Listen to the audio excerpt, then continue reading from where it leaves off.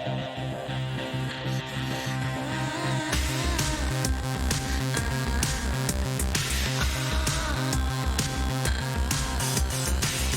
is the ESL Mobile Open, presented by AT&T. Hello and welcome back. It is the ESL Mobile Open playoffs. This is the final day of Season 3. Last day! We are going to determine which 10 squads will advance to our finals at DreamHack Atlanta. As always, I am Paul Verum Todd Kill. That's Daniel Gon Gonzalez. We've been holding it down now for 3 seasons, watching the evolution of these teams, watching the evolution of this game, and it's just incredible to see how far we've come. Yeah, it definitely is. I'm super excited to finally see who's going to be going to DreamHack Atlanta for the 3rd season of the Mobile Open. Yeah, and if you're just joining us and you're not super familiar with what the Mobile Open is all about, it's basically an opportunity for you at home to compete in mobile esports, because there aren't a lot of places. If you just want to go out and compete and find other people like you who are interested in getting involved and maybe get a team together for some, a game like PUBG Mobile, or even solo games like Asphalt 9 Legends, because as we know, mobile esports, particularly here in the West, is on the rise. People are starting to realize that, holy, this is a thing. This is really a thing here, because there's over 200 million mobile gamers in the United States alone. We had over 320,000 of them compete in the ESL Mobile Open so far, and we have 40 squads now in the playoffs for PUBG Mobile here for Season 3, but only 10 will advance to our live finals at DreamHack Atlanta. That's right, only 10, and 40 squads, that's 160 players that were able to be a part of this year's action. Super excited to be a part of the mobile push here for esports and to see how these teams do in this final day of PUBG Mobile. I mean, there's a lot on the line for them. Over $50,000 in prizing for PUBG Mobile Season 3. And if you're just looking at it, there's over $300,000 in prizing for the whole year. And it's not just like the top players who make it there, the ones walking away with the money either. We have done a fantastic job of sort of spreading things out in terms of prize pool so that, a lot of people getting involved, even, the top, I think 64 in the case of Clash of Clans, are walking away with some prize money, which is fantastic. Yeah, and it's not, as you said, not just these big teams that have been signed and teams already aware of them and know them, but also the fact that we have a lot of these teams that started off unsigned at the very beginning and then afterwards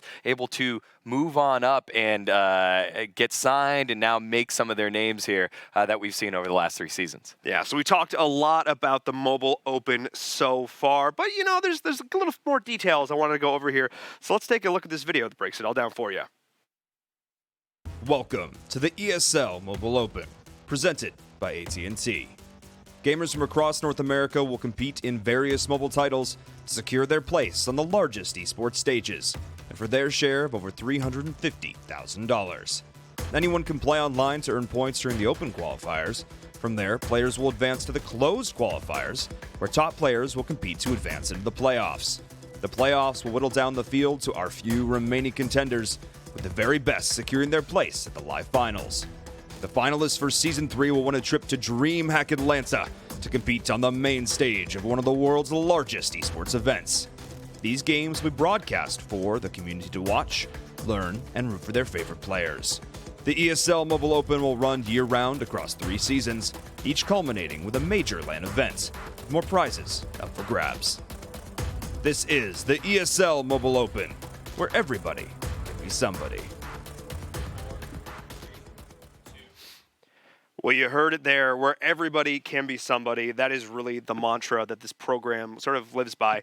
It's amazing to see just sort of how we've been able to create these different opportunities. A lot of teams that started off at the beginning of the year, they just thought, we'll just go out and play and have some fun. And now some of the top signed teams in the country have found their sponsors, have found their place in the competitive ecosystem here in PUBG Mobile because of the Mobile Open. Yeah, and the key example of that is Omen Elite. Omen Elite started out as Team Confound, needed to find a signing, find a honed, hashtag sign con, and now they are one of the representatives going to the World Championships for PUBG Mobile. It was great to see that, and it was really cool to be a part of them being found here in the first place. Yeah, creating opportunities for everybody is really what this program is all about. And, when it comes to welcoming everybody and making sure everybody feels welcome in competing in gaming and esports, very happy to talk about, once again, the Good Luck Have Fun Pledge and Any Key, bringing that to this season of the Mobile Open. Very pleased to announce the relaunch of that happened, about a month ago now, and over 300,000 people have already signed the pledge. We'll be talking about it more as the show goes on, but it's an opportunity for you to say, hey, I'm going to stand up against online toxicity. I want to make the place where I play, the community that I'm a part of just a little bit better, because if we can even, create an opportunity for one more person to go out there and feel comfortable playing, competing, then we've done our job. Yeah, and I think it's partially holding yourself accountable. There's a lot of anonymity on the internet, and now if you are one that signed the pledge, if you take it yourself, that's one less person, and you might be able to spread it right afterwards. Of course, yeah. I mean, it's amazing to see what the pledge is doing, any key as a whole. So if you're curious, check that out. There's a link, and we'll talk about it more throughout the day. But let's take a look at the schedule, because this is week number 3, of course. Wow, nicely done. Good timing. We've seen Group 1 play. We've seen Group 2 play, but now it is time for our final 6 games. We have 9 games total. Why is that, Degon? We have 9 games to make sure that we have the best 10 teams, regardless of Group 1 and Group 2. And you don't want variance, No. Variance kind of comes on in, but the consistent teams that are able to find themselves at the top of the bracket, those are the 10 teams that move on through. So 3 today for Group A, 3 today for Group B, and the top 10 overall from both groups will be moving on forward. And the way they do that is scoring points. They score points a couple different ways in this case. The first one, of course, is through placement. 150 points for that winner chicken dinner. And then, of course, 5 points per kill each. That's quite a few. I mean, think about how many people are in a lobby. That's a lot of points up for grabs. Yeah, and I think through the evolution of the seasons here of the Mobile Open, you're starting to see teams play a little bit slower. They want to make sure that you're getting down into Circle 3, Circle 4, Circle 5, and then kind of edge camp. You haven't seen a lot of teams kind of send it right into the middle, but since then, teams are really trying to vie to get that chicken dinner, get the first or second place, because the amount of points you get from that are just so big. Oh, it's huge. The 40-point difference between first and second is wild. But let's take a look at the standings as they are now, because one of the things taking a look at this we have to remind you is that it's not just the top 5 teams from Group 1 or the top 5 teams from Group 2. It is the top 10 teams total, which means you're not just competing against the 19 other teams in your group. You're competing against all 39 other squads. Now let's take a look at these top 10, Degon. Any big surprises here? Yeah, Jovi being there at team number 5. They've participated in all 3 seasons of the Mobile Open, and they are so close. They're in touching distance of attending their first LAN. The other thing is the amount of teams here from group number 2. We said at the beginning of the tournament when we looked at the groups, Group 2 had a lot of familiar names, and it was going to be a lot of different teams that could possibly get the chicken dinners. And so right there, 2nd, 3rd, and 4th place, all coming from group number 2. I think Cloud9 as well is part of that group. And the big missing one right now is actually Tempo Storm. Tempo Storm are Season 2 champs from the Mobile Open in New York. Currently sitting on the outside looking in from group number 1. They have 500 points. Animosity sitting at 540. Yeah, we're looking towards that 800-point mark. That's roughly, in past seasons anyway, where we've seen that cutoff been for teams making it all the way to the finals. But let's take a look at team number 1, or group number 1, I should say, which is our first group we're going to be taking a look at in terms of matches. Team totality, 870 points. They had an explosive first day of the playoffs. They have all but secured their place in the finals. A couple solid showings here today, and they're locked in. But Jovi, the squad who we've seen progress season over season, day over day of play in the playoffs in particular. Last season, I'm going to be honest, they choked a little bit in the playoffs. Let's see if today they can step things up. Yeah, Squad on Me, another one of those squads that have been growing season after season. And again, you look at the back of them, Tempo Storm, Simplicity, Wildcard Gaming. These are big organizations that are looking to make sure that their squads are able to get on in, and hopefully they'll be able to do so here. Normally, we're looking at a point total of 800. If you're able to score 800 points, then that usually means you're safe, you're going to be going, but you never know, especially given the way Group 2 is kind of clumped up right now. Yeah, and if we actually take a look at Group 2 here as well, I'd love to take a look and remind everybody where this one stands. Omen Elite coming in the top spot, but not the dominant blowout we saw in Group number 1. There's a lot of competition in this group from a lot of well-established organizations, but also some teams stepping their Infinex Gaming, Team 9, Revenant. They had an incredible first day. Team 9 in particular impressed me from start to finish. They were a squad who was known to survive, that 9th circle, LOL. But now they're a team that could also frag. They sort of shored up their weaknesses, and they were looking so much better. 600 points to their name. Yeah, and when I look at teams looking to make a move here, Method, they've been able to go to both Season 1 and Season 2 finals. And Tribe Gaming, they got picked up. We got to see them over in New York as well. they're starting to lag behind. And being in this group, when you got a lot of big fish ahead of them, they need to make their move, and they're going to be watching the Group 1 matches very closely. Yeah, Tribe Gaming, they are a roster of veterans. And, I mean, they're the mobile esports organization here in North America. So I'm looking at them to really step their game up today. But I have to say, there have been so many awesome up-and-coming squads here. It makes me very happy when we get to profile and talk about some of them. I actually had a chance to sit down with Animosity earlier today, and they're a roster that really caught my eye. Versace in particular, his shot was solid. He was out-fragging teams pretty much by himself, going clutch for his team repeatedly. Really cool to see this squad step up. Yeah, Versace is one of the pickups there, and we'll get to hear Jukebox talk about it in just a second. But these guys have been together for a little while. They participated in Season 2, and now in Season 3, they're holding on to that final spot at DreamHack Atlanta. Let's get to hear a little bit more about them, because this is a very interesting team. Hey, Jukebox. Thanks for taking a moment to sit down and chat with us and learn a little bit more about you and Animosity. Obviously, we got to see you guys start off last season, but tell me about the team. How did you get here? How did you get involved in the Mobile Open? Give us a little bit of history about Animosity. Well, we started around a month before Season 2. I know two of our players, me and Monster. We started off a team called U4G, owned by Panda. That's where we met together. And slowly moving down the line, we picked up, I remember the team INV. I don't know if you guys know who they are, but we picked up Versace from there. So, yeah. And since Season 2, it's been a little rough, but this season, I think it's looking good for us. Well, what do you think changed so much from Season 2 to Season 3? You guys have made a dramatic jump and now are in touching distance of possibly making it to DreamHack Atlanta. Last season, the first day, we had a rough start, communications, just teamwork, etc. But this season, we've been really determined, and we really want to go to LAN. Have you guys met each other in person, like any of that kind of stuff? I mean, have you ever been to a LAN event before? What would it mean to you? I mean, you guys really are close to potentially making it. What would going to DreamHack Atlanta mean? Going to DreamHack Atlanta would be I would be so excited. It'd be pretty much the best moment of our lives, of all this work putting into the game. And being able to do something like that would be good. It'd be great.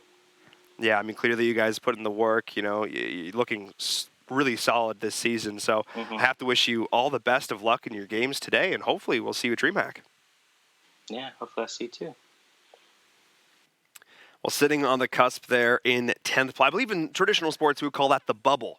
Yes, they are very much on the bubble, and we'll get to find out what they're made of here right at the top of the day, because we have the first 3 matches coming from Group A, or Group 1 first. So all of them will play. So everyone in Group 2 kind of has an advantage. They know what they're shooting for. They know the point total of the teams that are in front of them in Group number 1. But then over in Group 2, again, you just got to be one of those teams, and you're going to find a lot of different mind games. You know where some of your opposing teams drop at. You know what their common drop spots are, and you're like, well, I kind of need those points, and I need them from you, so I might get aggressive right now. And that's what makes this final day, day 3, so exciting. But that's the question where it comes down to high risk versus high reward. If I feel confident that I can out-frag you early, if I can get my hands on the right weapons and go toe-to-toe, do I do that? But if I even lose 1 or 2 members, do I then forfeit my chance of going further? Yeah, I might take you out of the game and you might take out my competition, but what if I hamstring myself to get that chicken dinner? That's the question these teams are facing right now.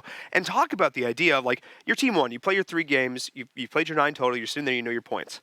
And they just have to sit back and watch. And keep in mind, we just take our top 40, we divide them down the middle, odds and evens, and that's how we make these groups. There's nothing too crazy about it. So it's all, it's RNG as it were, but at the same time, oh man, that's just stressful. Yeah, and that was something that we had questions about, how are these groups made? Basically, it's, first, third, fifth, seventh, ninth, all the way down from the top 40 squads. That's Group 1. So when you look at Group 2 and you have a lot of these big names, they're like, how did that happen? Well, during qualifiers, that's Just where how they it ended lined up up, yeah. landing, you know? So it's just so exciting to see. And again, these little teams, are they going to start making moves? My favorite named team, the New England Whalers, are they going to be able to Yeah. get something going? We got to talk to one of the players last week. It was so fun to get to see her, or 2 weeks ago, because they're in Group 1. Yep. It was so fun to get to see how they came together, getting to know the squad just like we did earlier with Animosity. And when will they make some moves? Are they saying, hey, look, we're here to play spoiler, or are we going to try to gain some points ourselves and try to make a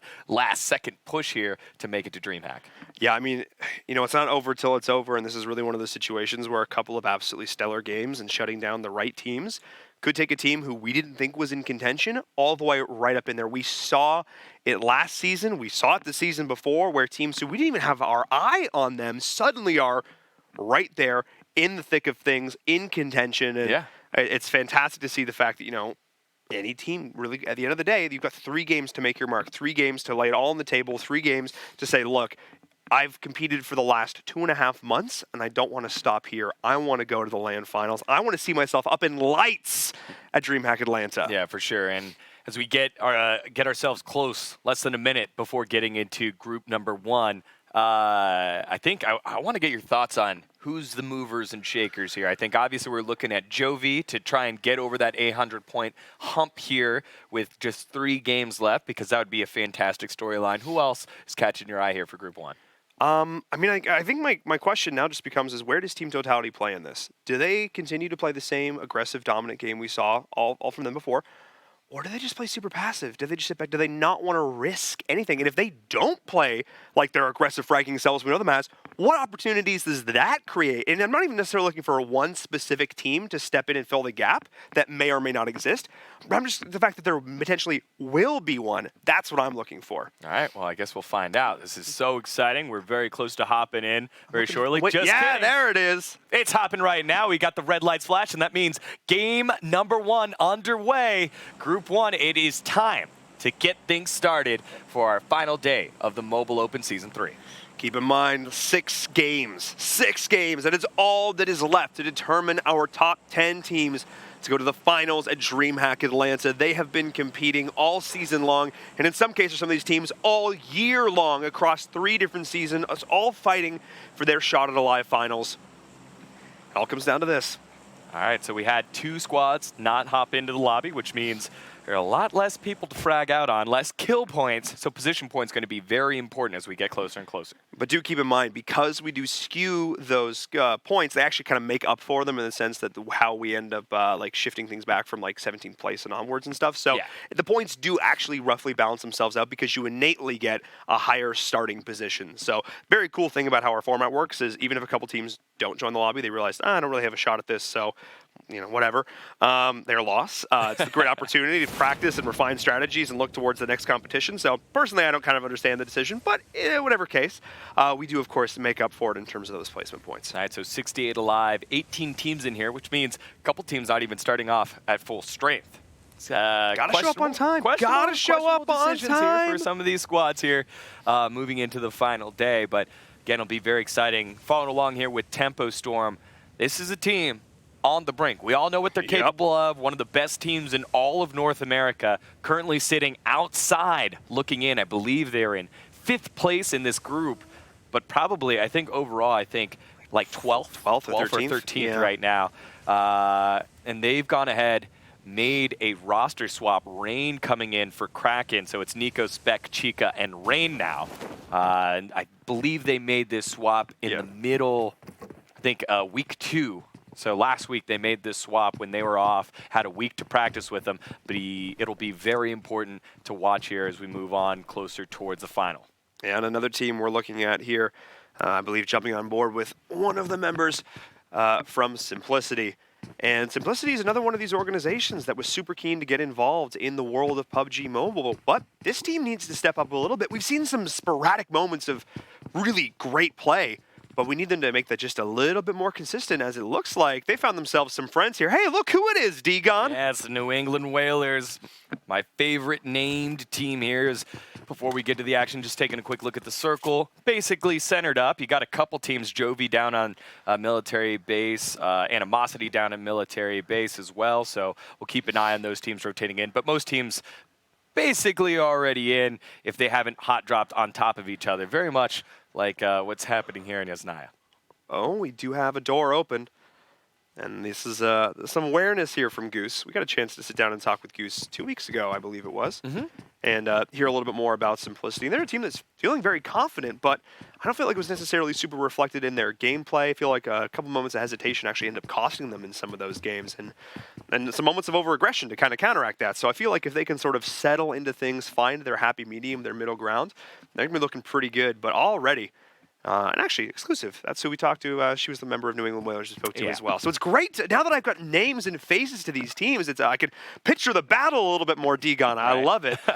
So Simplicity, formerly of Shadowside Nation, they got signed at the beginning of this season. They're currently sitting in 5th place?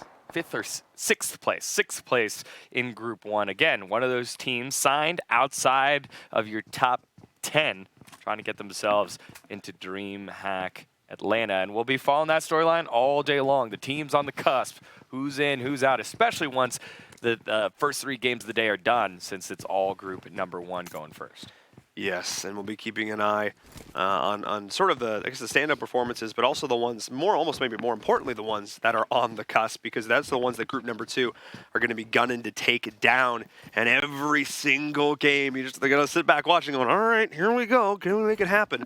As we're now jumping on board with Squad on Me, a team who has just catapulted themselves forward over the course of the Mobile Open, and of course sitting in 3rd place coming into this behind Team Totality and Jovi, but only by a few points. They are neck and neck with Jovi, who now have actually been picked up and signed as well. So another great opportunity here, helped to create by the Mobile Open, giving these players a platform. Yeah, and Squad on Me really got their cult following from ESL 1 New York, because it was Slicky and Grimley had themselves one heck of performance. Just the shots. It was nuts. The shots were sick. I can still remember just over the top at Sanok. I think it was Grimley with an M16 and 4X and a Dream, and he just like single-handedly suppressed like so 2 many different two teams. Squads, yeah, just and amazing. It allowed Slicky to get in there and clean things up, and I believe they finished in 2nd place.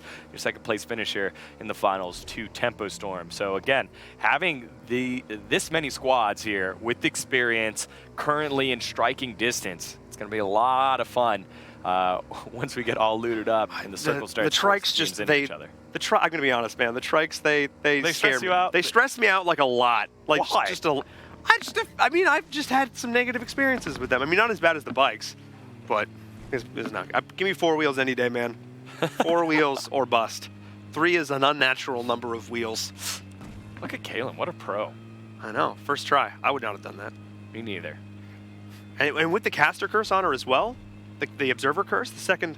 Those of you just joining us who are not familiar, we have a lovely tradition here at the Mobile Open where somehow through the powers of the internet, every single time we swap to your camera and you're driving, you will crash. Basically like a weird metaphysical presence. Yeah. That affects your ability to drive. I promise, it happens. Oh, it does. You'll see it later. So we follow along right now, Robo G, Juice, Quitos, and Zucaritas. Latin Kings. Yeah, I believe Latin Kings was sitting on the bottom half of the standings. 16th place. Yeah, 16th place. They have an opportunity to play spoiler here for Jovi. Kalen, this is not what you want. Jovi kind of sat on the bridge for a little while to make sure they're safe, and now Kalen going the opposite way, waiting for the teammates to go. Chapito crossed as well, and Chapito's going to take the house and probably give a little bit of an overfire, but that was kind of an awkward turn there. Wasn't this the exact situation we witnessed last week where we saw a member of Latin Kings fall off the cliff? Or yes. 2 weeks? Yes. 2 weeks ago. Latin Kings like to camp this area. They do. And the thing is, you actually can see how Jovi went across the bridge. They were serpentining on the bridge to start anyway, like they were expecting the shots to come through. Yeah. Because these bridge camp positions are pretty standard, but I actually don't think Latin Kings was fully set up to take advantage of it, just for their positioning was. If you're going to camp the bridge, like, commit to camping it. Because, like, melee, like, loot goblins are very much a thing. Some of the best loot in the game can be found there. If you want to have a team just loot it up for you, then you kill them and take all their stuff. That's viable, but commit to it. Yeah, I think Latin Kings, if they're going to make a move here, they need to make sure they get things going. You know, I think if you're one of those bottom teams in the group, you we've seen squads been able to accrue as much as 220 points. I believe that was Space Station Gaming in group number 2. 25 kill game, 24 kill game. 24 kill game plus a chicken dinner. It was an insane amount of points. Yeah. So it's possible, but you've got to play aggressive. You got to get that many. You got to get that many kills to pick up those points, as well as getting the chicken dinner. So it's a full run here for some of these teams on the bottom half. But right now, all 68 still alive. It's been a solid 8 minutes, and everyone just kind of hanging out right now, making sure no one gets picked off early. I'm going to be honest. Like, we talked about passive games, and I was expecting today to be a fairly passive opener. Yeah. But I think this is the first time we've had a 0-kill start. We've had absolutely no. I'm not even sure. We've seen some bullets fired, but that's about it. We're going to see a couple more bullets fired right now from Stevo of Null, looking towards Animosity over there, coming over the rise, and actually able to do quite a bit of damage. But I don't think he realizes there are more enemies up here to his right, and they're actually getting jumped on right now.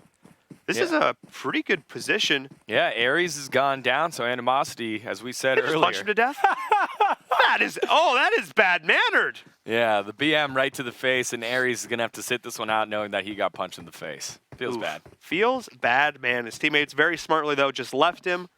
Trying to commit more members to that fight when you do not have position is not the way to go about it. Losing one member is not ideal, but it is also not insurmountable. Losing 2 would make this a very difficult game to continue through. Yeah, and points are at a premium here for Animosity because, again, they're the low man on the totem pole, as you touched on. They're on the quote-unquote bubble, not only for this group, but for group number 2, as well as the fact that you got major squads behind you in this group, like Tempo Storm, Simplicity, Wildcard Gaming. Tribe is also in there.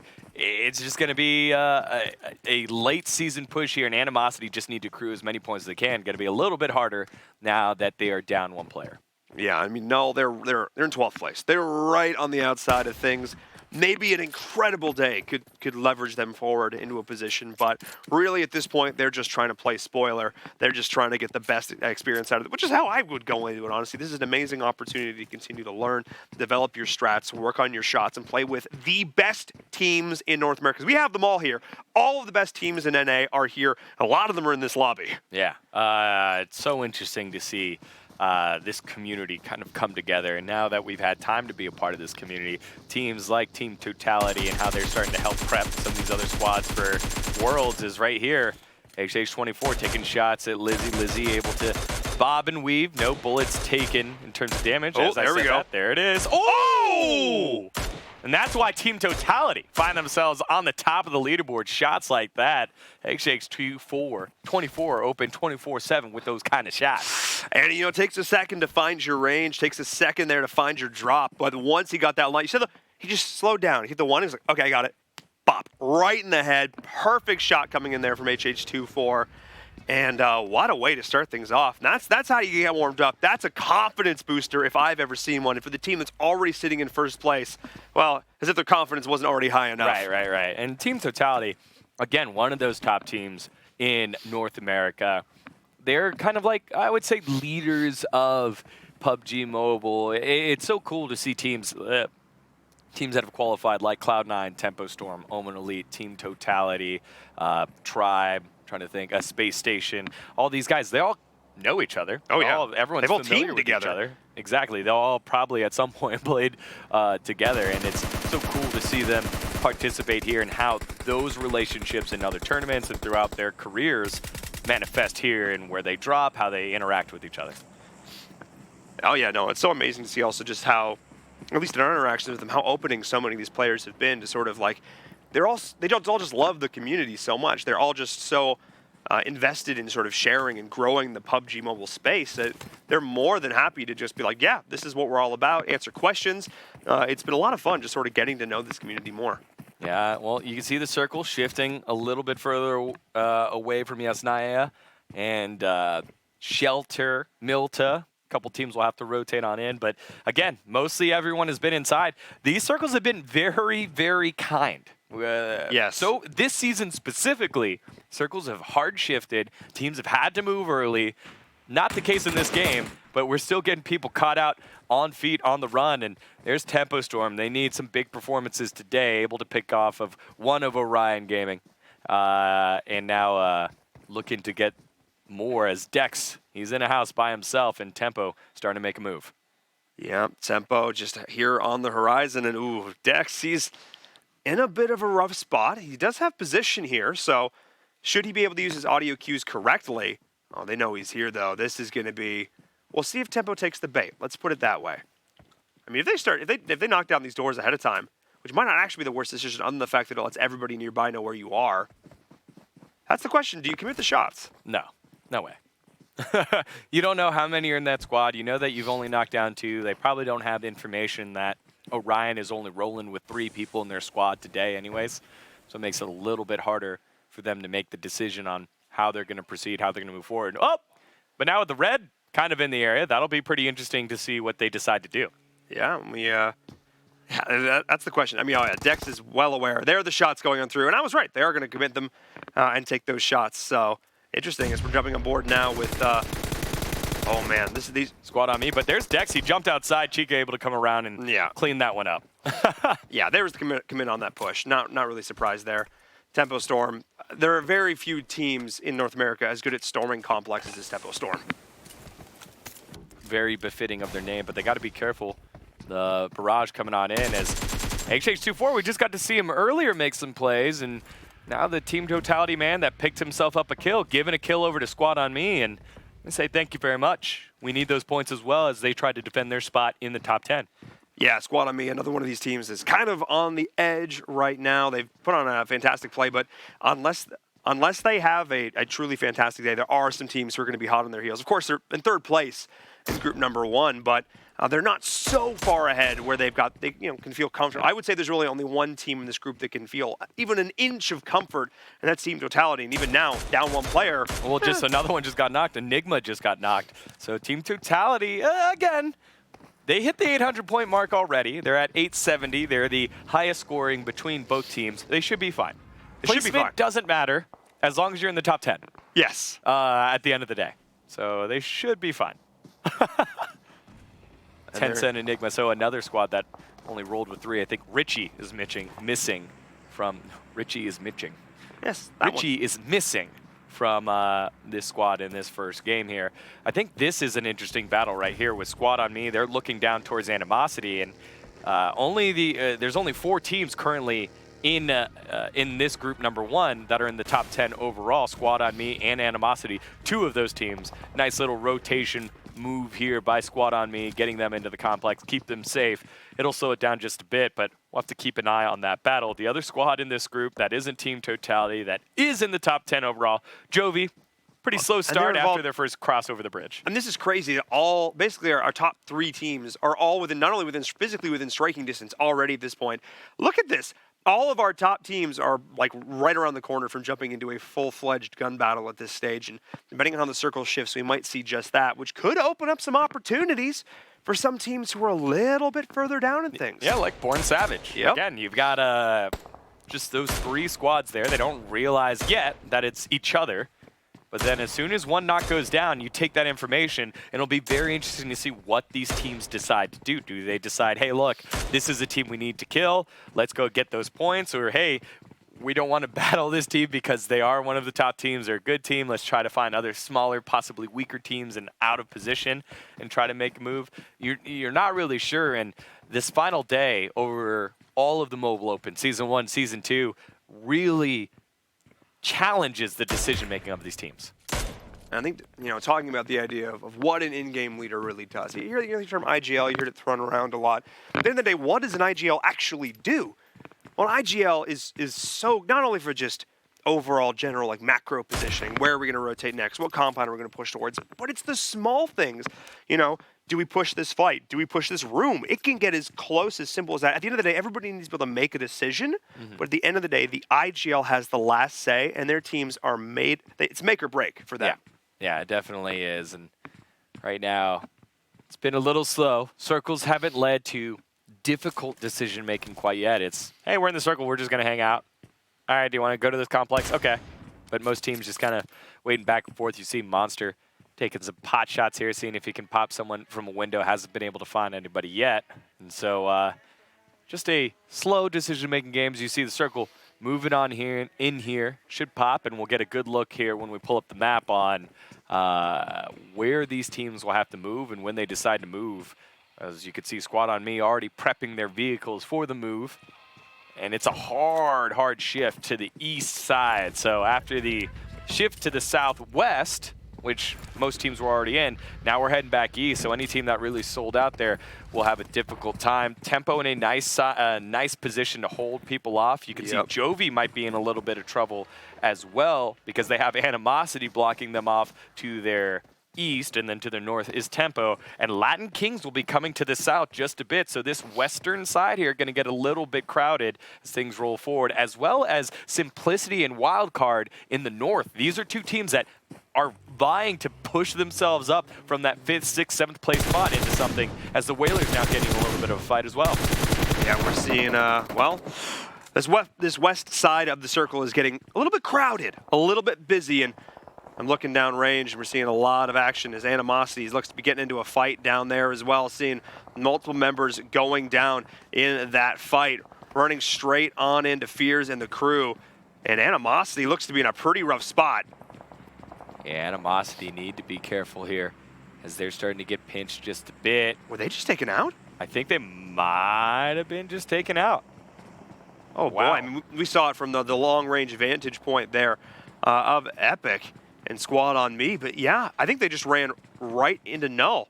Absolutely crazy. I mean, hopefully we get that on a replay here in just a bit, because that seemed like, I seen it just send it. And it looked like, sometimes, going on in, playing aggressive is all well and good, but you got to have some cover. You got to have a little bit of a backup plan in case somebody's lying in wait for you. Yeah, the Whalers able to pick off one member earlier of 8DP. 8DP, another one of those squads that is just trying to move themselves on up. They have Gfan. Gfan is one of the better fraggers in all of North America, but he and the rest of his squad, Bappa, Easy, CatGod, and Helmet Off, just haven't been able to put it together quite yet. And so 8DP struggling a little bit here, thanks to, by the hands of a shorthanded New England Whalers. Yeah, we're seeing the shots from Dabs. There's some awareness that a rotation is coming in there, but they have the high ground. They have the structures. There's really no reason for them to put themselves out of position. They're just going to wait for their opponents to come to them, and because they're already further east, there's really no pressure for them to rotate at this point. Russell and Simplicity still trying to find ways to survive there. You can see 8DP further back, and these are two teams closer on the middle of the table that want to make their move. And again, the way that the game has been played here in Season 3 has just been a lot slower. Teams are not making aggressive sieges towards other teams. It's been like, hey, look, the circle's forcing them to move into us, so we're going to wait for them to move into us, and then we're going to shoot them. And we haven't seen just like, yeah, now's the time to go. We're going to go clear them out now. We haven't seen that as much from squads yet. You can see Easy doing that right now here to Simplicity. Yeah, Simplicity are out in the open right now. They do not have a whole lot of cover. They've got some terrain. They've got some tree cover, but that's really about it. And at this point, it seems like they're rotating on foot, which is surprising. Oftentimes, vehicle prioritization is high for a lot of these teams, making sure that you've always got a vehicle, not only to build mobile cover, which is what we see teams constantly doing in these late-game circles, but also to make sure that you can stay ahead of rotations. And it seems like right now, Goose has had his wings clipped a little bit. He's just kind of out here in the middle of nowhere. Yeah, and same with his squad. They're just kind of hanging around, but Sons of Boom, they're hanging around, and they want to start making a move. They're very close to Simplicity. This might be our first gunfight here, as well as Valence Esports. Bulls is over there in the gray. You can see the 15 on the right side of your screen. He might play a factor in this gunfight if something breaks out very soon. Just on the other side of that ridge, Simplicity are aware that they've got some company. As you see the circle shift, not a super hard shift here, but a lot of teams, almost every single team in this lobby are going to have to move in some capacity. And the quiet, calm, cool early game we've had is about to heat up in a big way because we're about to start running out of rooms. Bullets are going to start flying. Yeah, I want to know what happened to Valence Esports, because Bulls is over here, and I think Electra, another member, is on the completely opposite side of the map down in the southwest. So you got one in the northeast, one in the southwest. But they should be able to regroup and figure it out as, again, there it is, Drowsy. Drowsy was like all by and lonesome down in the southeast or southwest. It's kind of weird as Doc takes some shots towards Team Totality. And remember, Team Totality already lost one member in HH2-4, and they're only playing with 3 members total. So only 2 members still alive for not only our lobby leaders, but our tournament leaders right now. As Tensa and Enigma need to figure out a way to get themselves to safety. There's a lot of land here if you try to drive straight into the circle, but Irish might be sending it right now. So we've seen this happen before. So this is the pro and con of the tempo dip. As you can, you sit there, you've got a lot of cover, potentially, but also we've seen a team just roll up on it and just completely pincer it, all 4 over the top in unison. And there's only so many, you can only shoot at one person at once if you're team totality. So this is a great position if nobody knows you're here, but when other teams do know you're here, like Simplicity, they could potentially collapse. Looks like they're not opting to do so. They're just going to roll on by, and they did have vehicles stashed, which I'm very glad to see. From them, because this is going to make this rotation a whole lot easier. Yeah, and they're going for a hard rotation, but they're going to run into some friends. Yeah, speaking of Tempo taking care of business right now. Silent Mercenaries have gone down a couple members, and now 1 member of New England Whalers have gone down. So Tempo already picking up 3 or 4 kills, and might be that time where Tempo make their final day push to get themselves into the live finals. But now Brant starting to find a kill there onto Irish, and that's not what Simplicity wanted. You got a lot of NS there on the opposite side of the map. Yeah, we've got Brant up there, able to go down the nice UMP shots from Russell. Look at all the nades coming through, just a hail of grenades at this point. As both teams are going to reset a little bit, lick their wounds, get their down players up, and try and reposition on where their opponents are. But these gunshots are also going to give them away to other teams who may look to encroach on this, get a little bit of third-party action. As Russell, he's got the scar, and he's got eyes on one member there. Looks like it's Guacamole. Yeah, Nuke Squad, they're being gate holders, but right behind them, it's Latin Kings, so they got to be careful. Make sure they don't wait too long. Russell now forced to go on through. Nade going to land onto Brant, but it looks like they'll get a free passage here. It doesn't look like the Latin Kings have made a move quite yet. Nuke Squad, though, getting very low, and Simplicity going to send it through a vehicle, plus Russell by foot. In a little bit of trouble there. Doc actually getting knocked there. He's going to need a medic very soon. Irish is the next one to fall, and things are going very wrong here for Simplicity. Guacamole and the rest of Nuke Squad trying to hold inside the Wizard Tower, but the Wizard Tower is currently outside of the zone. I mean, Russell, he needs to heal at this point. We actually saw one of the members of Nuke Squad go down simply because they were so injured. Russell barely gets the first aid off, and it's now basically him in a 1v1 situation up against Guacamole. He will have some teammates, I think, but they're not in a position to help. They're down behind him. Russell needs to get through right here, but he's taking out to the blue. Guacamole can just sit and hold this position. Depends how many meds he has. Yeah, but Team Totality is right behind Guacamole, and Russell wins the big-time gunfight. Now that opens up the entry here for him. He's able to get in and get safe, but as I said earlier, Team Totality right below them. Tensa and Enigma decided not to take any fights here, and it bought them enough time, just the 2 members, to get on through without any damage. Doc is right behind this tree. Some points could go the way of Team Totality, but Tensa still peeking around, seeing who's over in that Wizard Tower, and they decide against it, and we'll start to back off. Very lucky there for Simplicity. That was a sloppy rotation on it. Out of the frying pan and into the fire, dodging right past Nuke Squad, only to run into Team Totality. And the threat of them is enough that Russell just leaves Doc. He's the one who needs a med. Come on, guys, that's not fair. Who helps the helpers? But in this case, it is Russell who's going to back up, reposition for a vehicle. At this point, those ticks from the blue, they do start to hurt. Going full adrenaline is the way to combat that, of course. But at this point, the hopes and dreams of Simplicity, they're on a knife's edge. Yeah, also in the kill feed, got to see a little bit of Jovi going back and forth with Tempo Storm. I think it was a sniper battle earlier. As this circle, hard shift down to the southwest. So now we kind of know where teams will have to rotate to. 8 DP in a little bit of trouble. Team Totality as well have to make their move on in.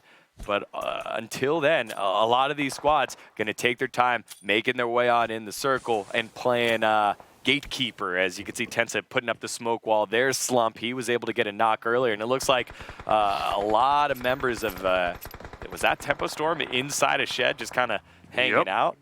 Was that, no, that's Wildcard. Wildcard just kind of stuck out. Also Tempo. Oh, and Tempo. So I was right. You're 100% correct, yes.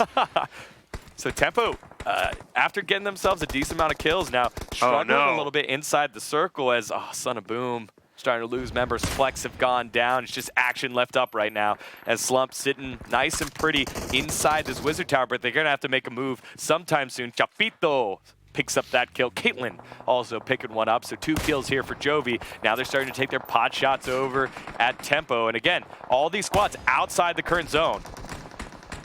very careful because they will need to move. But at this point, they need to create or disrupt some lines of sight. They need to identify who is going to be in their path to rotate into this next circle, try and take them in if they can. And if they can't, they need to line up the utility with the smokes to get this one done. Or vehicles. Keep that in mind, how you can build these mobile cover.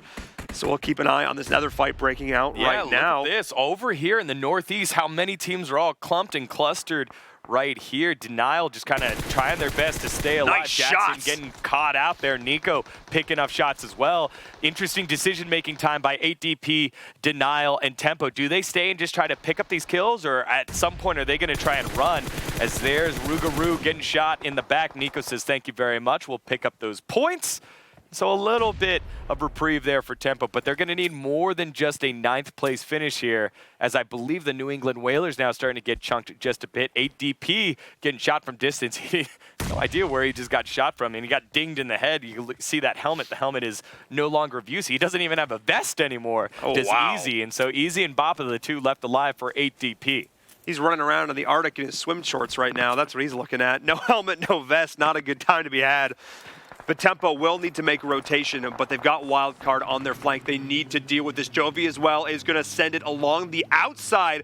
Really nice call. They've managed to find sort of the one gap, the one opening to move through, and you can see Tempo Storm not quite so lucky as Nico's now got to rotate the Blues, doing so much damage at this stage, trying to get himself into a vehicle, trying to get himself down. Can he make it happen? Yeah, they're going to just send it all the while. Tense of the last remaining member for Team Totality. Nico barely gets inside the circle and has a little bit of time, a tree to hang out from. But look at that northwestern side of the circle. All the teams right next to Jovi hanging back as Romp Boy stayed. He did not hop in a vehicle. He wanted to wait, and Squad on Me, 4 members strong right now, looking very good. But you got Born Savage as well on the southern side. Jovi have a lot of enemies to watch here on this western flank.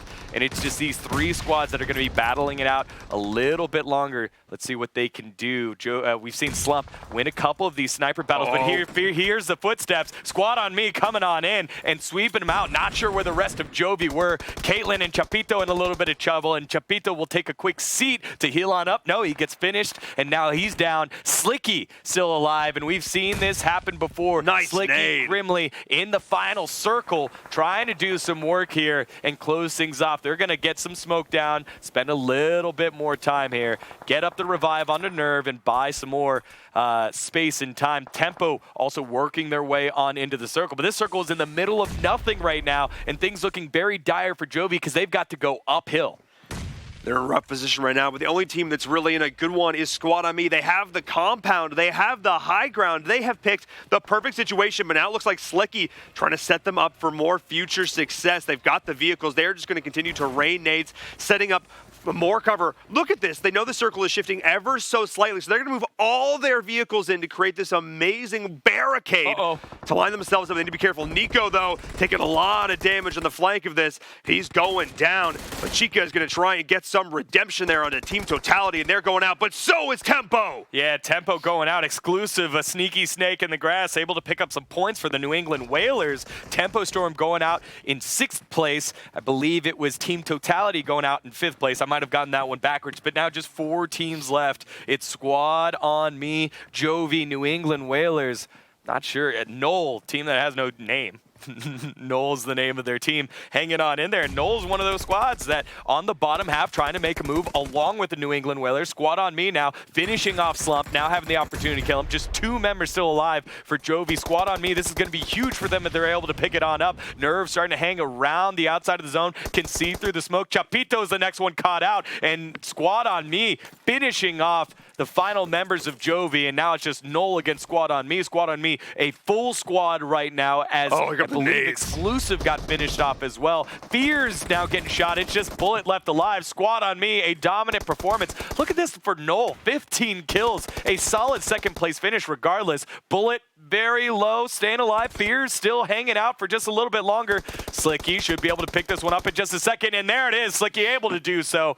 Fears going down, but a big round for Knoll, but a victory, a chicken dinner for Squad on Me, who are trying to secure their spot for DreamHack Atlanta. Knoll started the game off strong, but there was a lot of other action that happened, and we kind of went away, and they just sort of went under the radar, just picking up. I saw Fears in the kill feed a lot that game, just constantly catching up players who are out of position, doing a great job, and they managed to make it all the way into that final circle, the top 2 teams. But Squad on Me, their play was meticulous, keeping all 4 members alive, taking over the compound and owning that compound, taking out all challengers, and then the movement with the vehicles, creating the mobile barricades, just constantly stepping. It was amazing. Yeah, they did a great job finding the right place in the last couple of circles. They had the high ground, they had the complexes, and they just worked their way shooting downhill. And it was just like a circle luck as well. We've been waiting teams to make that move, and the first, I think, 5 circles were really easy. Then we finally got a hard shift to the east, then a hard shift to the southwest, and then another hard shift to the southwest. It forced a team like Jovi, who I think only finished with 2 or 3 kills, to play a little bit slower and play smarter for those position points. And so once they were able to do so, they got themselves into a spot that, you know, it's a 3rd place finish. You lost someone early, but again, you did what you needed to do. If you're Jovi, again, you're in 2nd place right now in this group. You're just 170 points outside that magical 800-point mark that every season has been the cusp now. So I think a good play by Jovi, but it'll be really interesting to see how many points Noel got from that last game. Yeah, it'll be interesting to see those updated standings when we do get them. But let's take a look at the highlights from that last game presented by LG as we see, you know, a lot of, oh, this shot was, wait for it, and 1, and boop. Just so, once you get everything lined up, once you get it in your head, just amazing to see these players, just how good their shots are at range. Oh, and it's moments like this, teams trying to go clutch in these rough situations, bail your teammates out, but running into the buzzsaw of Tempo Storm is never a great option, and no, they just did so well, taking down Simplicity there, as you can see, or at least multiple members. I mean, got to give props to Russell. He did as much as he could, but there's just too many foes to try and get through. Yeah, I think Simplicity just got caught in a rotation early, and that was unlucky by the circle. Seemed like a little indecision as well by Simplicity, so 2 games left to go ahead and try and figure it out here. Is 8DP right next to Wildcard. Look at Wildcard go out.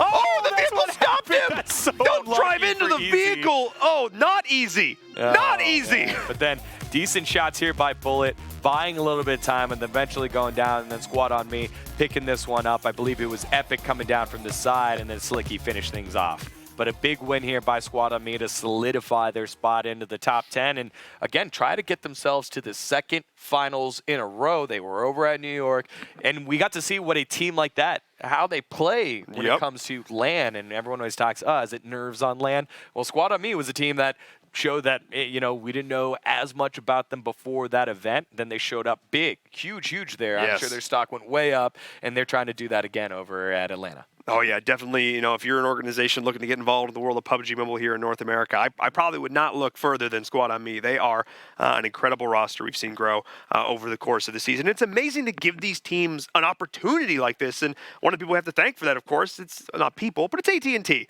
We had to give a shout-out to AT&T, the presenting partner of the ESL Mobile Open, helping us to put on this amazing program. And, yeah, you can see it up there behind us on the set, of course, and, you know, they're really invested in growing mobile esports here in the West and really helping to give a platform for the grassroots to grow, because we're not about the tippity, we call it the top of the pyramid, you know, all those pro teams. It's not just about them, but it's about just anybody who wants to get involved and compete in mobile esports. We want to give them an opportunity to do so, to grow and develop, so eventually they can go toe-to-toe with some of these best teams, and that's what we're seeing here. So thank you so much to AT&T, the presenting partner of the Mobile Open. Yeah, and thanks to AT&T, of course, for making not only the Mobile Open happen, but experiences like what happened over in New York. We had ourselves the Asphalt 9 finals as a part of the Mobile Open, and our friends over at Asphalt 9 put together a little highlight reel for us. So why don't we go ahead and take a look at that one, the Asphalt 9 highlight video. Thanks, AT&T.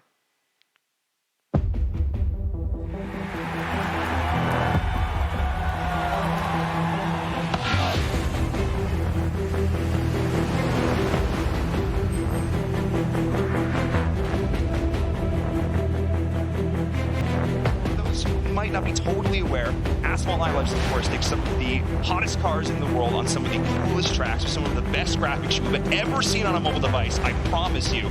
I've just been playing the events and just trying and trying. and eventually got there. And there we go. Whoa! Yeah, Zoma. This is not the fastest route. He's just showing off. I know game plan if that's what you're asking. I just came. Right behind him, though. He's going to try and take it back here on the inside. Got the short swing. Can he make it happen? Right through Engage the gate. survives to the ram. This is the final corner. Bueno, me siento muy ansioso, algo muy nervioso, la verdad. Lee Joe gets it done. Lights out, away we go. Dripping again. Zoma's on the left side. Oh, and the knockdown. It's going to take race 2. Look at the ramps. Oh, that was Look really at the good. ramps. Seems like Elite Joe's just on another level. This man's wheels do not touch the ground. On the inside. Wheel to wheel. That was absolutely clutch. Not getting the barrel roll. A few turns. I'm just seeing the lead extending. Final corner. Joseph goes around the final corner, take the checkered flag, and win the series. Elite Joe walking away with the win. Your champion here at ESL 1 New York for the ESL Mobile Open Season 2 Finals. Big smiles for days. La verdad, estuvo muy nervioso, algo, pero me supe controlar. Fue difícil, me siento muy emocionado, me he esforzado bastante todos estos días, pero bueno, se fue bien, me seguí esforzando y hay que seguir adelante.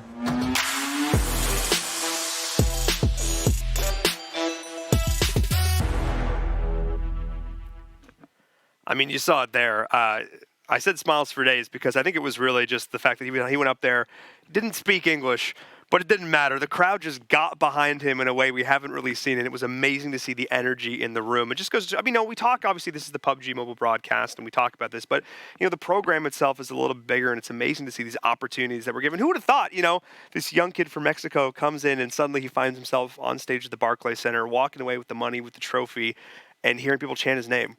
Yeah, and I got to talk with him just for a little bit, and it was just so cool to see how humble he was and how big of a competitor he was. I mean, he thoroughly enjoyed the opportunity to be there at the event. He wasn't afraid of the moment. I would say that, he had normal nerves, but when it was time to perform, he was able to get it done, and it was one of the probably the best storyline over at the Mobile Open Season 2. Yeah, it was amazing to see. That was a zero to hero moment. He really came in and, he was one of the favorites for sure, but he showed us why. And again, just going to show why, the Mobile Open is amazing to create these opportunities, and PUBG Mobile is no exception.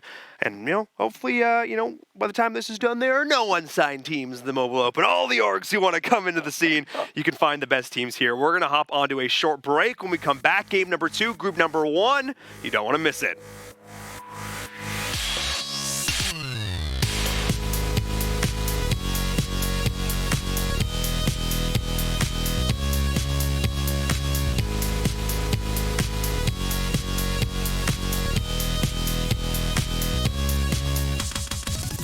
This is the ESL Mobile Open, presented by AT&T.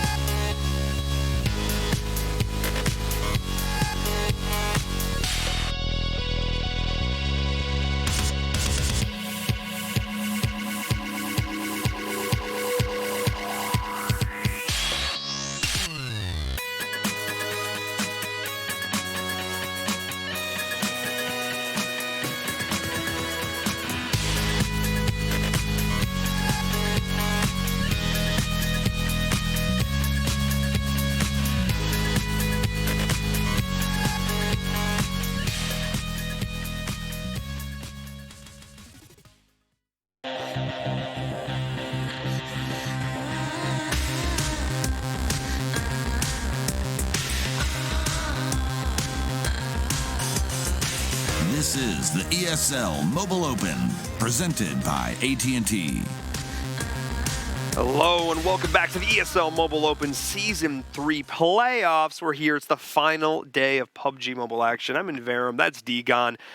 And I have to say, today is interesting in so many ways. The biggest one in my thing is because it's the final battle this year between the new guard, the rising stars of PUBG Mobile, and sort of the old guard, the teams who've been laying it down, for this year or longer. And we're finally going to see if the new blood can really rise to the top and outshine some of these older squads. Yeah, and again, we're starting to see there at the final couple circles, it was Jovi, now low-key sports. We'll get them to swap their names a little bit later. But yeah. Jovi, Squad on Me, New England Whalers, and Knoll, none of those are the quote-unquote big boys that I expected to see there in the end. Yeah, Squad on Me and Jovi there at the top of the leaderboards, but even then, those two squads, not some of the big name. Where's Tempo? Tempo guy that got caught in the shed. It seems to be happening this season. They keep getting caught in the shed. But, they've got 2 games to make that final season push, as well as Team Totality. Lost a member early, only connected with 3. Did a good job salvaging, I would say.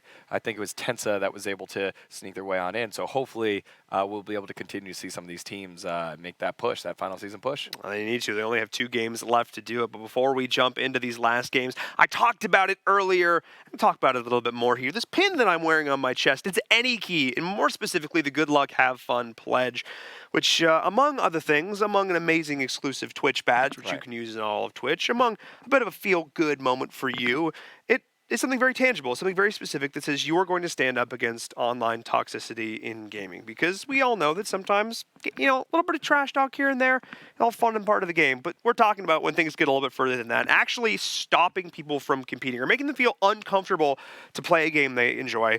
Not something that should ever be happening. So, yeah, we're happy to take a stand against that. Yeah, again, already 300,000 signatures, and we're trying to get 1 million by the end of 2020. So when you do so, you get yourself that cool little Twitch emote right next to your name, letting everyone know, hey, look, I'm going to do my part. Like for you to do yours. So make sure you sign up at the end of the day. Yeah. Sign up right now. Yeah, you can go and do it right now, ! GLHF in the chat. And we also had a chance to sit down and talk with a bunch of people who are super involved in the world of gaming and esports. So if you don't take my word for it, that this is something you should get involved with, check this out. Maybe you'll listen to them.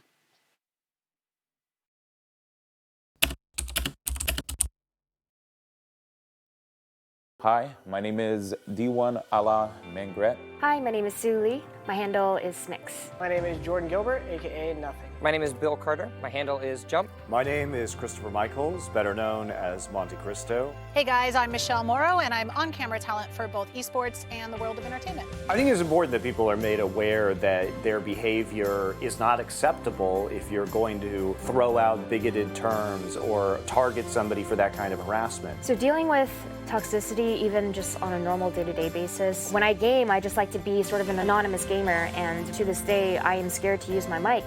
I think that anytime you can sit someone down that has a negative mindset or has a sense of toxicity, think about who you're affecting. If I had the ability to confront a troll face-to-face, they would not be the keyboard warrior that they are inside of the game. The GLHF pledge is super important. Anything that's encouraging people to promote positivity, to promote understanding, to promote sympathy. It's cool to see that people are going above and beyond to be a voice for those from a community that may not be as well represented in gaming. You do matter. GLHF. GLHF. GLHF. GLHF. GLHF.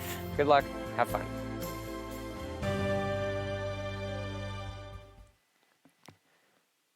Well, you heard it there. You can sign up for the pledge at anykey.org/pledge or !GLHF in chat.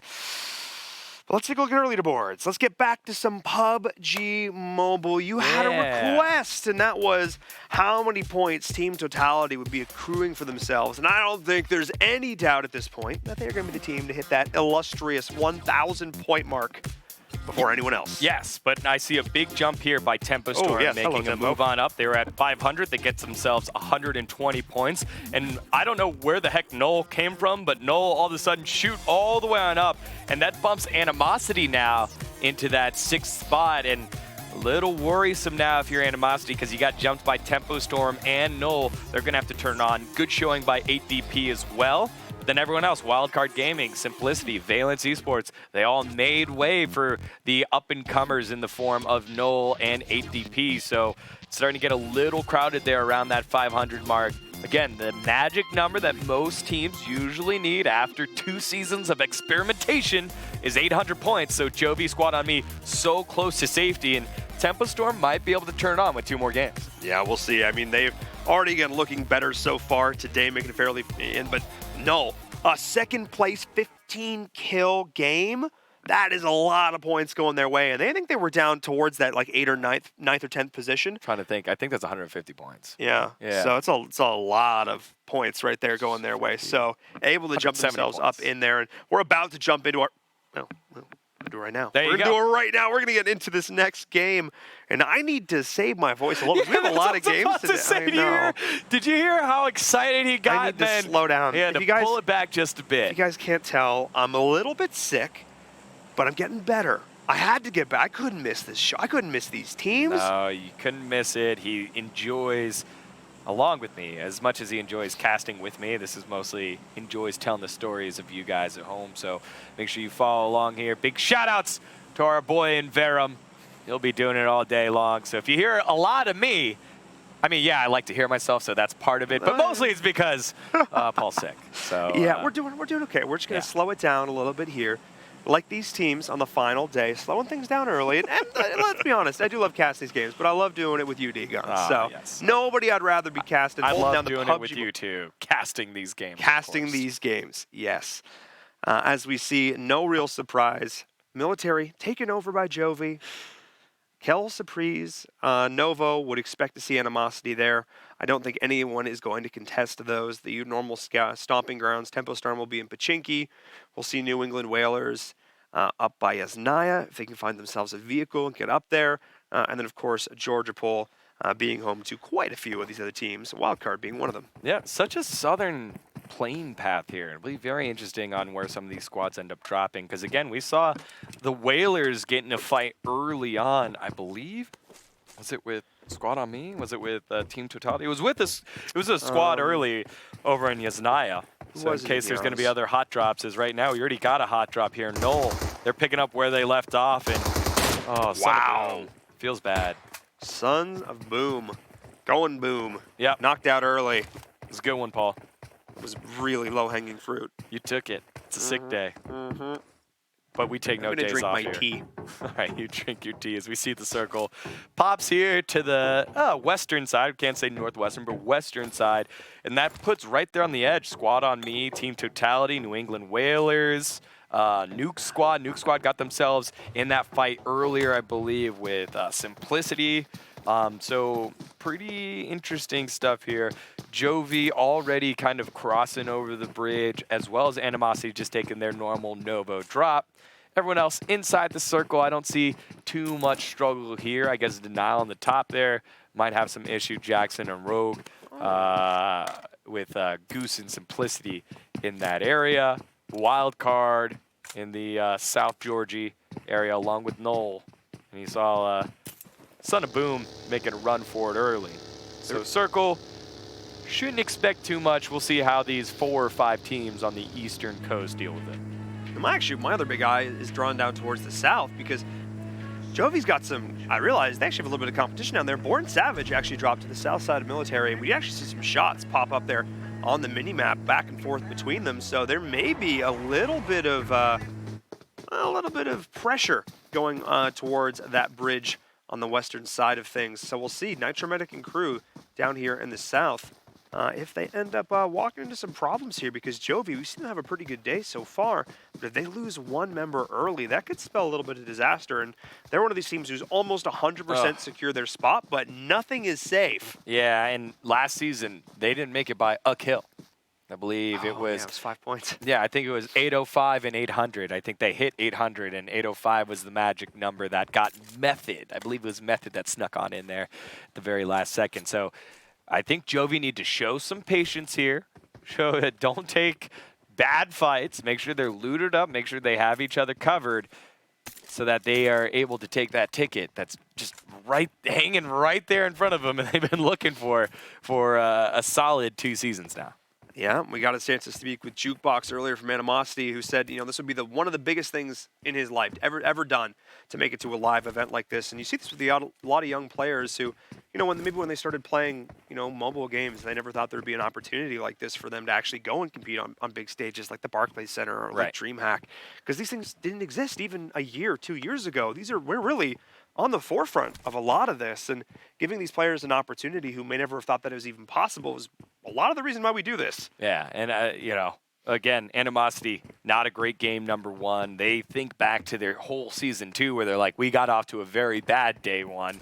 We want to make sure that we keep up what we did in season 3's day 1. In this case, they had a difficult day 2, game 1, I guess game 7 for us. Game 7, we'll go with that because that's what all our graphics say. Game 7, this is game 8 now. And so with 2 games left in the bag for Animosity, they need to make sure that they get looted up in Novo, as they always do, and then pick the right fights. It's so important. And it's across all games here. When you get into a fight, everyone has the I think I can mentality. I think I can outplay this. I think I can get my teammate up. I think I can make the play. But you don't think, is this the best play to make? Is this the play that I should be doing? And a lot of the time, that's just a skill set you learn through experience, and a lot of time you get that from maturity as well.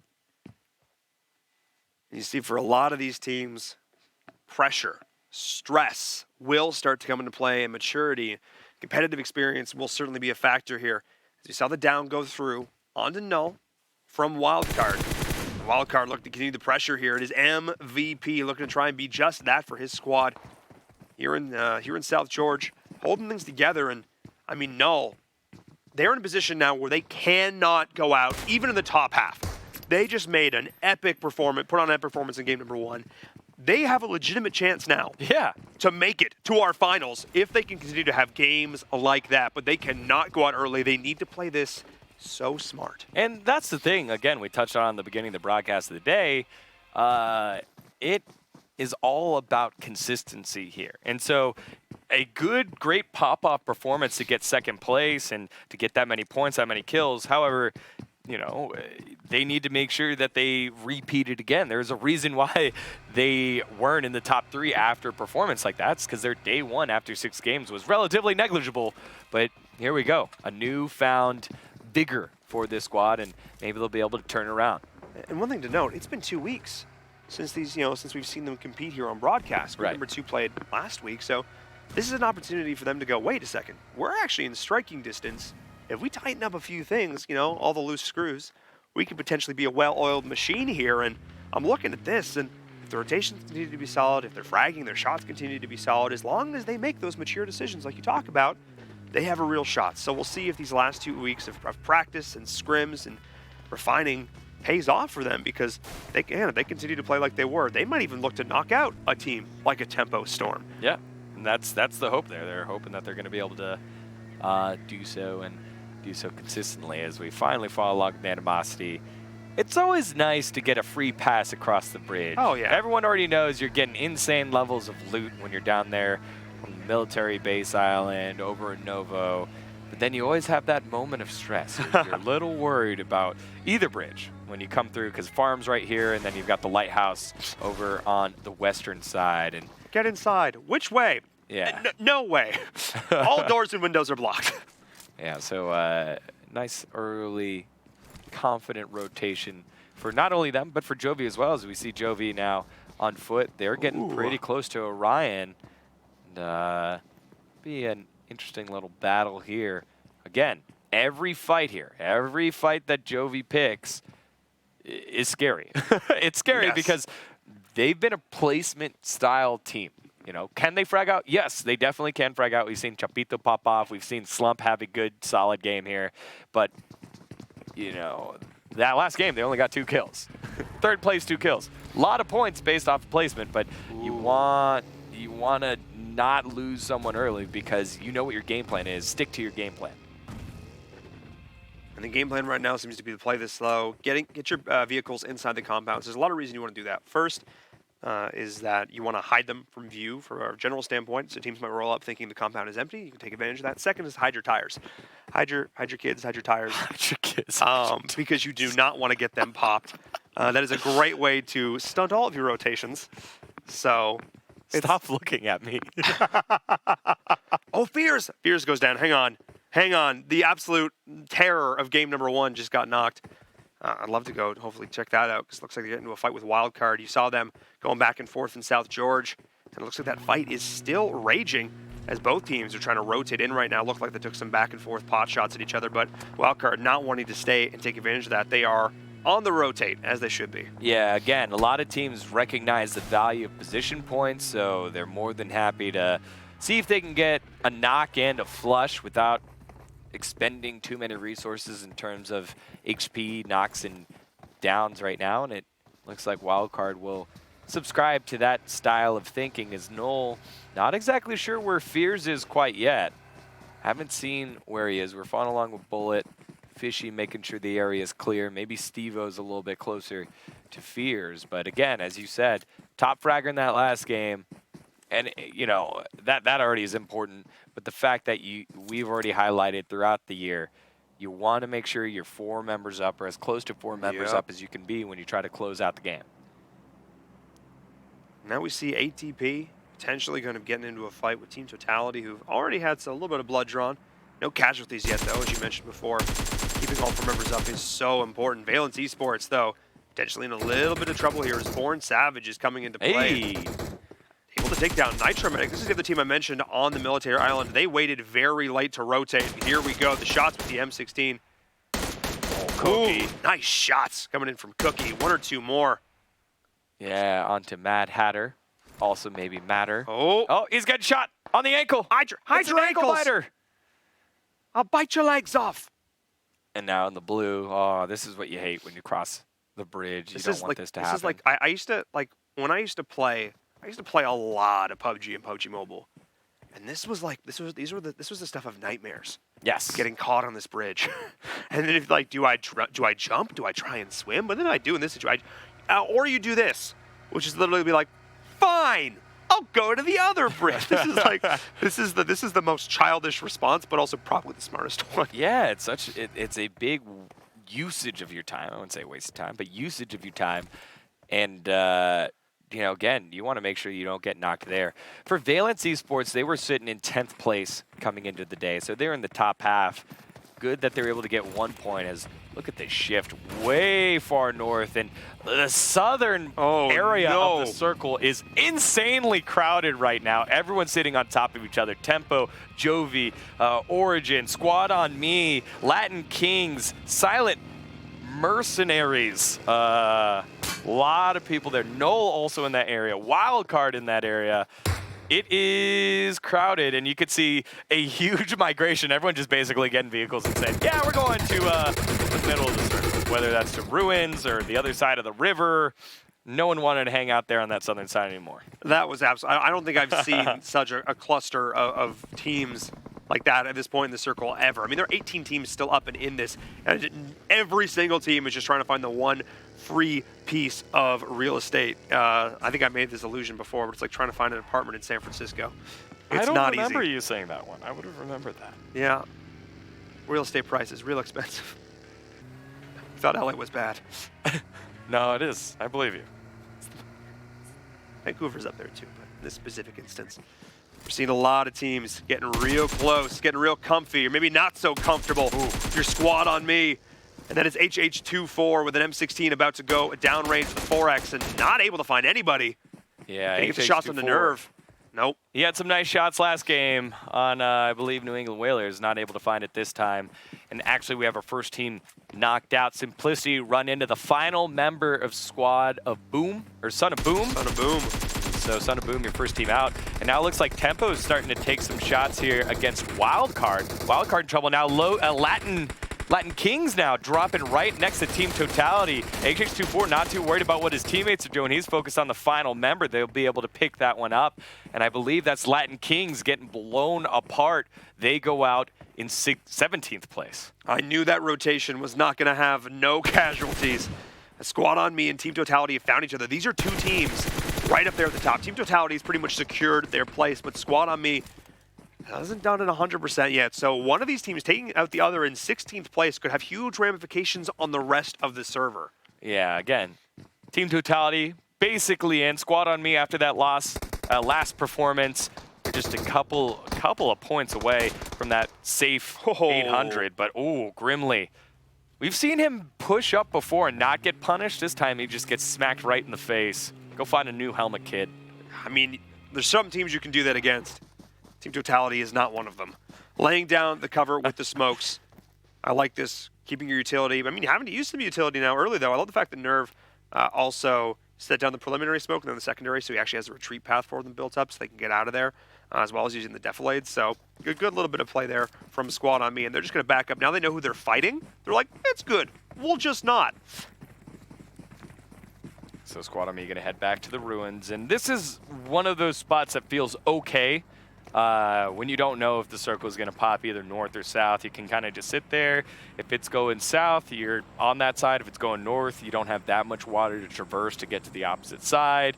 You have pretty clear sight lines of any team trying to encroach upon you from the east, coming from school, trying to get themselves a job after getting educated. As you can see, 8DP's easy, sitting right there.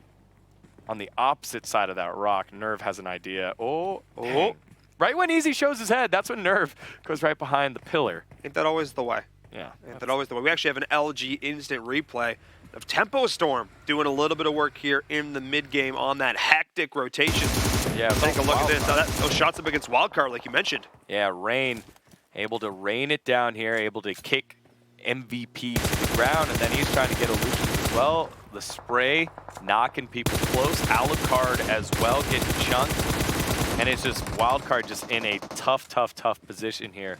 Illusions. Look at the pinch. Yeah, and no hesitation there by Tempo Storm. That's the kind of play that we're so used to seeing from them. Also, shout-outs. Happy birthday, manager of Tempo Storm, That's Monica. Monica's birthday? It's a meme, but yeah, basically. Oh, right. Yeah. Happy birthday, Monica. Happy birthday, Monica. Yeah. Shout-outs. I'm sure the chat's going to love this. I'm familiar with that meme. I saw that one on the internet. So Tempo Storm now making a move, and Romp Boy doesn't realize in the sight. Spec, he's going to wait.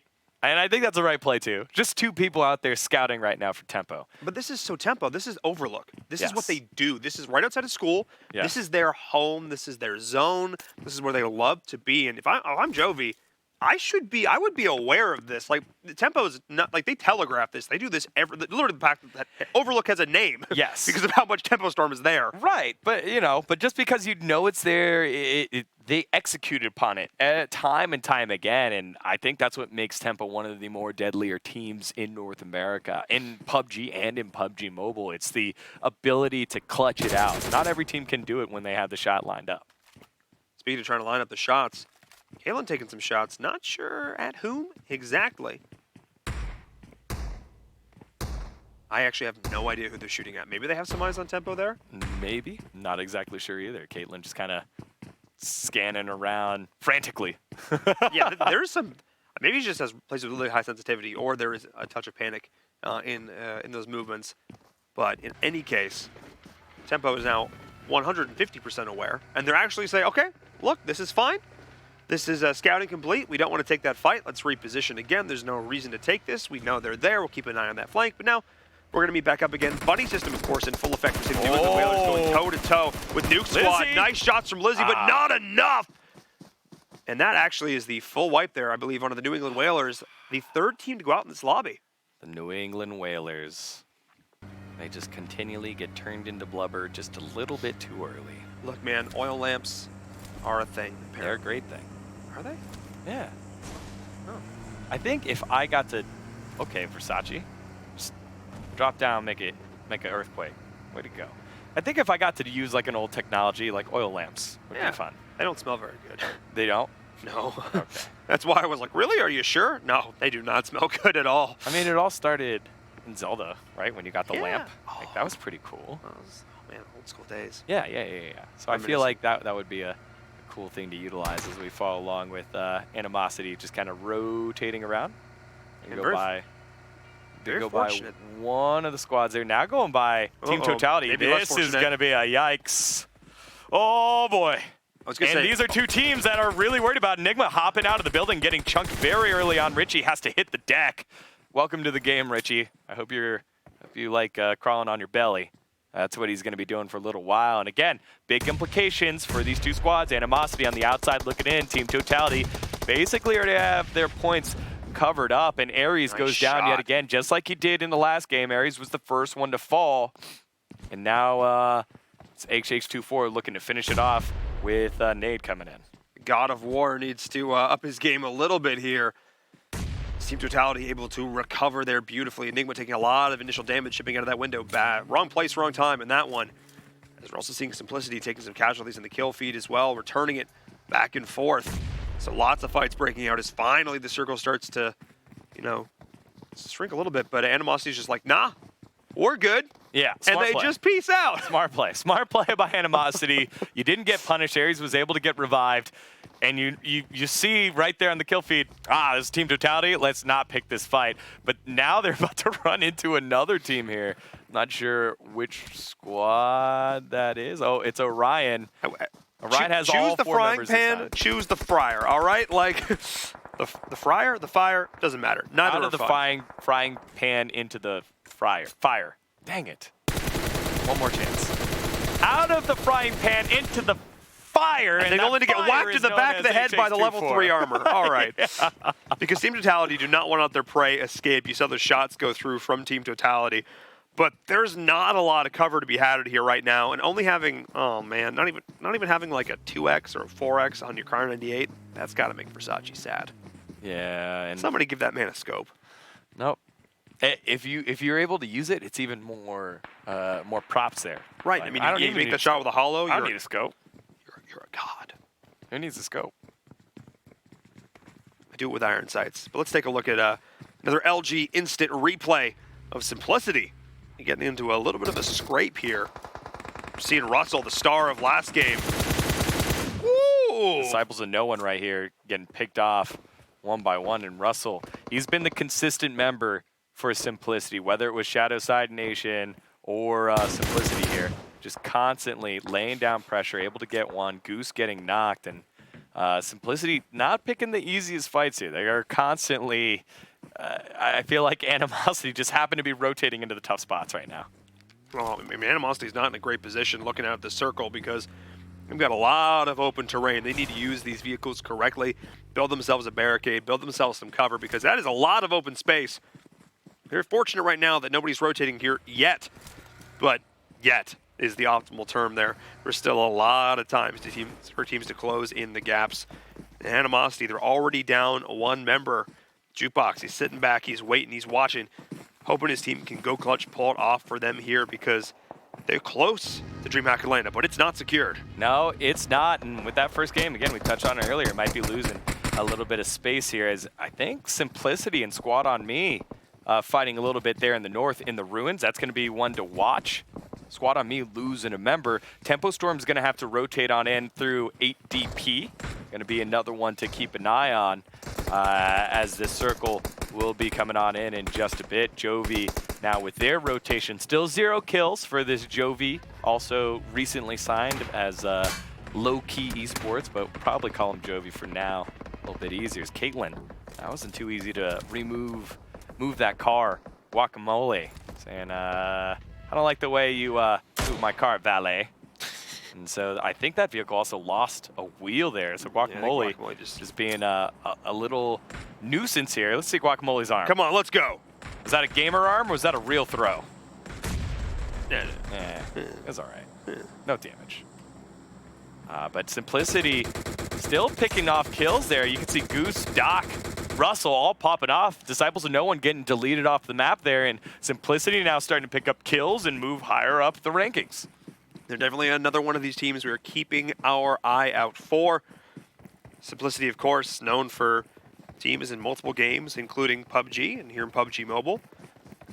Their team got a lot riding on them, a lot of pressure to perform for their organization. So we'll see if they are going to be able to rack up the kills and the placement they need. 12 teams remaining at this stage. And Null, all 4 members alive, looking healthy, good position. This is another team who I remember, week number 1, they had some good shots. They did okay. Their placement was always consistent, but it was never outstanding. Right. Last game was pretty outstanding. Yeah, it definitely was. And again, puts them in contention to a point where we got to talk about them as a team maybe moving on in. Valence Esports now trying to hold on to their spot on the top half of the leaderboard. A couple of good games with 2 games left might be what the doctor ordered for them. Kimbayaya getting taken down, so it's only Lunch here, and Lunch trying to hold on to all of his HP and his lunch money as well. Going to pick up Kimbayaya in a second, possibly. Smoke's going out. Valence will have to leave this area, right? Or the circle stop. No, the circle stop. Valence could just sit here and watch. They might want to go ahead and get ready for the rest, but it seems like they're in a bit of trouble, as not sure what happened to all of Jovi. Oh no, flashbacks of Season 2, it's coming! Blink and you miss it. So Season 2, not the... Playoffs were not kind to Jovi. They had some issues. Caitlyn, I don't know, disconnected a couple times in some games and maybe drove places. Anyway, not optimal for them. But now it comes down to Slump, just needing to survive a little bit longer. A slippery snake in the grass. And Squad on Me, of course, the undisputed winners of game number 1. They had an amazing performance. Looking to repeat it here up on the high ground in Ruins, laying down shots, Simplicity. That is no man's land if I've ever seen it. That's a lot to cross. Yeah, it is definitely a lot to cross. They got vehicles to help out here. But you got 8DP just kind of sitting, waiting there for Squad on Me, who've already lost Grimly, and Grimly's the one that does all the dirty work. Grimly's the one that looks and gets runs like a point for him. And now Slicky, that's your top fragger. He's gone down. And Squad on Me in a bit of a pickle here. Let me take that back just a bit. I think Epic had a couple of kills in that last game as well. So you got a couple of fraggers now. Nerve there normally just kind of running in between, running utility for him. But here comes Iris. Simplicity has been making moves time and time again. Epic looking for him, but Simplicity on the cusp here. They need as many kills as they can get. I said they needed to cross this no man's land, and they found the one little bit of terrain that allows them to do it. Utilizing these cliffs to sort of get around, not wanting to take a straight-on direct fight with Squad on Me, which is absolutely the right decision. Irish, 1 second of hesitation. You saw it there. You saw that. He's like, wait, was that? And by the second he got around to getting those shots off, Epic just beat him to it. You talk about Epic being a fragger. Yeah. We're seeing why. Yeah, that was close, and I think that was so huge here for Squad on Me. Again, already down a man, outside the zone, with Simplicity just staring right at him. That buys them a little bit of time from Simplicity, putting down the damage. And I'm not sure if Simplicity is going to go back to Irish and pick him up. Maybe Russell might make a move for it, but instead the guys will make a beeline into the circle, then try to get high grounds. But Epic's not done yet. Cookie's the next one, but he runs out on his clip. He goes down. Will the rest of Squad on Me be able to clean that one up? I'm not sure if Nerve has it in him to get it done. Yes, he does, because Cookie goes down to the zone, but Nerve now has to get himself in the zone. He's very low, not sure if he's going to be able to, and Squad on Me might be going out very early. Tempo now starting to lose a couple of members. Born Savage getting finished off by Team Totality. And Animosity doing work as well. You're seeing the kill feed pop on up. And the teams that need to be here in the final 8 seem to start to be making their move right now. Simplicity with a smart rotation, getting ahead of their opponents. That was so smart. I mean, you looked at Squad on Me, they were so caught up and everybody was pushing into them. They didn't realize where they needed to move themselves. Now Team Totality going against one of their biggest rivals in that last game. It is Null, able to take down Fears and Bullets. So more of these squads going on. I believe that's all of Null knocked out in 7th place. Yeah, Team Totality, 4 members alive, 10 kills. Big round here. Bounce back round in round number 2 for the lobby leaders. They've basically booked their ticket to Atlanta, but they're not done yet. 8DP is the next team in their sights. Tensa popping off there. Enigma right behind him as well. And in the kill feed, you got to be nervous if you're everybody else. You're seeing the big boys of the lobby starting to pop off. I also believe Tempo Storm has been eliminated. Slump now has been spotted out. Versace, he's been the big fragger here for Animosity. Hello! Right next to Slump. He says, slump down, young man. I'm going to take your spot, take your points. Only 5 teams left up. Big nade coming out of Versace. I assume that's a song reference. It's a song reference, Okay, Paul. thank you. You are so white. I am. High five, Paul. High five. Well, I'm fist. you're Fist. sick. We'll fist It's bump. all All right, there we go. All righty. In any case, that was a sick nade. I do not believe that Slump saw that coming. Versace showing was one of the top up-and-coming fraggers here in North America. As Russell is going to go down. Everybody's trying to rotate, but it's costing a lot of lives. This is going to be one bloody circle. Yeah, ATP with the big send all the way around. They found a little bit of reprieve, but a Team Totality just still hunting them right there. As, oh no, easy going down. It's a little too easy there for Team Totality, and that's all the members from ATP getting finished off. 8 teams left alive. Team Totality, they don't need the points. They want the points, and they got the points right now. It's just ATP stuck on the opposite side, and Animosity, who very much needed this round here, left alive, 8 alive. So it's 4 of Team Totality, 3 of Animosity, and little itty-bitty helmet off by his lonesome way outside the circle. It's going to be interesting to see how much of a nuisance he ends up being. None. Actually, none. Literally.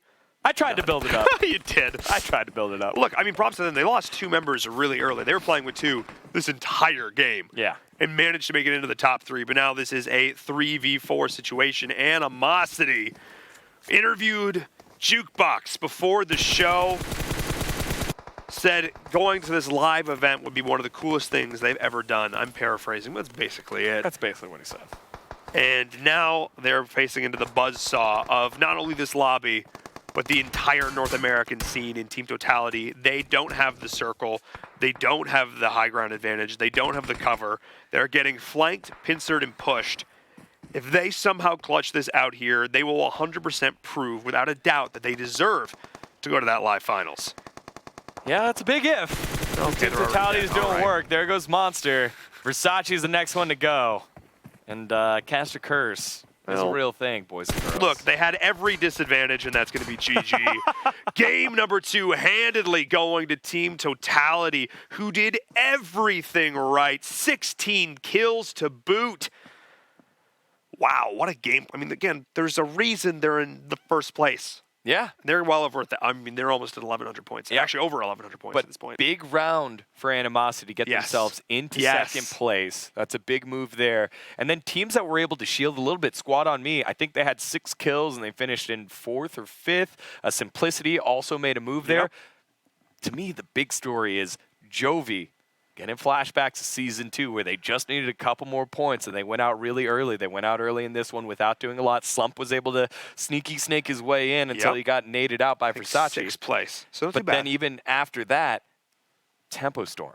Where's Tempo Storm? Like, they've got to make a move. We did the happy birthday highlight. Guys, it's Monica's birthday. You got it. Highlight. Exactly. Come on, this is it. All right, let's take a look at our LG highlights from that last game. Maybe we'll find out where Tempo Storm disappeared. And to think, they managed to get themselves some kills, so not a bad game here from them, but not a great one either. Yeah, again, not the Tempo Storm performance that we're used to seeing out of them. We're so used to seeing them dominate a lobby, and they made the roster move earlier with Kraken, haven't quite been able to do it. Lizzie, the sneaky snake in the ground, almost picking off Guacamole, not quite able to. But the big story of this game, Team Totality, returning to dominance. They played it so slow for a long time. They had so many people come at that compound. They just played it patiently. They had Squad on Me come on in. There you saw Animosity. They just played it slow and were able to slowly work their way on in and methodically get themselves a victory. But even that gunfight right there, that was so huge for Squad on Me, for Epic to win that one, so that Simplicity just didn't run in and wipe them out. And that bought them enough time to get them into the final couple of squads. Slump. He was just chilling. Tactical passivity. Yes, that's what it was. Absolutely it. But it came down to this final battle, and like I said before, Team Totality had everything going for them. You have all 3 members of the opposing team behind a crate and a vehicle, and they were literally just able to spread out, take the angles, take the shots. Yeah, this is a great view here for HH24. Just, again, the aggressive play. It's not always in your gunfights, but it's how your team flanks, your positioning, and just the one area that that Animosity didn't have cover for. They put the vehicle on the left side. They had the crate. Those two things don't break. But then after that, on the right side, right flank, no one looking that way, and it was an easy cleanup there for HH24. Yeah, I mean, that was just the work the team totality put in earlier in the game, paying dividends for them there. But still, got to give a big shout out to Animosity, who did fantastic in that last game, helping to put on these amazing plays. And, I mean, what a way to finish that one out. Super solid here for group number 1. And none of this action would be possible without our new partner joining us here for Season 3. Of course, it is LG with the LG G8X ThinQ with LG dual screens. Got a chance to use this phone, and it's not, you know, not some sort of super exclusive thing that just we got to play around with. It's actually out in stores now for you to pick up. You can actually pick one up at your local AT&T store, which is fantastic. And what's great about this phone is not only is it, you know, designed with gaming in mind, designed with multitasking in mind, but there's a lot of little things. Like the fact that, like, the screen, its quality itself is amazing. It's got great audio quality, which is super important for me. And you see players sometimes do crazy things in these games. They suddenly swivel and they go, wait a second. It's because they're listening to those audio cues. Having good audio is so important in a game like PUBG Mobile. Yeah, it definitely is. And, you know, I love the fact that the screen's so clear and, you know, allows me to keep an eye on Twitch chat. Ah, yes. There are birthday notifications or, you know, anything like that. So if you want to compliment Degon's hair, he's really happy with how his hair turned out today. Props to Jackie. My hair did look really good, yeah. So if you want to compliment him and how sexy his voice sounds today, just do that. He's during commercial breaks, he just constantly talks about it. He's like, man, I wish I could talk like this all the time. That would be awful, and I would feel sorry for all of you. But yes. Sorry about that, everybody. That was cool. Oh, you're welcome. It comes out when I'm sick. But yes, so thank you so much to LG for joining us here for Season 3 of the Mobile Open. Before we hop on to our next break, I want to remind you about the Good Luck Have Fun pledge. If you haven't signed it yet, ! GLHF in chat. Get that exclusive Twitch badge. Take a stand against toxicity. Go do the thing. And of course, social media. We post a lot of funny behind the scenes because we can be goofy. Sometimes maybe it happens. Pretty funny. Paul's pretty funny. You help. You get to be the straight man, and then I just get to be a weirdo, and then we just do funny things on Paul's camera. pretty funny. All right, go follow us on social media. Go check out that stuff. And of course, follow, like, subscribe the channel here on this channel, but also on another channel, because the finals of this event are going to be over on the main twitch.tv/ESL channel, the main ESL channel, or on YouTube. The big boy channel. Just Mobile Open. Yes. So when we jump on a break, quickly tab over, or I don't know if you have a second screen. I don't know, like an LG G8X, you could just like open up a new one. I'm just saying. And you can go over to that Twitch page, and you should give that a follow as well. So that way, you're notified when we go live with the grand finals at DreamHack Atlanta. We're going to jump into a short break. When we come back, the final game of group number 1. You do not want to miss it.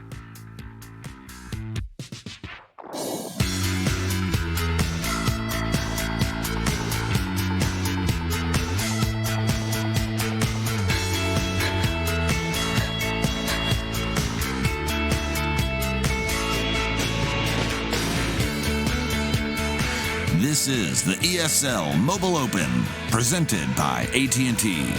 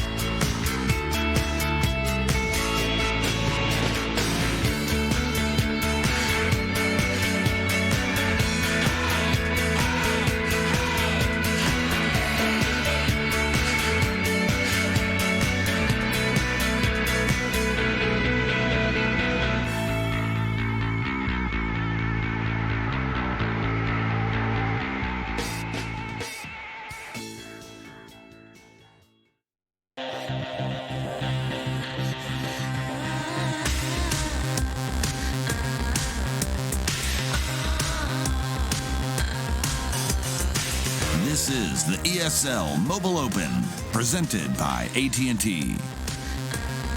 Hello and welcome back, ladies and gentlemen, to the ESL Mobile Open Season 3 playoffs. It is the final day of playoffs here for PUBG Mobile.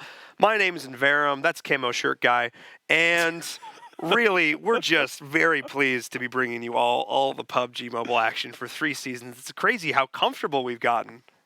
Very comfortable in our own skins. Yep. Like the Bape skin. Wait, oh. See what I did there? I did. I'll try to turn that He's on. loving all of these new PUBG Mobile skins, not going to lie.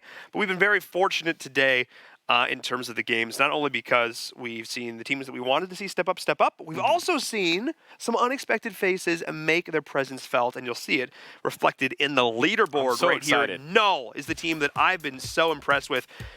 They dropped a little bit that last game. They're still looking pretty good. Simplicity, oh, they needed to step up, and they did. Yeah, they did. And they again, we've talked about it. 800 points. Jovi's crossed the 800-point line. This might be the season where Jovi is able to get themselves to the live finals. I'm so excited for them. Tempo Storm have a decent amount of work to do. Again, they had a big 150-point game in game number 1. This last game, I think it only ended up being about like 65 points. And so Tempo Storm needed to come out and make sure they finish probably in the top 5 with a decent amount of kills here to hit that 100-point mark. On the opposite side, Animosity also trying to defend their spot. Simplicity, as you said, making their move on up with Noel and Gold, 8 DP Gold, needing probably a chicken dinner to make those dreams of DreamHack Atlanta alive. Yeah, to keep those dreams going, they would. And I think now it is probably, well, it's absolutely safe to say, Team Totality will absolutely be attending the live finals at DreamHack Atlanta. And I believe Squad on Me also are very likely to join them there. Taking a look at this, I think there is almost no way that enough teams could take them off the throne. So congratulations to both of these teams to making it to our live finals. Yeah, and again, I just think back for Squad on Me, it was that peak battle, that epic one against Irish for Simplicity, and that's why you find Simplicity down there and Squad on Me up there. The hesitation, that the time it bought for Squad on Me to get into the circle and get those last couple of placement points, it's pretty big for them. So it's moments like that that you constantly look for, and at the end of the day, you go back, if you're Simplicity, you're going to be like, man, that might have been the moment. They still have themselves one more game, 130 points, gets them that 800-point mark. But again, you got that whole other group number 2 that you have to wait for, that group number 2, all those teams in that top half, that top 5, top 6, big contenders there. I need to see like a 10-kill chicken dinner from Simplicity. That's what they need to do. And the red light means it's time to go. Game number 9, the final game for Team 1 here in the playoffs is about to get underway. And what have these plane paths been? Degon? South, man. Everyone's going south because it's very cold. It's cold up north. It's cold up north. Can you believe it's November? It's cold out here in California. It's not. It's been chilly at night. Like 16 degrees Celsius. Which is what, like 60 degrees? 65. It's been like, at night it's cold. All right. So a lot of these plane paths. Not as cold as Vikendi, but like it's cold. It's cold. I bet it gets cold. Yeah, see, that sun looks like it's warm. It's actually one of those cold suns. I mean, look, a nice crispy autumn day. Ooh, doesn't get better than that. I miss leaves. I'm not gonna lie. Crispy autumn day. Look, man, you get this. You're from the East Coast. Yeah, I am from the East Coast, but the beach is fantastic. It is, if you don't burn easily. I'll buy you some SPF 70. Thank you. I appreciate it. Let's take a look at where these teams are dropping. I wouldn't expect things to shift up dramatically. My only question becomes, does anybody want to be a party wrecker? Does anybody want to be a Debbie Downer when it comes to some of these top contending squads? Well, Wildcard actually might be. They might be that. They're dropping down towards military base. They know that's Jovi's joint, and Jovi will have to rotate on that. Oh, we're also seeing another Animosity fighting against 2 here. No, it's Noel and Valence. Oh, it's Noel, yes. Yeah. Very similar color, yeah. Yeah, Noel and Valence here in Milta area. Bulls, oh no. It's been tamed. It smells fishy. But fishy, he gets fished out by Cookie. And the no fish battle cookies. Of the E's. Oh boy. Oh, and Cookie's just thirsting for it. He needs a glass of milk, Degon. Yeah, he does. He has no HP, so he's like, I'm gonna get this. right now. So he's able to pick up the kill, see if there's any meds. If not, Bulls is kind of stuck. He's kind of stuck in between right now because I don't think the rest of the Valence are nearby. Degon, look at the circle real quick. I know there's action. Look at the circle, though. Oh, it's a north shift. Oh, that is a hard north shift. There's like only two whole teams in there. 3 whole teams in there. You got 15 other teams that are going to have to move on by. As Spec now getting aggressive here on Disciples of No One. This is what they need. Tempo. Remember, they need a big finish here to get themselves in. At least 100 points. You might feel a little bit safer knowing that the other lobby is a proactive lobby to hit like 120, 130. All right, 820, 830. There you are. There we go. Which is 120, 130 points. You're 100% correct. Yeah. 130% correct. Thank you. And this is exactly what I was expecting, though. Teams who just want to go down swing and see if they can bloody the nose of a few of these top rosters a little bit and test their mettle against some of the best teams in North America. And we're seeing it now. But Spectre's got the high ground. He's got the roof. And knowing you've got all your enemies in front of you, this is the best position you can have in the shoot. Oh, cool. The shots are going through. I mean, he's making other people ghost. That's kind of what he does. Spectre doing work, and Rougarou all the way in the back there. Also trying to give some cover fire, but Spec just holding up top. Has a pretty solid idea of where all the members of Disciple No One is now. Chica getting a little close there and getting dinged a bit by Jackson, but now Spec will be coming on over very quickly. Jackson going to try to get the revive. And Spec going to get the peek. Oh, he can't see him. Oh, he didn't see him behind the wall. If he jumps at this window, he is in for some fun times. He's got a micro Uzi at point-blank range, though. It's probably literally the best. There it is. Here we go. Yeah, Buddy there's system. One. Jackson going down. Miller already low. And this is the tempo storm we're used to seeing. And Disciples of No One have no chance here. Rougarou trying to peek around the corner. He goes down as well. And that's your first team eliminated. Tempo storm picking up all 4 kills. But Chinky is their city. What can I say? It is. It's theirs, and it's always been theirs, and it continues to be theirs. And we fall back along with Noel. They're the big movers and shakers of the day, especially after that game #1. But they've already lost 1 member in the form of Fishy and Fears. Oh, Steve-O! Caught electric. That's why it's always tough. Wearing the backpack. A backpack strap. That's literally it. I remember. As players wouldn't pick up level 3 backpacks because you drop your backpack in the last circle. Yeah. You just stim up, and then it's like bullets, and that's it. Bullet. Speaking of bullets, catching out Drowsy. He's now taking a semi-nap. With Bulls, he was able to get revived, but taken down very low. And so Valence have lost out multiple members here, and it looks like Noel will capitalize on it. Electra goes down. Drowsy already knocked. And so Noel with a decent recovery here after losing their initial member, Fishy. Yeah, they certainly got the vengeance they were looking for. As kind of on the periphery of all this, Squad on Me sort of hearing the bullets flying, like, you know what, we don't really need to take this fight yet. And Grimly only armed with a shotgun here at point-blank range, so not really a lot he could do for this as well as Nuke Squad. A lot of earlier, I mean, we didn't see a single kill in the early game, in game #1, and it seems like this is the last game of the playoffs. Teams are just going to go all out. I love it. Yeah, Guac getting taken down now. Kimbayaya trying to find where the other members of Nuke Squad, or where the other members of Born Savage are. I think he looked right at him and weren't quite able to capitalize. And Kimbayaya is just going to turn and run as Lunch has already turned and prepared his next meal. Lunch is served. Yeah, Lunch is served for himself. They turn around, 2 members down for Nuke Squad. Yeah, Nuke Squad. I mean, again, go out swinging, go out fighting. And I mean, again, the exact situation that I would look to put myself in, and everybody needs to rotate up at this stage. I would probably pick up your teammate though if they don't have a vehicle. That's probably the nice thing to do. I believe both of them had vehicles. Animosity, the other squad that we're keeping an eye on. They took their time here in Novo as they always do, and that's not that. Okay, that one doesn't get ran over. It's fine. Okay, it's fine. This is fine. Silent Mercenary now peek in the corner on King Beard of Son of That's Boo. a knee. That's a knee. That was very slow. Meeseeks was seeking for more than a knee there. Yeah, yeah. Somebody forgot the baby oil. He was Meeseeks there. Oh. Zing.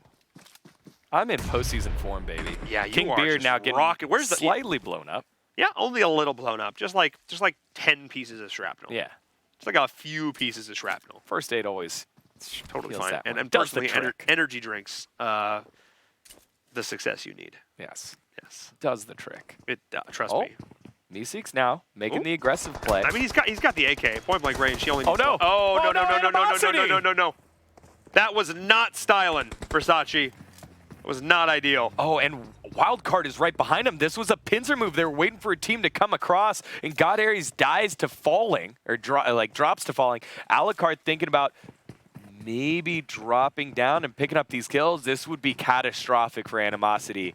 We were waiting to see if one of these teams was going to pull a fast one, do some sort of trap like this, and it seems like Animosity getting caught in it. Diosa, he's been quiet. Gonna need to make moves here as Alucard's trying to get on the beam and then also peek as well. As you can see, MVP, Sin on one side, and Illusions will be pretty far over on the opposite side. But not far enough. Man, if this is how Animosity's story ends, it's going to be pretty tough. And they don't have many heals. Oh, nice shots coming through, though, by Diosa. But then Sin coming from the backside. All these members so low, but no one has dropped quite yet. Jukebox is very healthy, but the only healthy member, Illusions, has gone down. So far, a 1 for none. But all of Animosity just a nade away as Sin. He's going underhand toss, trying to play a little bit of cornhole with some grenades. Not going to find one. Jukebox, I believe, has gone in the water, and that's the call. Animosity going to go for a swim here. Diosa might get seen from behind.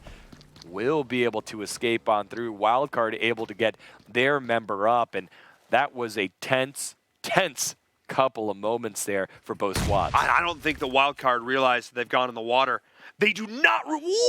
What a play.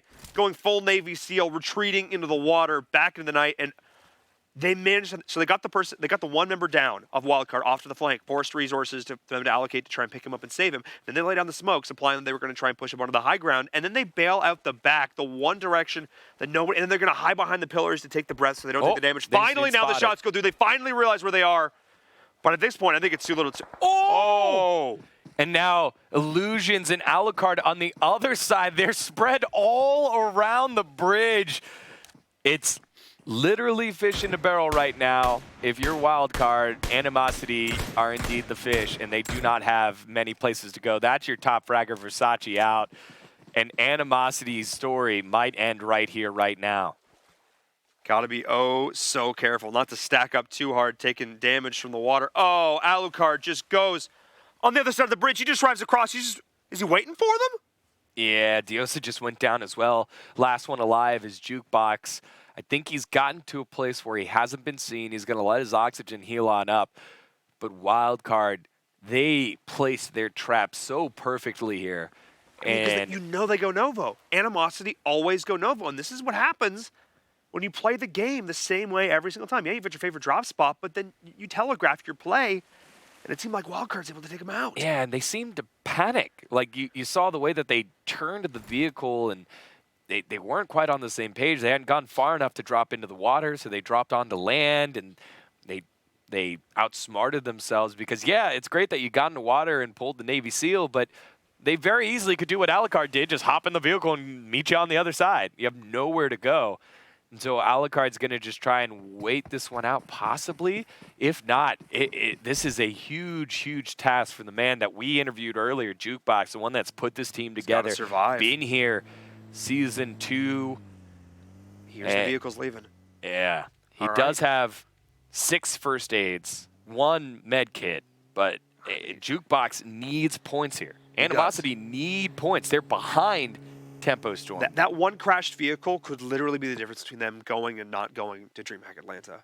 Depends if Jukebox can survive right here, because Wildcard's left. He doesn't necessarily know all the way. He doesn't know if he's still being camped, but he needs to go, and he needs to go now. Yeah, it's going to be a tough road here for Jukebox because, again, you're just one man here, and position points come at a premium. And Animosity needed, I think, more than just position points to lock up their spot. I think they were sitting at 700 points. Oh, he's got so far to go. He needs a vehicle, absolutely. I think there was a motorcycle up there, maybe. I believe that's what Alucard actually took to get out of there. Oh, boy. All right, well, we'll keep it in one eye here on Jukebox, and we'll jump on board with some other action as well. And that is Alucard able to get himself out. They run into Valence. Wow, there's a lot of action going on here just inside the blue. as the action on the bridge did not go unnoticed, as now everybody's rotating through. No, another one hot in contention. It seems like all these teams stacked on top of one another, all vying for points, all vying for placement. As we see Caitlin as well from Jovi, they're rotating hard north, and I love this decision. Get into the circle early. Yeah, Jovi again. Seem like they're in. They've hit the 800-point mark. A couple teams have already been eliminated, but they've been so low on kills. That's the good skin. They've been so low on kills right now. They need a solid placement here to solidify their spot. As Jukebox, he's bought his time. He's going to heal on up. We'll check on in with him every now and then, but he's got a long, long, long way to go to not only get himself into the circle, but also find a vehicle and then find a spot to camp and hopefully get into the top 5, maybe. Yeah. It's going to be tough. He's just got to go going for kills at this point unless you can be a sneaky third party on the outside. This is not going to be easy as 8TP is trying to take over here. They've got Ember Split trying to buddy system this up, take over this compound. I believe they're facing up against Latin Kings. Yeah, Latin Kings. They both do the revive here, so Zucaritas able to pick himself, or get picked up. Easy going to get to Bappa. Zfan is a little bit further away. He's your big fragger on this squad, but he's kind of watching from the outside. Latin Kings already had multiple members down as Kitos getting spotted out, I believe, by Zfan. And Kitos kind of confused as well. Here's a nade. Oh, nice. Helmet off. He was the big guy that survived for the longest in that last game, getting 3rd place for 8TP. Gets the nade to sit right onto Bappa, turning him into Papa Fritas. Those are French fries in Spanish. Nice. After the nade coming on in. And Zucaritas holding the corner here. Easy comes on in. Oh, that timing. Oh, no. That timing. That's PUBG Mobile, isn't it? You're just waiting around the corner, and the time that you stop looking, you get caught. Ain't that always the way? Just Yeah. unfortunate timing. Perfect. I mean, maybe they heard the audio cue of him walking away. Use that to inform the decision to push in. Juice is going to look to... how would you pronounce this, Digon? Yeah, Juice. Juice. Okay. Because I know the J sound in Spanish. You say? You say? What do you say, Digon? Do you say he's going to make this out alive? No. I no say. Which means I don't know. Because no say. Yes. Yes. Si. Say. Squad on me's picking up wild card up there. The team that took down Animosity. Looks like they're getting knocked out already. And again, taking an epic for good measure as well. So multiple fights happening across the board. Somehow, Juice is still alive through all of this. But probably not long for this. Okay, that is a lot of people. Okay. All right. This is sneaky. They're going to eventually figure it out. But if he's able to go inside after they cleared the building. Look down. He's hiding under that little overhang, that little lip. There it is. Oh, they double drop him. We managed to pick the one player who didn't drop on him. Perfect. As we're seeing, I think that's the last of Wildcard getting knocked out there. Illusion's the last one going down, being picked up by Squad on Me. Be curious to see how much damage Squad on Me took during all of that as well. And also see if Animosity is still up and running, if Jukebox is still making his long journey to Mordor. Yeah, poor Jukebox, man. That's a One way. does not simply walk. They need like a UAZ or something. No, he's walking. No, he's That's walking. rough. Is that a vehicle? Is that a vehicle or is that a buggy vehicle? That looks like a buggy. All right. Jumping for joy is Jukebox. Yeah, he's realizing that's not someone in the buggy. He has an opportunity. So swimming didn't quite work. Maybe driving's going to be the answer here to all his ailments. Because, again, just a big ask here for Jukebox. And I feel to like get themselves to every a win. person who's ever played PUBG Mobile has been in the situation that Jukebox is in right now. And we could all relate to that sensation of, I just need to get out of the blue. Yeah, I think it's just tougher because you know what's at stake here. Their whole season kind of came down to a bridge play there, you know, and it's like, all right, well, a lot of the time when you're in that situation, you're like, yeah, whatever, I'll do my best. But in this case, like, you know what you need if you're Animosity. You need yourself a top 5 and some frags, maybe a top 2 if you're super sneaky. You could take a top 3. Like, it's a big, big, big ass there for the guy, for your captain too. So we'll keep an eye out for it. We will, as the circle is moving, is going to rotate, but he does have this vehicle, so he's going to be able to make it in no problem. Whoa. Whoa. Whoa. Do you think he knows Kung Fu? I think they do. Slump. What a good guy. What an awesome dude. And I'm glad we're jumping aboard with Squad on Me as well. That looks Matrixy. That's pretty cool. There you go. Whoa. I wonder how many of the young guns in the audience didn't recognize that. Oh, wow. I didn't know that was. I didn't know that's how that animation ended. I didn't know that's how that emote. Okay, that's amazing. All right, let's see where the circle is rotating to and pop. Oh, that is the hardest of shifts. Yeah, circle heading way, way west right now as Russell and Simplicity, man. They've made some moves today, and now the circle gods blessing them as well as Tempo. I would say blessing Tempo a little more because Tempo is on the edge. They have the opportunity to pick up the frags and get those teams coming on in, whereas Simplicity and Russell are just kind of sitting, chilling, playing for those placement points. Oh, my goodness. He almost lost it there, did Jukebox. Still got a long way to go, but you kind of see him on the map now over by Yasnaya. Yeah, he's just off your screen. As we're jumping back and more with Jovi, who need to put on one heck of a game to secure their place. Yeah, they do, but they're driving right next to Squad on Me, and Squad on Me have not shied away from gunfights at all. You see Caitlyn slamming on the brakes, but Slump is going to burst down onto the throttle. He's getting chased right there. Slicky and Nerve spin on out, and Slump makes the aggressive play and is able to survive for a little bit longer, but now he's running on into ADP, and he's solo. Slump able to make it away just a little bit longer. I'm about to applaud him for the risky play now, in a bit of trouble now, following along with Team Totality going ring around the Rosie. I believe this is against Null here. And oh, here comes the crashing car, and HH24 survives. The team comes on in, the cavalry right on time, and Steve-O first forced to turn and run, hops into the UAV and says, see you guys, UAZ, and see you guys later. Team Totality, that was about to be pretty bad by HH24, but just a very clear and concise call by Team Totality, keeping him up. Cheers, love. The cavalry is here. What an entrance. Just popping a wheelie and jumping out there. Team Totality going clutch when it matters most, forcing Steve-O running away with his tail between his legs, watching all of his teammates go down. Not an ideal situation, but Tempo Storm still in the Simplicity, still in this. Every single team in contention, every single team on the cusp, on the bubble, is still in play right now. Yeah. Question is, who can go off? Who can go bigger? When your back is against the wall, when push comes to shove, who's going to shove? Yeah, we'll find out here, and I think this is a big one. ATP, possible. A big game chicken dinner victory that gets them in.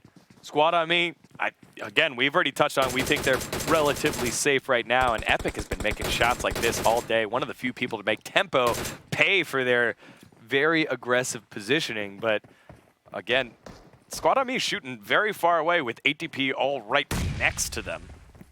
Got to keep an eye on this. I think it was Grimly that realized, hey, look, ATP's near us. But helmet off.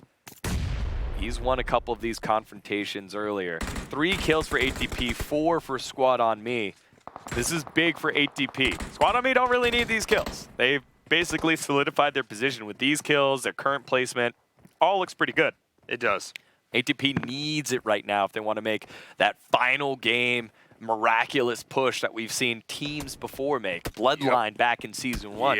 We're able to sneak on in. Method in Season 2, the final team to slide on in there after a slow couple of games. They held on. Will ATP be one of those squads that can make that push? That is going to be the question. They've got the advantage in terms of this high ground and position right now. They've got a decent amount of cover to play around with. The problem is another team comes up from behind. They jump over this little bit of cliff here. They're face-to-face with Squad on Me, which is not a place they want to be. None of their own choosing, let's put it that way. Squad on Me here might just choose to reposition. There's really nothing holding them here. There's no real reason not to. If they line up their retreat path with this, they can very easily get out of there and their fancy Ford Model T. Yeah. Something to note, a wild card, the team that collapsed on the Animosity. They went down first. Yeah, they got knocked out earlier. So after all that, after all the work they did to put in Animosity, Jukebox, more like Jukebox. Jukebox. Jukebox. He juked him. That's what I was going for there. There he is. Still alive, shooting range, and he's by Tempo Storm and Team Totality. The two teams you'd love to be right next to you as a solo player that doesn't want anything to do with fragging out. Give him the jukebox. Hey, but Chica and Team Totality now going back and forth here. Chica able to get a knock there on HH24. He's on the outskirts, just kind of scouting around. I don't know who that is next to him. There it is. It's Rain right next to him. And it seems like Tempo Storm's just going on this duo system right now as Dabs have been knocked. Exclusive now getting out of the vehicle at a pretty tough spot. In some trouble. They're going to take the vehicle out. Exclusive able to get away from that. The Whalers also on a flank here. So the other members of the Whalers thinking about helping out, and immediately Chica's like, yeah, that's good enough. We'll see you guys later. Dabs should be revived in just a bit. But here we go. Squad on me. Finally getting very close to 8 DP. Thinking about making the move. Bappa has fallen back and is playing the anchor role in case any of the members of Squad on Me come across the rock. I like that play early on here by the 8 DP member. Seeing the shots, going through, helmet off, looking to do just that to the squad. A squad on me. Oh, this is gonna be close. And they just, the problem is that if they put the second they commit, they commit. Once you go over the top, it's like running out of a trench in World War I. There is only one way to go, and that is forward. Because by the time you try and turn yourself back around and reset, you've got to commit to these fights. You've got to trust in your shots at this state in the game. But they don't need to push. They're on the edge of the circle right now. There's no real reason to. But the question is, will somebody come up behind and start pressuring them? Yeah, again, this is just a high-value area with Tempo over there. We know that Team Totality is next to Tempo. Squad on me and 8DP. It's been a slow but tense moment here. So we've had another team knocked out, now down to 11 squads left in the action. Jovi able to find one. Action going down. Flex is still inside. He's up top on a UAZ. He's going to turn and run. Jovi pick up their first kill here, but they're not done yet. They've got to survive. They want to make sure that they pad their spot with those points necessary. Yeah, again, nothing is guaranteed yet at this stage, but I mean, looking at where they are, once they get into the circle, it's simplicity. Who's going to try and make things very simple by taking down one of their toughest competition in Jovi, who are now fully outside the blue. The question is, does Simplicity know that will they pre-rotate? Look at this. Jovi is on a wide split. Oh, wait, hang on. They're 2 and 2. Slump and Caitlyn on the right side, Chapito and Rumpboy on the left side. And right now, Caitlyn and Slump look pretty much in the clear by the shooting range. A pretty good spot for them to scout out, and they might actually run into poor old Jukebox there. Jukebox also getting close to the Whalers as we follow along with Russell. And Born Savage, they're in a tough spot. Yeah, and clearly Jovi just looking to play for placement here, split themselves up, and try and double their chances of succeeding here, not putting all their eggs in one basket, in one rotational basket, as it were. But Russell, they're going to pick up all these kills. The dinner plate from the high ground is going to get this one done. And look, that positioning, unfortunately, it's not for Born Savage, about as rough as my voice right now. Yeah, but nice little counter kill there by Nitro Medic. Born Savage have to make a move, and they got to make a move quick. They're running out of time here. They did buy a little bit more with Russell getting knocked. In the background, though, you can see one of the members of Jovi have been finished off. Oh, Rumpboy knows that Russell just finished the revive. He will not take his shots. They are playing for position, as Jovi always do. I mean, the question becomes, if he got them both lined up with one spray, that's it.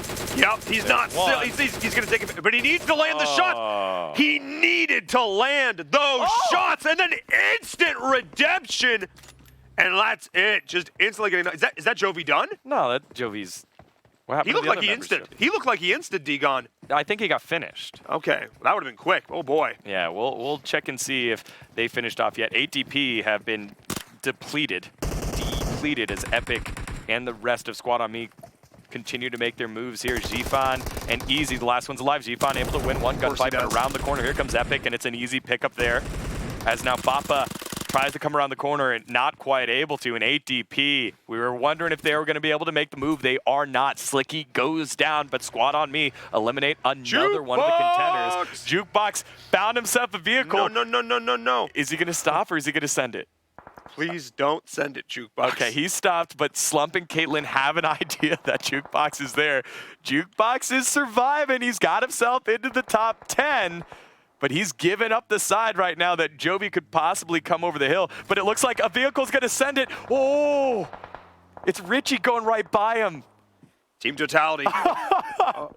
Wait, is he getting by unscathed? Not a chance. What happened, Not a Richie? chance.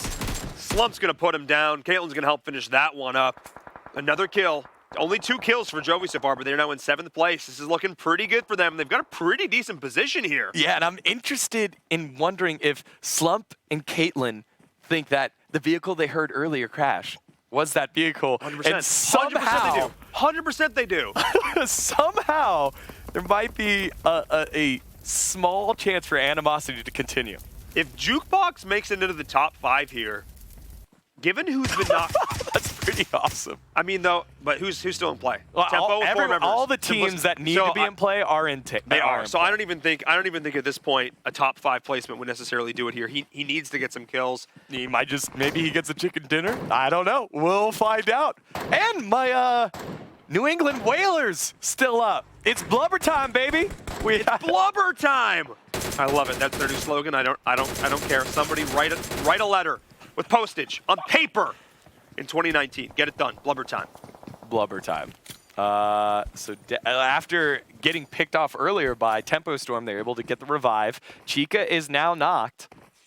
And Spec now taking some bullets as well. I'm not exactly sure where those were coming from. I think it was actually coming from New England Whalers. Tensa still alive there for Team Totality, because we got to see Richie just send it on in with no regard for his life.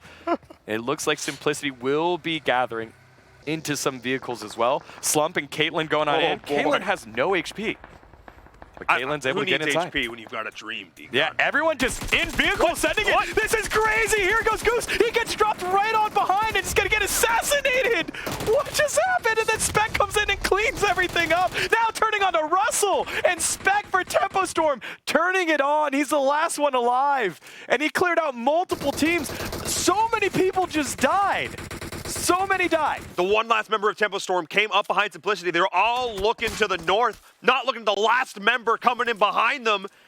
There's only 2 members left. The two of the top teams vying for contention right now are about to potentially take each other out. Spectre's the last one up. And there he is. No! It's a long-distance shot by Nerve. Squad on me staying alive. So Caitlin's still up, along with Simplicity's Russell, and Squad on me. Who's the final team that's up? It's the Whalers that are also still up on top. So it seems like our animosity buddy has fallen. I believe he fell down in 6th place. But that was just a crazy send. Everyone's like, vehicle time. We're going on in. Parking here. Winter's getting knocked by Epic. Epic is having himself one heck of a day so far. He and Nerve still duoing it out. And the Whalers now get finished off. 6 alive between 3 teams here. 2v2v2.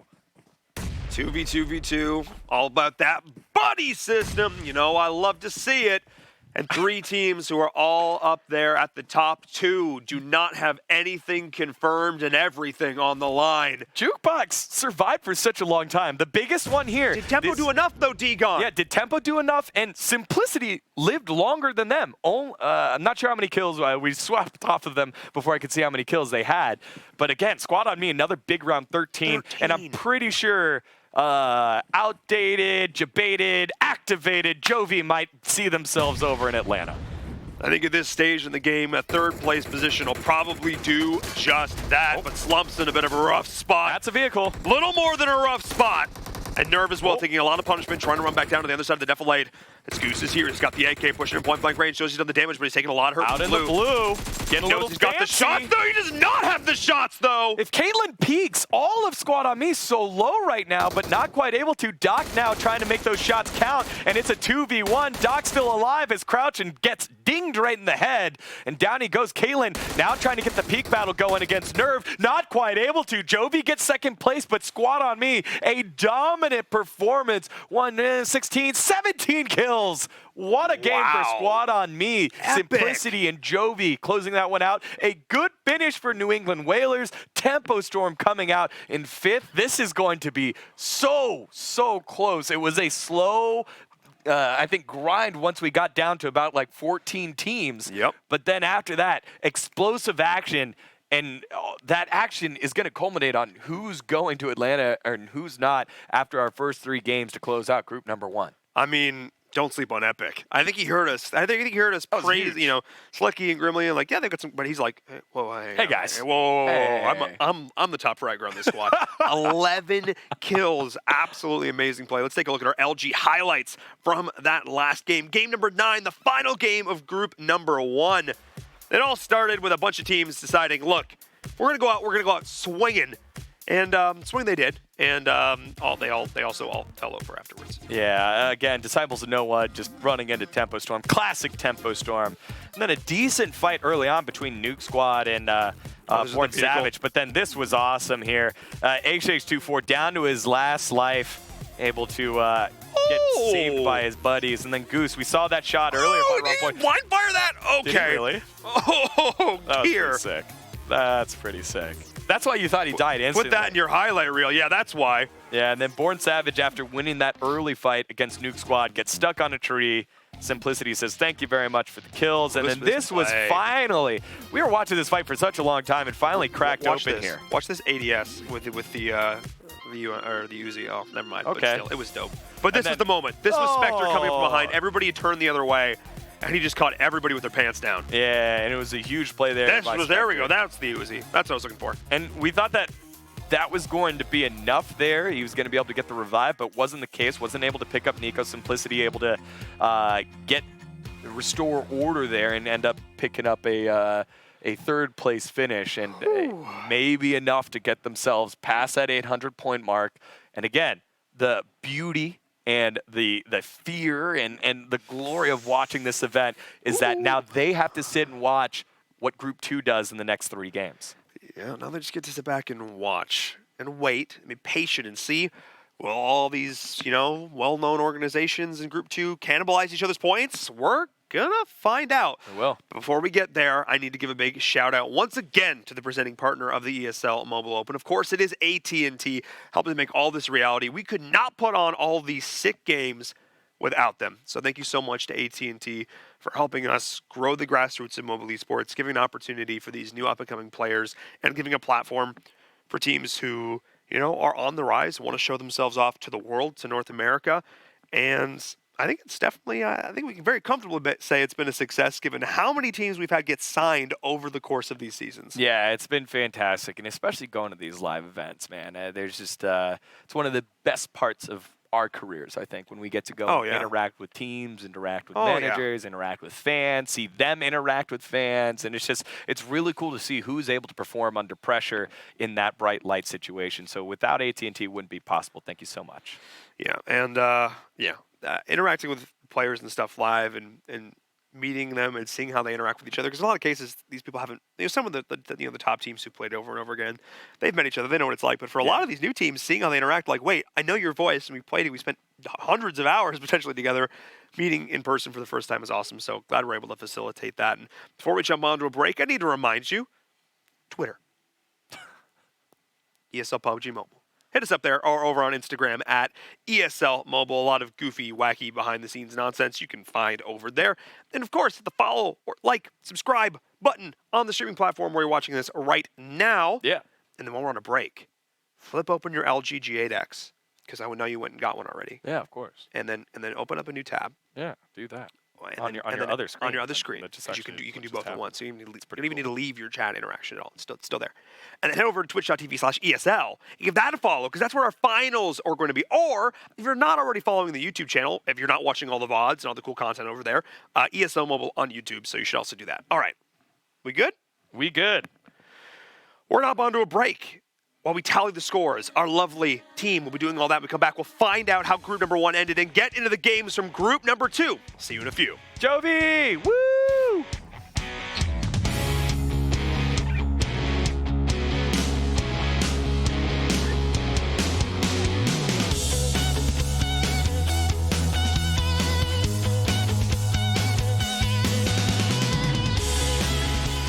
This is the ESL Mobile Open, presented by AT&T.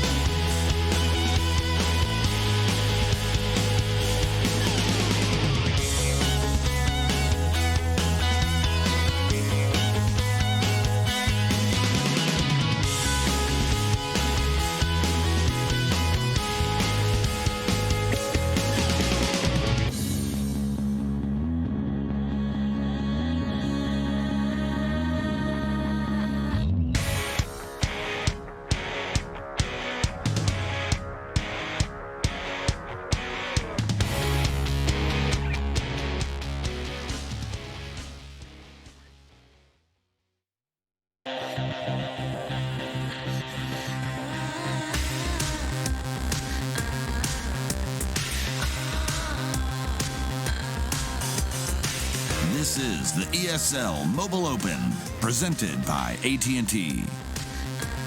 Hello and welcome back to the ESL Mobile Open Season 3 playoffs. It is the final day of competition here for Season 3, and Group Number 1 has now completed. I'm in Verum, that's Degon, and that left a lot of questions unanswered. Yeah, it did. I mean, it'll be answered as soon as we have the scoreboard up, and it sets the stage for all of Group 2, but big question is, where did Tempo Storm end up? That's the question. Let's take a look, as we do have the updated leaderboard. They did get past the 800 mark, and they are in 4th place. So coming into the day, we had 4 teams in Group 1 and 6 from Group 2 in our top 10. Team Totality ate up a ton of those points in game number 2. Squad on Me ate up a ton of points in game number 3. They've solidified themselves. I think it's comfortable to say Jovia solidified themselves. Now it's a big question mark after that. Is it Tempo Storm? Is Simplicity safe? Big moves there by Russell, Doc, and the boys to get on up. And 8:15. That's close. Last time the cutoff was 8:05. Yes, the last team got 8:05. Yep. So unfortunate for Animosity. Jukebox tried. He tried so hard, but that was a good. It was a good run. 7th, 6th. They really lost. They were 17th when they lost 3 of their members. He survived 12 positions to get to where he was. What an absolute beast. But 8:05, I feel like that's the number we're taking a look at when we get into Group Number 2. But before we do that, if you're just joining us and you're not super familiar with what the ESL Mobile Open is all about, you just joining, you're like, wait a second, PUBG Mobile, what's going on? What's going on? More than just PUBG Mobile. Yeah, I know, a lot of stuff. Yeah. There's a lot of numbers there, taking a look at that. But of course, if you're just joining us and you're curious what the Mobile Open is all about, who's this guy with the raspy voice who's talking to you about mobile gaming? First of all, I'm sick and I apologize. But in either case, it's an opportunity for you, yes, you at home, to get involved in mobile gaming on a competitive level. And that's really what it's all about, is giving anybody a platform to go out and compete across multiple titles: PUBG Mobile, Clash of Clans, Asphalt 9 Legends, just to name a few for now.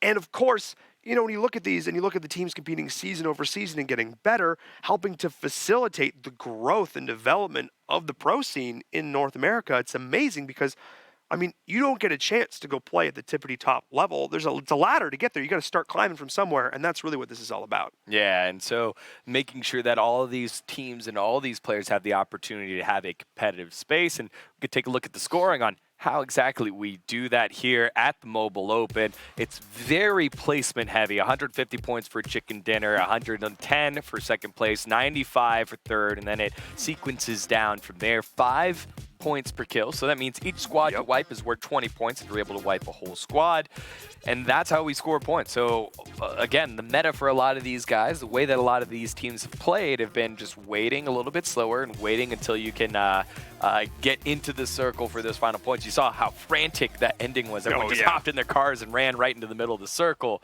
You see a lot of that here in the Mobile Open. You do.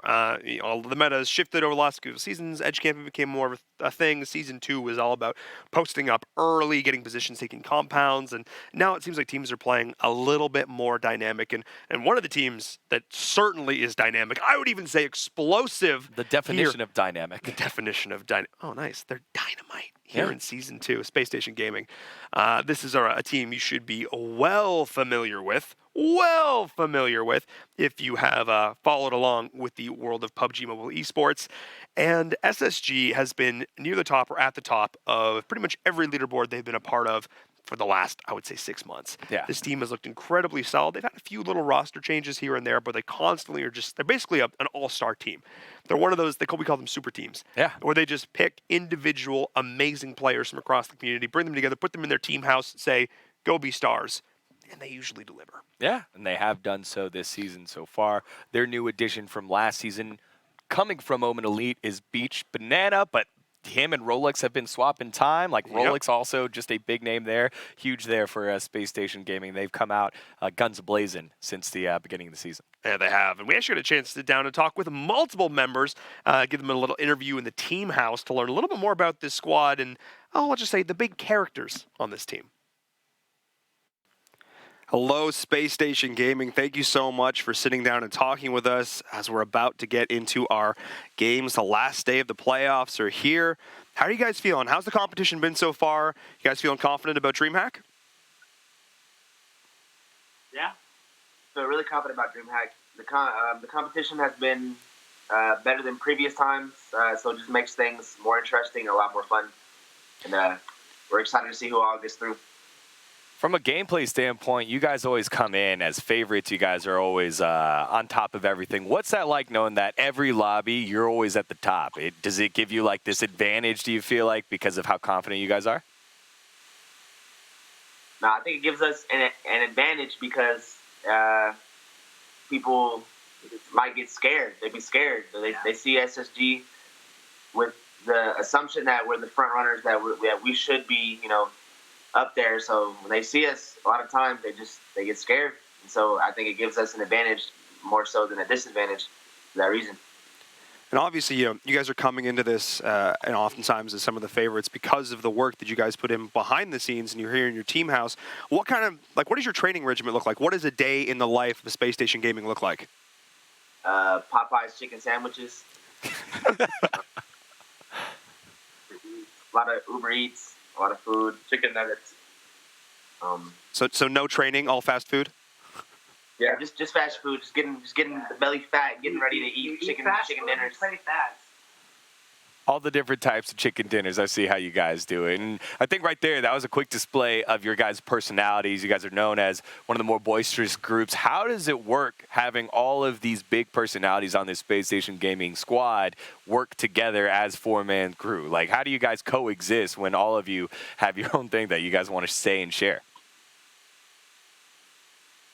That's a good question. I think I don't know. It just works. I really don't know how to explain it, but it's almost like putting a bunch of comedians in a room together. Like everybody's gonna, everyone's gonna laugh. It's all gonna be a good time. And so when you put that with competitors, we all want to win. We all want the same thing. So I think we just all click. We just flow. Yeah. At the end of the day, when we play, it's fun. Like in the beginning of the game, when we drop, we have a little fun. But then it gets really serious once you start getting into it. Yeah, well, I mean, clearly the personality comes through, and you can tell just seeing you all sitting down together that you actually enjoy hanging out and playing, and it shows in your performance so far. So I have to say good luck in your matches today, and I guess maybe we'll see you with DreamHack. All right. Yeah, thank you. Appreciate it. Well, you heard it there. They don't quite know why it works, but it works. Yeah, I mean, if it ain't broke, don't fix it, Yeah, maybe it's more of a magician never reveals his secrets. Maybe it's one of those things. That's what it seems like. Sixless barely even said anything. The only thing he said was chicken nuggets. Oh, wow, he went the entire... Pretty sure. Yeah, you're right. Big talker on chat. Not so much when we interview him. Let's take a look at the scoreboards here for group number 2. Omen Elite 730, Space Station, the guys that we just interviewed, 690. Pittsburgh Knights find themselves on top at 670 with Cloud9, Infinix Gaming, and Team 9. Those were the 6 squads that were in the top 10 at the beginning of the day, but Revenant, Third Eye, Method, Tribe Gaming, those are some big names there that are also trying to work their way on up. We saw Squad on Me make a big move. We saw Knoll try to make a shove there at the end, and Tempo Storm was able to eke their way on in. Remember, the number we're looking at, 760 currently for Animosity, 805, I believe, for Simplicity, and 815 for Tempo Storm. Those are the numbers we're looking for here, and you got a chunk of teams there that are looking for it. Yeah, the top 6, I think, is really where we're going to be keeping our eye here. Team 9 and above. There's a 110-point gap between 6th and 7th here. So really, Omen Elite, SSG, Pittsburgh Knights, Cloud9, Infinix Team. I mean, Pittsburgh Knights, a team we talked a lot about in Season 1. They looked really solid. They looked good. Made it out to our finals, I believe. Mac Dallas. Jagger was on that team. The long-standing member of that Wi-Fi has now moved on and is now with Omen Elite. Yep. So you talk about this PUBG mobile community. A lot of guys have made some roster swaps, so pretty exciting. Yeah, no, it's great. And now they've stepped up in a big way here in Season 3. They are in prime position to secure another place. 2 out of 3 ain't bad when it comes to these live finals. Yeah, definitely. And I think when they are consistent, they're one of the best teams in North America, but they've got to find that consistency. I think that's the biggest issue for Pittsburgh Knights, but they've been able to be consistent throughout day number 1. How are they going to do in the final 3 games? We're going to find out as we jump into game number 7 for group number 2. And once again, not a plain path. I mean, there's some options, I guess. There's a few options. So missing a couple teams from this one as well. 72. So 2 teams missing for this one, but otherwise we have 18 full squads that'll be dropping into this one. Yeah, plain paths have not been overly kind. Yeah. I mean, this one's a little bit better. I mean, teams know where high vehicle spawn rates are, and they're just going to grab one, go to their positions anyway. But it just slows you up a little bit at this stage in the game. You just want to get to your happy little looting place, draw some happy little trees or whatever, and then feel comfortable in this early game. And we didn't see a single kill in game number 1 of group number 1 for the first, 8 or 9 minutes. It was way too long. I think it was like 10 minutes. Playing game of peace in here. I don't know. Yeah, it took them a little while, just a little while to feel out where everyone was dropping, and then able to move from there as we take a look at these drop spots. No one really going farm. Might have a couple people go in school. Infinix Gaming gonna stay at military base. Wares gonna hang down towards Novo. I remember Wares, but it looks like Space Station Gaming is gonna land right on top of the Happy Campers over there in Primorsk. That's gonna be a big one to watch as those guys get settled in. Pittsburgh Knights looking okay. Everyone else heading on over. And it was Tribe that actually did not load in. Interesting. Yeah, I believe. And then Infinix Storm, who DQ'd from last week. Yeah, I think Tribe had an issue posting for this first game. They didn't show up for the posting time, so gotcha. We'll be able to see if they're able to come on in. But Omen Elite. I mean, I think we could say Tribe's done. They needed 3. They were at 390 points. They needed 3 incredible. Oh, what the heck is happening? We needed 3 incredible games from them, and not having one of those, I would say, Tribe Gaming, an organization known for its, it's a mobile esports org. Yeah. Not having a place here feels bad. Yeah, it's not great here, but I think regulations are a thing. Got to load in when you got to show up at your call time. I don't think they were able to, and we'll keep an eye on it. Jerry, just turn around, Jerry. He's got him. He definitely did not know where. Oh, run him over. Run him over, Jerry. What are you doing? Gonna leave him? He's just gonna leave him. That's more BM. Yeah. Remember, Little Homies, second favorite named team here as we fall along with All Rejects Gaming. Now going back and forth here. I believe those are a couple of members of formerly Asterion. Yeah. Forgot what they go by now. We'll look that one up in our notes. Is All Rejects Gaming gonna be able to rally here? All Rejection Gaming. Gotcha, that makes a lot more sense. Yes. All the while, you had a couple of members of Omen Elite picking up some kills as well. So George Pole getting a little crowded. This is a lot of action early on. Yeah. Now Clout fighting up against another member here. Espinoza able to pick up that knock. And look at this. Revenant still rolling early on. Got a couple of people up. The revives were coming through. And I think All Rejection Gaming not getting those finishes. Now it's starting to bite them in the butt here as Chico in the window is going to finish off Run in a second. Oh, and he actually gets killed through the window. Oh, boy. Now Espinosa is going to continue what he started. Get some redemption for his teammate here. And All Rejection Gaming is in shambles. They're getting rejected early. More like ejected from the lobby. Yeah, now Little Homies, he found Bishop. It's Jerry. Jerry's been active early on. Bishop's going to have to come up for water. There's an easy poke. And down goes Bishop. All Rejection Gaming, just one left alive here. Wow. I mean, that's not the way they want to start this off. But, I mean, we've saw what happens. One lone member with a dream and a degree in snaking can just get it done. Make all the way into 6th position. You can get a degree in that now. I see. Oh. Bobalicious, Kilo. These guys now fighting, scouting out Boosted. Lopez is doing his best to hide for a bit, but I don't think it'll be for long here as Lopez in big trouble. Lopez is going to be in the UAZ. Will be able to get himself out to safety. So nice move there as Lopez, turns the corner. Should be able to get himself to safety away from third eye. Yeah, almost getting that one done, but just able to find the angles there alongside these buildings up in the north. Bo Malicious trying to get these shots downrange. Can't quite find Rafa, though. Boosted. I cannot believe they're able to get themselves out of there. I mean, this isn't over yet by any stretch, but... Okay, no. Lopez does go down. All right, that makes more sense.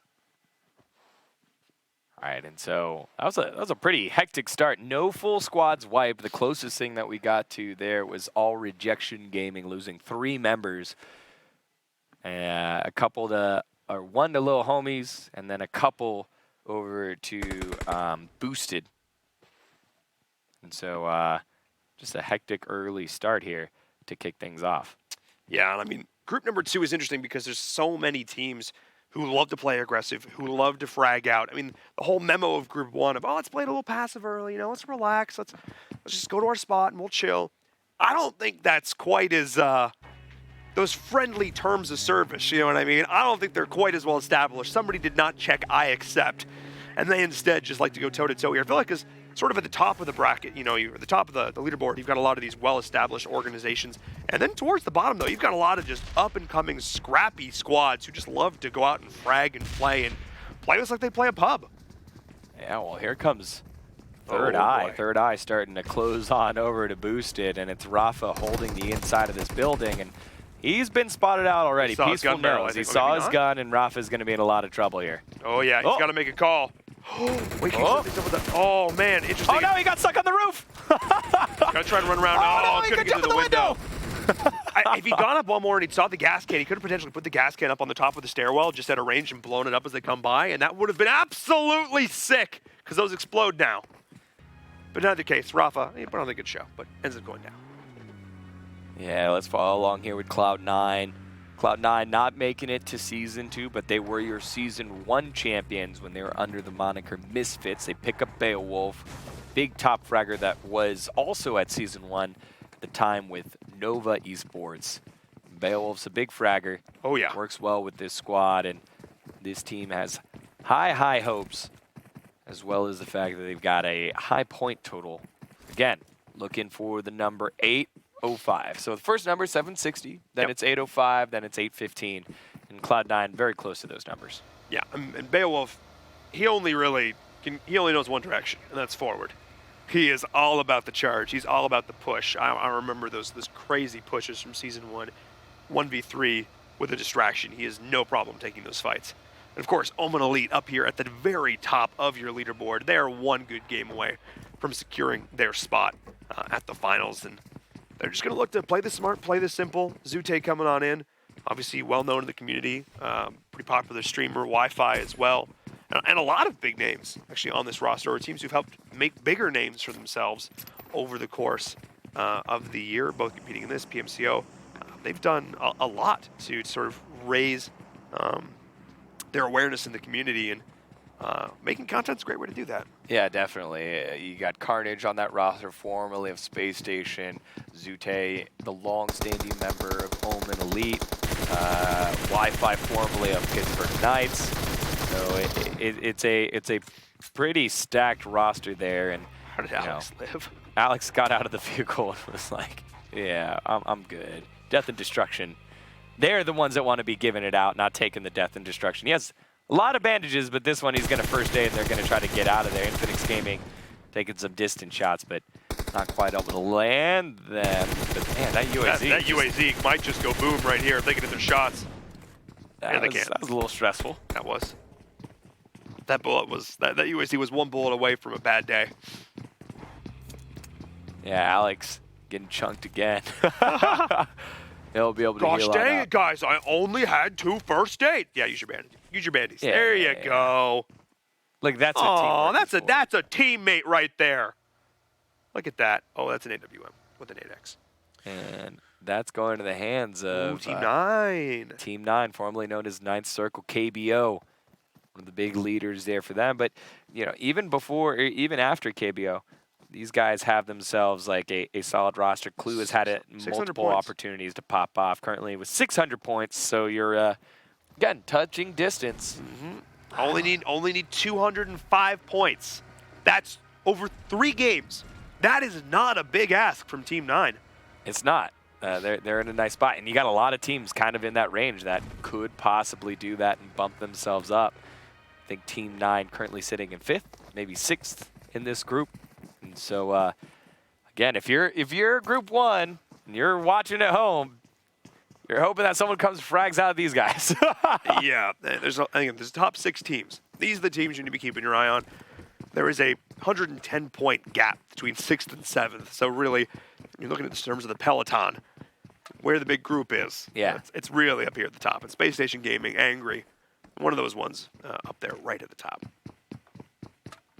Yeah, Angry just kind of hanging tight for now. And, you know, Space Station, we got to talk to them earlier. They seem pretty relaxed. They know that they got their spot in the bag. And these guys are, again, veterans of the scene, well-known in the scene, and just so comfortable in terms of what they need to do. I think, again, started the season with Beach Banana in the starting role, then swapped out. Rolex now getting some games in there.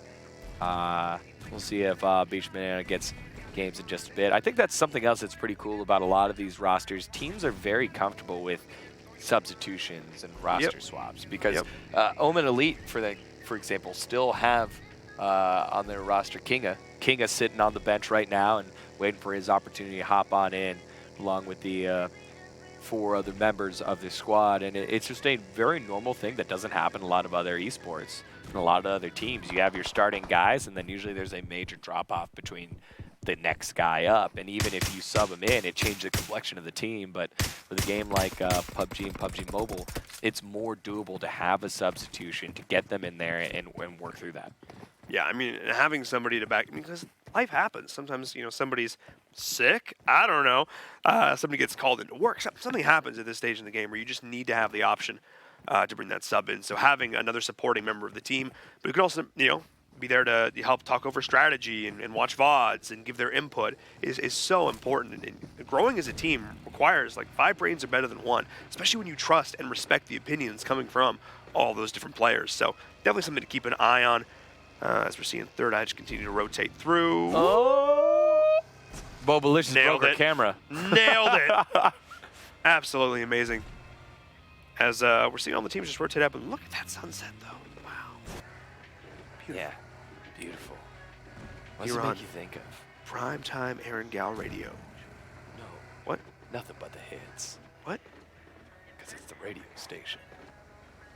Oh, yeah, the hits. Yeah, nothing but the hits. Perfect. What did you think? I thought you said heads. Nothing but the heads. Just click heads? Well, if it wasn't so slow, we wouldn't be talking about heads or hits, but it's a little slow right now. As we imagine, game number 7, teams feeling each other out and just sending it right to the middle of the circle right now. Cloud9 there, Infinix Gaming, Pittsburgh Knights, Death and Destruction, All Rejection Gaming, that is. There we Space go. Station is also in there. Ninth Circle or Team 9, formerly Ninth Circle. Ware's coming on in. Omen Elite will be coming from the north. Gone, boosted. The last teams to move here are Third Eye, Lil Homies, and another team that's coming all the way from the east. So there's your forecast, Bob. Let's send it back to you. Thanks, Daniel. You're welcome, Steve. Wait, you gave me 2 fake names. I gave you 2 fake names. And I used your, okay. You didn't give me one. No, you're right. That's fair. I made one for me because you didn't give me one. All right, that's also correct. Looking at Cloud9, so Cloud9 had a very interesting story. In Season 2, they made some swaps in terms of the roster, but then couldn't finalize those swaps because things had already locked for Mobile Open. And their performance, honestly, was not up to par with what we'd expect for them. This wasn't the team they were scrimming with and all sorts of stuff. But this time, they have no excuse. They need to show that they are one of the top teams, worthy of playing under that Cloud9 roster, one of the most well-established, well-respected, and largest organizations in North America. So they need to step up here in a big way. Method as well. Method having an amazing weekend if you're watching World of Warcraft, but this isn't that. They need to step up in the world of PUBG Mobile here. Yeah, and again, I think if you look at the year overall, Clay, Everfury making all the first 2 in-person lands, I think that's pretty successful. And I think just in this group, they've been bullied just a bit. As you see Monarch now taking some distant shots towards Spring and Wi-Fi.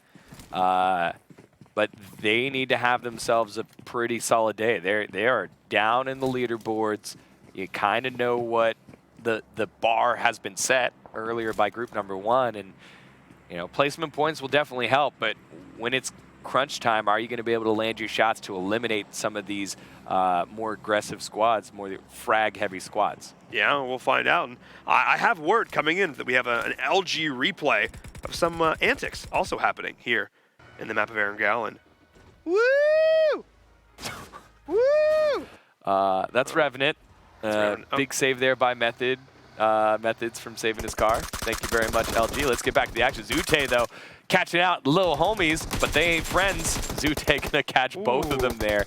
I'm sure he's using his little thumb mittens. Thank you so much for the thumb mittens, Zute and Sakumai. I still use them when I play. And Zute now popping off, going for another one there on K. Wow. As the little homies will survive through the letter K. K will drive himself out to safety. K. What a save. That was a clutch save. Absolutely. Down Everest. Wow, this guy can drive. Yeah, big save there by K, but now in the kill feed, KBO picking up an ALM kill on the 6 list. So Team 9 now getting a bit aggressive there on Space Station Gaming. Yeah, this is what I want to see. I want to see that AWM. I want to see some and KBO, he's a sick sniper in his own right. So giving him the most powerful weapon in the game and seeing what he can do with it makes me happy. Yeah, KBO, one of the more infamous players on this squad. Oh no, K. He runs from Omen Elite to Cloud9. What was the expression I used last game? Out of the frying pan into the fire. Yes. I did it right. There you go. One take Degon. That's what they call me. We definitely call him that. That's what. Yes, they definitely call me that. We definitely call him that. Not an optimal position for K, but it looks like the Happy Campers ended up surviving there. It looked like there's going to be a bit of a scuffle with them. In Space Station, yeah. Space Station, yeah, but it looks like they ended up getting out of there scot-free, which is good. And it looks like they're living up to their name right now. They're just camping. Yeah, both teams out of Primorsk, and then another ALM for Team 9. Another ALM. I like that one. Thank you. Is that a game? Is that a music reference? Yeah. Yeah. Okay. I got it. I'm proud of you. Thanks, buddy. Look at you. Look at me. Circle gonna pop here. Rap reference ever. Nah, it's good. I get it. Circle just straightening up here. So now part of Everest gets chunked away. Omen Elite gonna have to rethink it, but Zute already moving off and getting closer to Method. So Method, it might be time to put up here for those guys. C9 also comfortably in there. Booster gonna have to rotate on in, but I think a lot of the action's gonna head there in the south.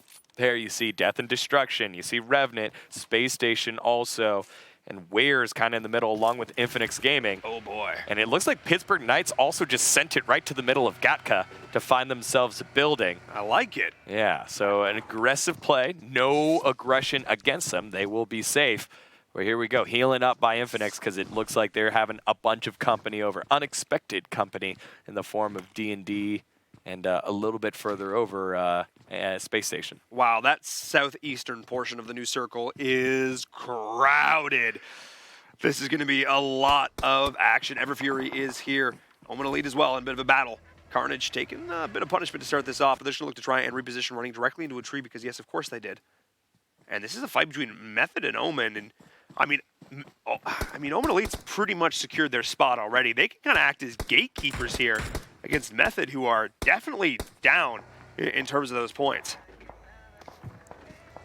Yeah, and I think it's the right play for Method. You're like, this is like the #1 team in our lobby, one of the #1 teams out of North America in the form of Omen Elite.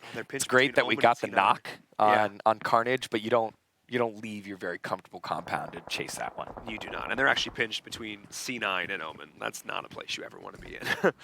As it seems like D&D, actually, in the way the circle is rotating, there's a lot of these little compounds. A lot of this. And now Space Station Gaming wanting to finish what they started, the early battle up against the Happy Campers. Tasty, going to be a little morsel for them to pick themselves up 5 points. That's a good team play move there by Tasty. He's down. The team's running away. He's like, hey, guys, I'm going to crawl at them to distract them. And it worked. They're able to get away with the UAZs. No bullets after those vehicles. Oh, yeah. And Happy Campers will have to set up a new campsite. Ooh, Angry with that level 3 armor. Nice. Nice. That's definitely level 2. I was referring to the frying pan. Oh, got it. I didn't get that one. My bad. That's on me. The perfect butt armor. It is. It is. Peaceful now rotating over as we see Wares popping off onto Team 9 and now onto THC. Wares just killing everybody in sight. Oh my, yeah. I mean, that was 6 shots. Yeah, THC is actually just, the second we switch off them, they die. Yeah. Instantly. They drove away from Space Station Gaming. And now, wow, Peaceful going down, the headshot coming in there as well. Not quite so peaceful as Space Stations. They're putting this Juicy up front, being covered by the rest of the crew, pushing on in these vehicles that have not yet been destroyed, which means that if they take too much damage, they could actually explode. So you got to be careful using these ones for cover. Kilo is going to have to step up here, but it's Juicy with the shots, raining on through. Perfect spray control in the AK. Not easy to do. Yeah, but it does look like the members of Third Eye are able to get to their downed teammate. Show Off going to get the revive onto Peaceful, and Peaceful should be okay. Kilo throwing the smoke to buy a little bit of time, but with the grass just right above there, it seems very difficult for them to find a comfortable spot to shoot from. As you can see, the big flank by Angry, I don't think Peaceful's going to see it. Bobalicious so far over as well. Rolex, he just like basically right on it. Kilo's going to hit his belly, use the tree for cover. Juicy now taking a little bit of cover fire back, and this has been a drawn-out fight here by Third Eye and Space Station. Space Station have the circle, so Third Eye, not all the members are in. They're going to have to move in at some point. Oh, this is the perfect position for Space Station right now, knowing the enemy has to push into them. They're pretty spread out. Look at they kind of just create this firing line, this wall of threat that needs to be dealt with. Nades are flying in as well, trying to rotate, but you're in the blue. Not a lot you can do. Look at the shots from Kilo. They do actually get down Angry. Peaceful is there as well, being anything but. Trying to find the shots through. Peaceful now is going to trade himself out. Rolex is here. Trying to back himself up, reset and cover a little bit. They're trying to isolate one member. Juicy actually goes down as well. Hang on. This is not necessarily the best position here, as it looks like. They're going off. Yeah, Gino went way far back in the blue and bought a lot of time. Gino coming around the corner. Sixless gets finished off. They don't see the members that are closer, so Rolex and Angry still alive. He's able to catch Rolex. One more shot for Angry before he and all of Space Station go down. They might go out in 15th place. Here comes Kilo on the push. Angry able to get the heal off. He's able to get one, but gets shot in the back. Space Station Gaming going out in 15th place. What an upset. What a sick play coming in from Peaceful and the crew. Third Eye, what? I mean, clearly they just had a one up there. That was not a position, not a fight they should ever have won. Yeah, that was a big play by Gino going back into the blue, buying time, throwing smoke in front, and distracting Space Station Gaming. And that's a big win there for Third Eye. I guess a little bit more time for some Popeye chicken sandwiches for Angry and the boys. But Space Station, you know that they're going to be able to bounce back. You know that they're going to get the points needed to get themselves to Atlanta because they are one of the lobby leaders. But just a nice little piece of tactics and fighting there. Good thinking by Third Eye to knock out one of the lobby leaders and get themselves on the board into safety. You see them on the map here pretty far down in the southeast, but they have a little bit more time. Looking at some of the other squads there, Boosted and D&D pretty much there on the left, Revenant in the south, but C9, Omen, Method all hanging around with Team 9 in the north, but Wares and everybody, it looks like they're going to start sending it right next to each other, very close to Omen Elite, but KBO has that on. Oh yeah, that on. That's going to continue to be a threat every single time. One of those big boy rounds just goes down range. Everybody takes notice. You do not want to be on the receiving end at all. They see the smokes. They see the oh, trying to snipe some kills. Wi-Fi, a double kill with a nade there in your kill feed as well. Oh, that's C9. All right, so he sees the prey in between, and he sees the hunters taking them down. But who hunts the hunters? That's the question. That is the question. Right now, KBO just likes where he's at. He's pretty safe, and he's got the big boy gun with the big boy scope, assuming no one else has any big boy things to shoot back at him. But this is just a tough spot to be in right now inside of Gatka. If you don't have yourself a building, you better have a ton of smokes. And right now, Clue 9 and all of Team 9 here just kind of slowly figuring out what the play is, because the blue's starting to hurt now in circle number 5. Oh yeah, it really will start to chunk as things continue here. Ware's surviving through all this, but they had to use all their utility to do so. C9 on one side, Team 9 on the other. That is not a position to be in. But Cloud9 found themselves a little compound. They've posted up. Buddy system here. The vehicle's coming on through. VSS in hand for Pyra. It's going to look to impact some of these additional fights as grenades continue to rain. Yeah, this has been pretty tough watch here for Wares. They're in a lot of trouble. Finally, C9 now starting to take shots here, and it's at Omen Elite. Carnage immediately hitting his belly. Wi-Fi turns about face and leaves Carnage on his lonesome. The vehicle rolling, but he gets spotted out by Beowulf, and Carnage, he's the one saying this is the big boy lobby. Well, he goes down first on his squad. Wares still surviving, trying to get the revive train going. Grimes looks like he'll survive. Blue Nose was able to continue to throw some smokes, and Ware's able to buy a little bit of space. But right now, Team 9 are in a little bit of trouble right now. They're on the outskirts, getting pushed in by Wares, getting pushed in by Cloud9, getting pushed in by Omen. It's going to have to be a send, I believe, for Team 9. But look at Pirate, just a shooting range here. Pittsburgh Knights sending it right into Method. Wares in Team 9 also fighting on that side. And down in the distance, it's Spiffy there with All Rejection Gaming. Yeah, he's just kind of off on his lonesome, hanging on the outside, but a lot of shots going through right now. Okay, as we do see Pittsburgh Knights losing J7 and Jagger there. That vehicle blowing up by Beowulf. Wait, is that all of Pittsburgh Knights going down there for a second? 3 members falling for Pittsburgh Knights. That's absolutely huge. And Wares managed to stabilize through all this and continue to rain down shots. Team 9 is doing exactly what you suggested. They're sending it right on down the middle. They need to continue this pressure, but Wares finding a moment of reprieve amidst all of this chaos here in these final circles. But the blue is moving in, D-Gon. Yeah, the blue is moving in. Team 9 seem to have found their line on in. It's a long, long rotation around. I believe Gon has been, Gon still alive, surviving through Carlos R. I think Infinix Gaming just got finished off. Carlos R very, very low on even taking a bunch of shots. Again, it's a lot of the guys inside houses feeling comfortable, feeling safe. Revenant's Espinoza. Revenant, one of those squads on the cusp. Nice he just shots. gets taken out. That's all of Revenant now completed. Infinix still alive, my bad. Looks like they do have a couple people up. Wares gets finished off, but Omen Elite still safe. D&D feeling okay. And Spiffy, he was able to get himself that the level 3 gear from the crate. Looking pretty good right now. Yeah, Omen Elite, still 3 members alive. Zute's got the optics, he's got the position. Really nice spot for them, actually.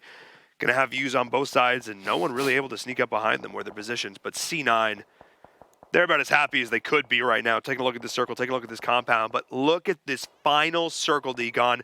I don't see a lot of cover. Yeah, neither do I. And Team 9 now starting to push here and keeping Third Eye at bay. Remember, Third Eye, they have the Space Station Slayer buff. They could take on anyone. But this is true. We'll have to keep an eye on how they move forward here as KBO, he's still got a line for it. A bunch of smokes here, and these guys are spending a lot of time finding each other. Circle will be moving in 25 seconds. And this is one of those things where, like, you can't be the team that moves first. If you move first, the other team will just shoot you in the back. It'll be so hard for you to make a move there. Nice nade there onto Luis Seal. Luis spelled backwards. And he gets pretty chunked there. While Clue is starting to take a fight with Omen Elite. Zute gets knocked, and then Minwoo turning down on Kilo. So it's fights on all fronts here for Team 9. Team 9 doing work right now, but Peaceful's going to be pushing right in point-blank range. Couldn't quite find the shots. Scar, I mean, this is maybe not the site he wants to be using here. They got the AK. Deciding to reevaluate this push in line as Minwoo is here, though. Here comes the blue. They got to keep the angle in line. Can they find the shots, D-Gon? No, they cannot. Right through the bushes. Peaceful gets it done. They want to try and grab the vehicle here as well, taking a little bit of damage to the blue, but Team 9 is in a bit of a rough position. They're trying to continue to push this in right now, but C9 is taking advantage of the chaos, putting it all down range, finding the shots. Oh, D&D. And D&D is in a terrible position. D&D, no, not like this. Yank this. You already know what the comms are like for him. It's like, guys, what was this call? They're stuck on a tree.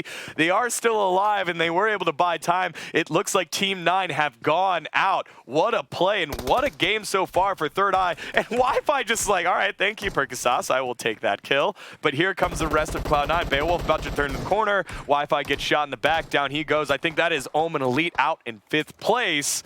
And so D&D, Method, Cloud9. And is it Third Eye? Is Third Eye the final team here? The Space Station the Space Station gaming buff is real. It is. I mean, they took down Space Station. They took down Team 9. Another one of these teams absolutely vying for contention. And D&D, despite probably the worst send we've seen in these final circle situations, they're surviving.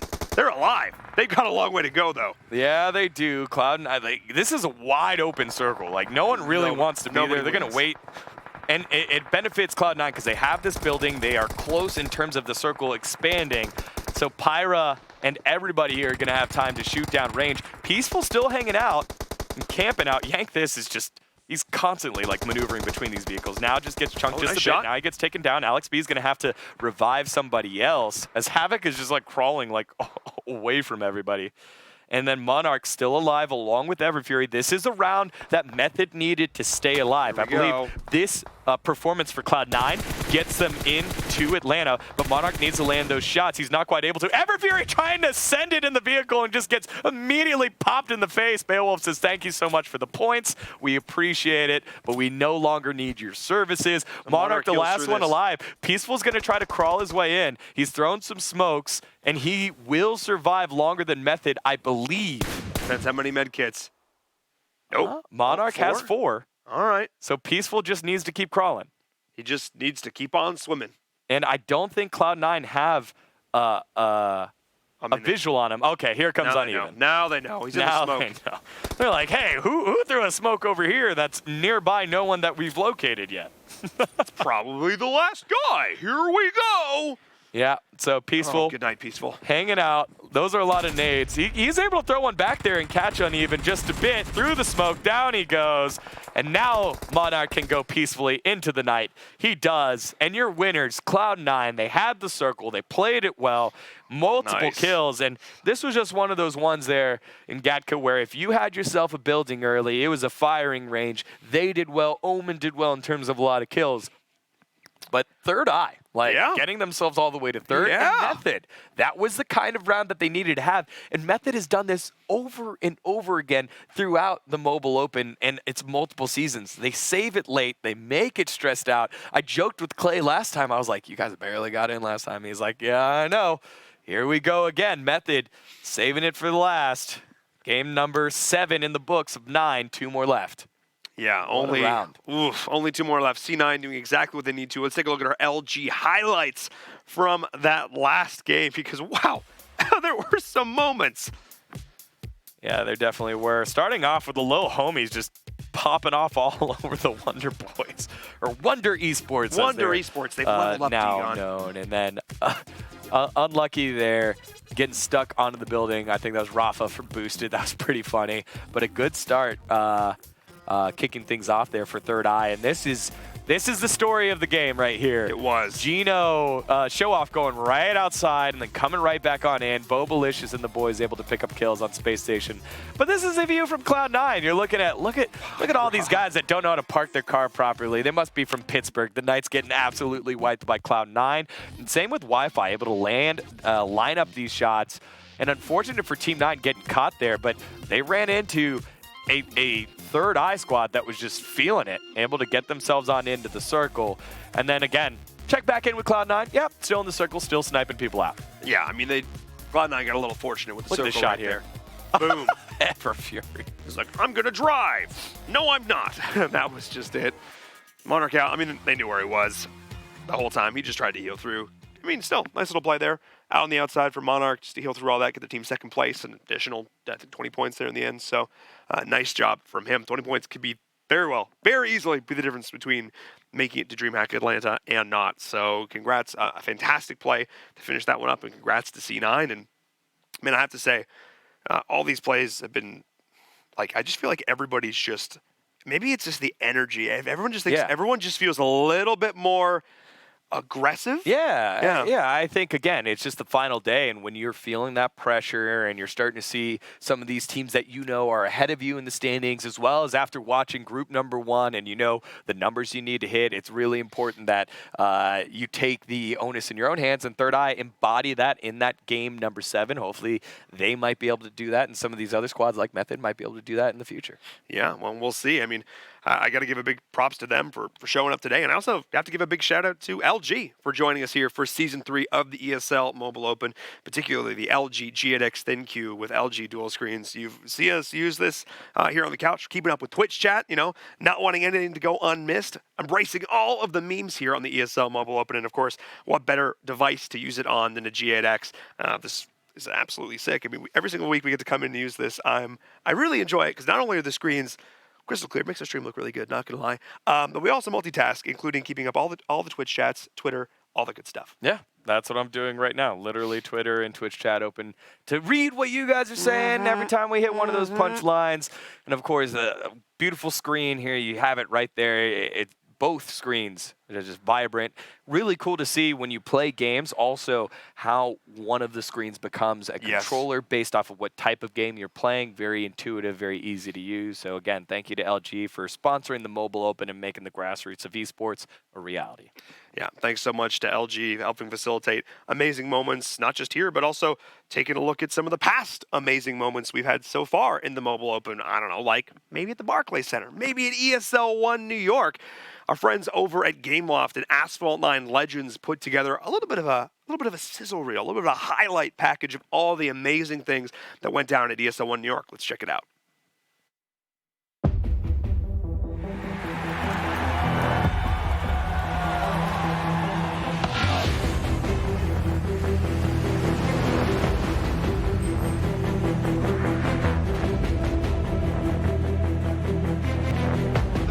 Might not be totally aware, Asphalt 9 Legends, of course, takes some of the hottest cars in the world on some of the coolest tracks with some of the best graphics you've ever seen on a mobile device, I promise you. I've just been playing the events and just trying, and eventually got it. And there we go. Whoa! Yeah, Zoma. This is not the fastest route. He's just showing off. I had no game plan, if that's what you're asking. I just came. Right behind him, though. He's going to try and take it back here on the inside. Got the shake swing. Can he make it happen? Right through Engage the survives to the rim. This is the final corner. Bueno, me siento muy ansioso, algo muy nervioso, la verdad. Lee Joe gets it done. Lights out, away we go. Dripping again. Zoma's on the left side. Oh, the knockdown. It's going to take race 2. Look at the ramps! Look at the ramps! Seems like Elite Joe's just on another level. This man's wheels do not touch the ground. On the inside, wheel to wheel. That was absolutely clutch. Not getting the barrel roll. Final few turns. I'm just seeing the lead extending. Final corner. Joe's going around the final corner, take the checkered flag, and win the series. Elite Joe walking away with the win. Your champion here at ESL 1 New York for the ESL Mobile Open Season 2 Finals. Big smiles for days. La verdad, estuvo muy nervioso, pero me supe controlar. Fue difícil, me siento muy emocionado, me he esforzado bastante todos estos días, pero bueno, se fue bien, me seguí esforzando y hay que seguir adelante.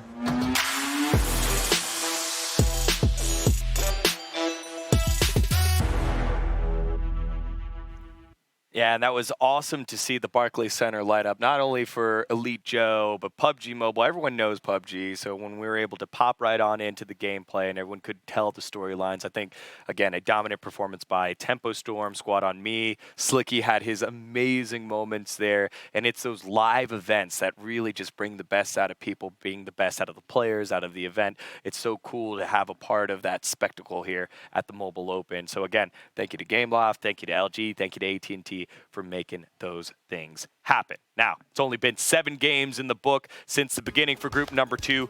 2 more left to decide who will be going to DreamHack Atlanta. Don't go anywhere. You don't want to miss it. See you in just a bit.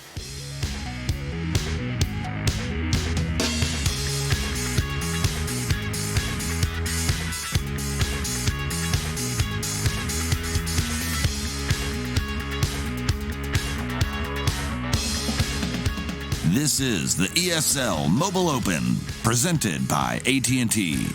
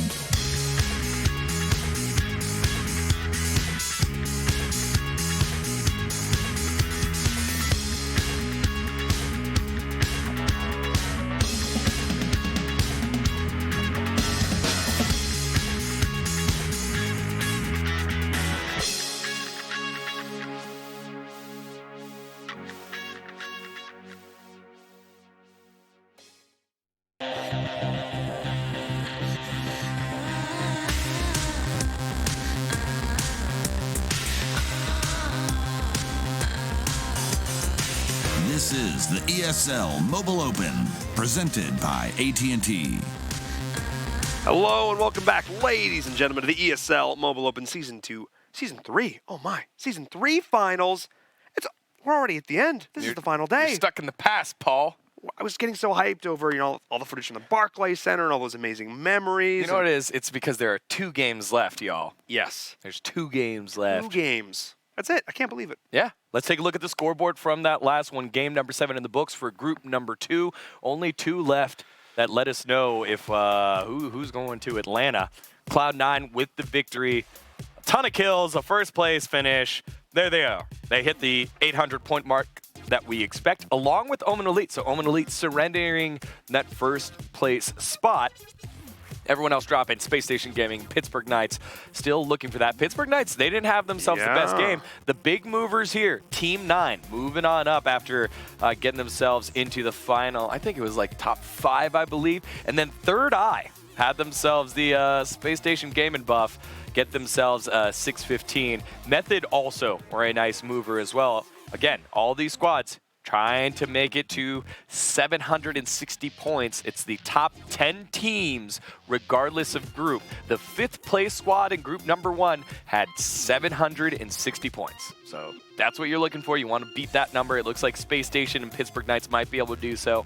Team 9, Infinex, they're in touching distance, but Infinex Gaming, they had themselves an anonymous performance. Not quite what they were looking for, but again, can Everfury and Clay for Method pull the rabbit out of their hat? Can Third Eye continue their fighting style here to get themselves on in? And we expect Space Station and Pittsburgh to close it on out here. Yeah, I mean, Cloud9, Omen Elite, pretty much already secured their spots. They're looking good right now. That solid chicken dinner win from Cloud9 pretty much locked that one up for them. So 2 of these teams have already said, yeah, we got this. But SSG, that fight just should not have happened the last game. They need to really step their game up. But Third Eye, if they can deliver a couple more games like that, they may be that slippery little snack to just sneak right on in there. Yeah, and I think the big thing to remember, though, is that Space Station weren't dominant throughout. You got a lot of teams that were able to be dominant. Omen was able to win a couple games. Cloud9 was able to win a couple games. And I think Space Station should be able to bounce back. Let's find out now. As the lights are red, that means we're going right on in. I love it. It makes me feel like we're right in the action, you know? Yeah. I love that. Those little cues. And hey, that's a little bit better. Yeah. A little bit more north here. But either way, it'll allow most teams to be able to drop everywhere that they want to go. Jovi will have a distance to go if they drop military, as they normally do. But probably drop near Ferry Pier, kind of crossroads there, and grab a vehicle that usually spawns there. Let's see, who else drops military? Jovi drops military in group number 1. Who drops military here in group 2? Is it Wonder Boys? Wonder Esports? Or was it? Where was Infinex going? Wares? Oh, Wares drops. That's it. CW. I was close. There's the W. Yeah. See if we have any more hot drops. Because, again, who did we see early on? It was Space Station and Wares were over in Promores, or was it Space Station and Gone? That was a hot drop, but nothing came out. It was the Happy Campers. Happy Campers, little homies. Campers. Little homies now right here with Cloud9, so that's something to be where you want to be aware of. I believe this is... Where's this at? This is over in Georgie. This looks like George. Yeah, this looks like South George. Yeah, Apps. So, yeah. Again, just something to be aware of. Little homies weren't afraid of fighting early. Jerry picked up a couple kills early, but then he and everyone else got killed right afterwards, and it was Kay that was left driving in between Cloud9 and Omen and all some of the big hitters in this lobby. I said it last week. I'll say it. Every clutch begins with K. In this case, he ended up surviving. You didn't get it last time I did it. I'm glad you did this time, D-Gon. I wasn't paying attention to your terrible Canadian jokes. schooling. Yeah. Sorry, Team 9. I know you guys are Canadian, but hey, look, man. We had a full Canadian roster make it to any of these? I don't think so yet. Not yet. Oh. But this could be the time. Let's take a look at this circle, though. Central, military's in play, but nobody's there yet. A lot of these northernly drop teams will have to rotate. This is actually northwestern side of things. This is going to get spicy moving into this next circle. We're seeing Third Eye going toe-to-toe with Boosted here. Yeah, Third Eye going toe-to-toe with Boosted. Little homies actually not someone on Cloud9, but then Cloud9 also picking a fight with Gone. Okay. So, it's starting to get a little crowded there in Georgia Pool.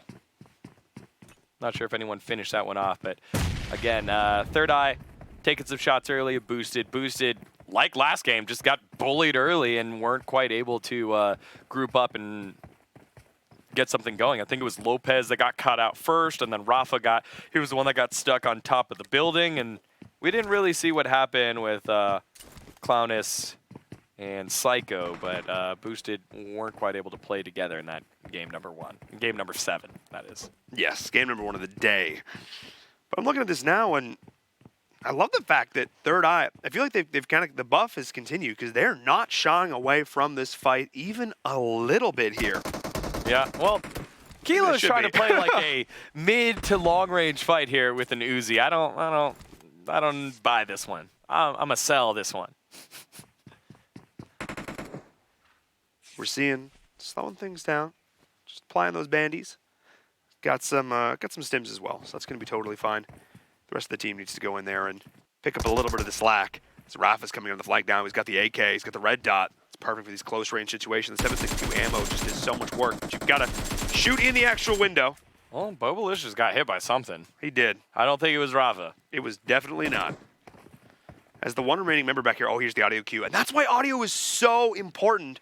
And that's why having a phone like, I don't know, like the G8X is so helpful because it's got those insanely good audio drivers so it can help you with all that good stuff. But Peaceful's just sitting way back. I love this position for Peaceful. Able to sort of be an eye in the sky, the bird's eye view, give a lot of cover and information, relay that to his team. Yeah, Clonus taking a peek here against Kilo. Psycho was ready for the peek, though, and Kilo able to bounce back. And right here, Third Eye, maybe the buff is wearing off. Maybe the buff was good for one game because... One push, one fight. Right here, Third Eye starting to have a little bit of trouble. Peaceful doing the buddy system with the peek there with Bobalicious and Lopez forced to heal on up. Remember, these guys haven't been able to move around all too much, so they haven't picked up that much equipment, that much healing, any of that stuff quite yet. So, got to keep an eye on it. The question is, who's going to have enough ammo to live through this? Both these teams haven't had a chance to loot up a ton yet. There is not a lot of loot. And Severny's okay, but it's one of those, this town ain't big enough for the two of us kind of moments, because really, it's about enough loot for one full team. Yeah, well, once they frag out, they should be fine to take it off their cold, dead hands. And another question. We have 18 teams in the lobby. Did Tribe also not join in again? Yeah, news coming from HQ, I believe Tribe is DQ'd. They did not show up at the check-in time, and unfortunately for Tribe Gaming, they will not be playing any of the games today, and with that, their score was already outside of... they're 390 to start the day. Yeah, the top 10, and won't be making it. So that was quite unfortunate for Tribe. Interesting. Tribe, obviously one of those larger-known mobile esports organizations here in North America. Kind of surprised at that one. So maybe some issues with that roster going through. So we'll see now the push coming in from Boosted. This is a hard flank up here on the left-hand side. We'll be keeping an eye on that one. Very smartly backing up, though, are going to be Third Eye. Maybe that eye's in the back of their head as they need to keep an eye on their flanks right now. And they are just retreating. Boosted with the positional advantage. The shots are going on through. Running out of ammo, running out of meds, running out of time. Seems to be Third Eye, and they need to reset here. Yeah, I think Third Eye is like, they won those fights earlier in the last game, and now you just don't want to back down. You don't want to back down from a fight, especially when it's boosted. Like, you're not, this isn't a team that isn't making you quake with fear because they're not in the top half. If you consider yourself a top half team, want to be one of the top 10 teams, if you're Third Eye, you got to be able to win these types of fights. To be fair to Boosted, they've been playing this very well. They've peaked together. They've seen the right angles. They probably have better weapons here. And so they've been playing it slow and calculated, and I like the way that Boosted's playing it. But if you're Third Eye, you want to win these fights. You want to opt into them. And now finally they've... you're out of meds. You're out of bullets. Yeah. You got to go. Retreated to find the vehicle. Oh, they did. That was absolutely huge. This is a full bail. Wow, Boosted. And maybe, winning one fight, we get a little excited for them. Mm-hmm. But in that situation, just not having the tools they needed, and Boosted played that really, really well. Yeah, Decent play there by Boosted. They don't quite get anything off of it, but they get to loot the rest of the area. And, you know, now it's a scary rotation for Third Eye. They don't know what they're rotating into because they spent all that time kind of gridlocked. They could have rotated right on into another team, just kind of like what's happening right now with Space Station and Team 9. You can see Minwoo being like, yeah, I'm getting out. Able to take some shots on the buggy, and Rolex in a little bit of trouble. The vehicle still together, but Rolex popping out early, and now he has to prone. I think the tire popped on the vehicle, and Rolex in a lot of trouble here. Going to be interesting to see how Space Station plays this one out, but Team 9 still on the move. Minwoo, he's been pretty lethal so far for Team 9. Now getting a bit closer, going to chuck a nade. That's going to force Rolex to do something here. He's going to sit. I think the nade rolled past him. Ooh, and it hit the rock. He stays safe. Now has an idea. Takes some shots at Minwoo, but is missed. And now Minwoo can call his buddies. It's Rolex all by his lonesome here. Oh, Rolex. The head pops out. Take the shot, Minwoo. Yeah, Clue just gets the flank of Reno. And Rolex is going to get turned into... That's not what time it is. There's a joke there. There it is. Yeah. That's not the clip he's posting to YouTube. Yeah. So Rolex getting taken out. Angry also getting shot by somebody. I think it was Happy Campers. And so Space Station Gaming with another slow start here. Again, we saw this in games 1 and 2. We did. In day 1, where Space Station Gaming were in like 16th place or something like that. It was something disgustingly low. Oh, wow. Nice shots there from Juicy. When Juicy's able to shoot shots like that works out pretty well for him. But Angry has been finished off. Oh, here we Sixless go. and Juicy, they need points here. Oh, good night. Or not? What happened? Sixless. He didn't eat his chicken nuggets. No, he did not. Those are not shots you should be missing. Tasty can't move. The heel coming out. Juicy should be able to pick it up. Yes, he is. But but the bait is real. Getting it there. This is tough here. Sixless might be able to pick Bouncing up. off the wall. There you go. That's good stuff right there. The nade coming out. Tasty still alive. Zeke not quite able to get the finish. So Bai goes down. Tasty will be the next one to go. Zeke only with... But the damage has been done. Space Station Gaming is in shambles. It's just one member. I mean, if there was a member to risk everything for and your Space Station Gaming, give it to our chicken nugget, man of few words, Sixless to make stuff happen. Motorcycle right there if he wants it. Going to throw another smoke. No barrages quite landing on him quite yet. And so I think he's going to wait out the red zone and then go pop on the motorcycle and go send it. Just Travis Pastrami, his way to victory. Here we go. Oh, but they have an idea. Oh, they got one shot in. But TXC not going to be able to land the shots there on Sixless. He's going to send it. And Sixless is going to do like his buddy Jukebox was doing earlier. Yep. He's going to have to sneaky snake his way on in. Again, Space Station Gaming sitting at like 730, 735, I believe. They only need 60-something, 70-something points. Which over 2 games, they should be able to get. I mean, they should. They should. They should have scored more than, however 30 or 40 points they're going to score in this game. It's possible. And that's why 800 points is usually the safe spot here. Safe spot of what you're looking for is Pittsburgh Knights, another one of those squads on the cusp. They did not score a lot of points in game number 1, but they were fitting pretty comfortably. J7, Jagger, the longstanding members of this squad looking to repeat and get themselves back into the live finals. They're a DreamHack team. That's why they didn't go to New York. They weren't part of the ESL 1 New York. They like the DreamHacks better. I mean, ESL 1's an experience. DreamHack's another great experience. The whole BYOC elements, got music festivals and stuff like that. You and I got to go rock out to Trivium in Dallas. That was a lot of fun. You'd never been to a metal concert. I have not. That was not my scene until you made it part of my scene, and I appreciate it and enjoy it. It was a bunch of nerds rocking out. It was an absolute blast. It was. It smelled like flowers. It does. I mean, let's take a look at this circle, though. Ooh. I mean, whoever's on military, do you risk it for that biscuit, though? Where's could. Like, that's a lot of military base still in, and Where's can just take their time there.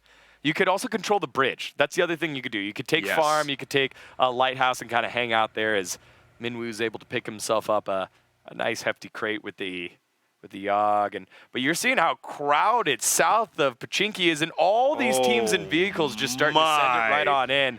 Infinix, Omen, Team 9, Pittsburgh Knights, Cloud9, THC, D&D. All these guys just roaming on through. Acronyms! You could see Clue just being like, is that you in that car? No? Okay. Is that you in that car? No. No? Okay. No? Okay. Clue taking a little bit of damage there. This Jagger, they're going to go ahead. They got there first. Yep. Oh, Clue! He took the shots right on back. That didn't feel good. Nope. Worst feeling ever when you go and shoot your shots and you miss them and then they turn around and shoot you in the face. Oh, cutie pie. Oh, wow, the headshot from uneven. Oh, and then finishing it off there. Wow. All right. So the rotations were real, but unfortunately everybody had the exact same idea. Wait, is C9 still fighting this? Wait, no, wait, THC is still here. What is Sergeant J on the flank? Pyra's right here. Sergeant J.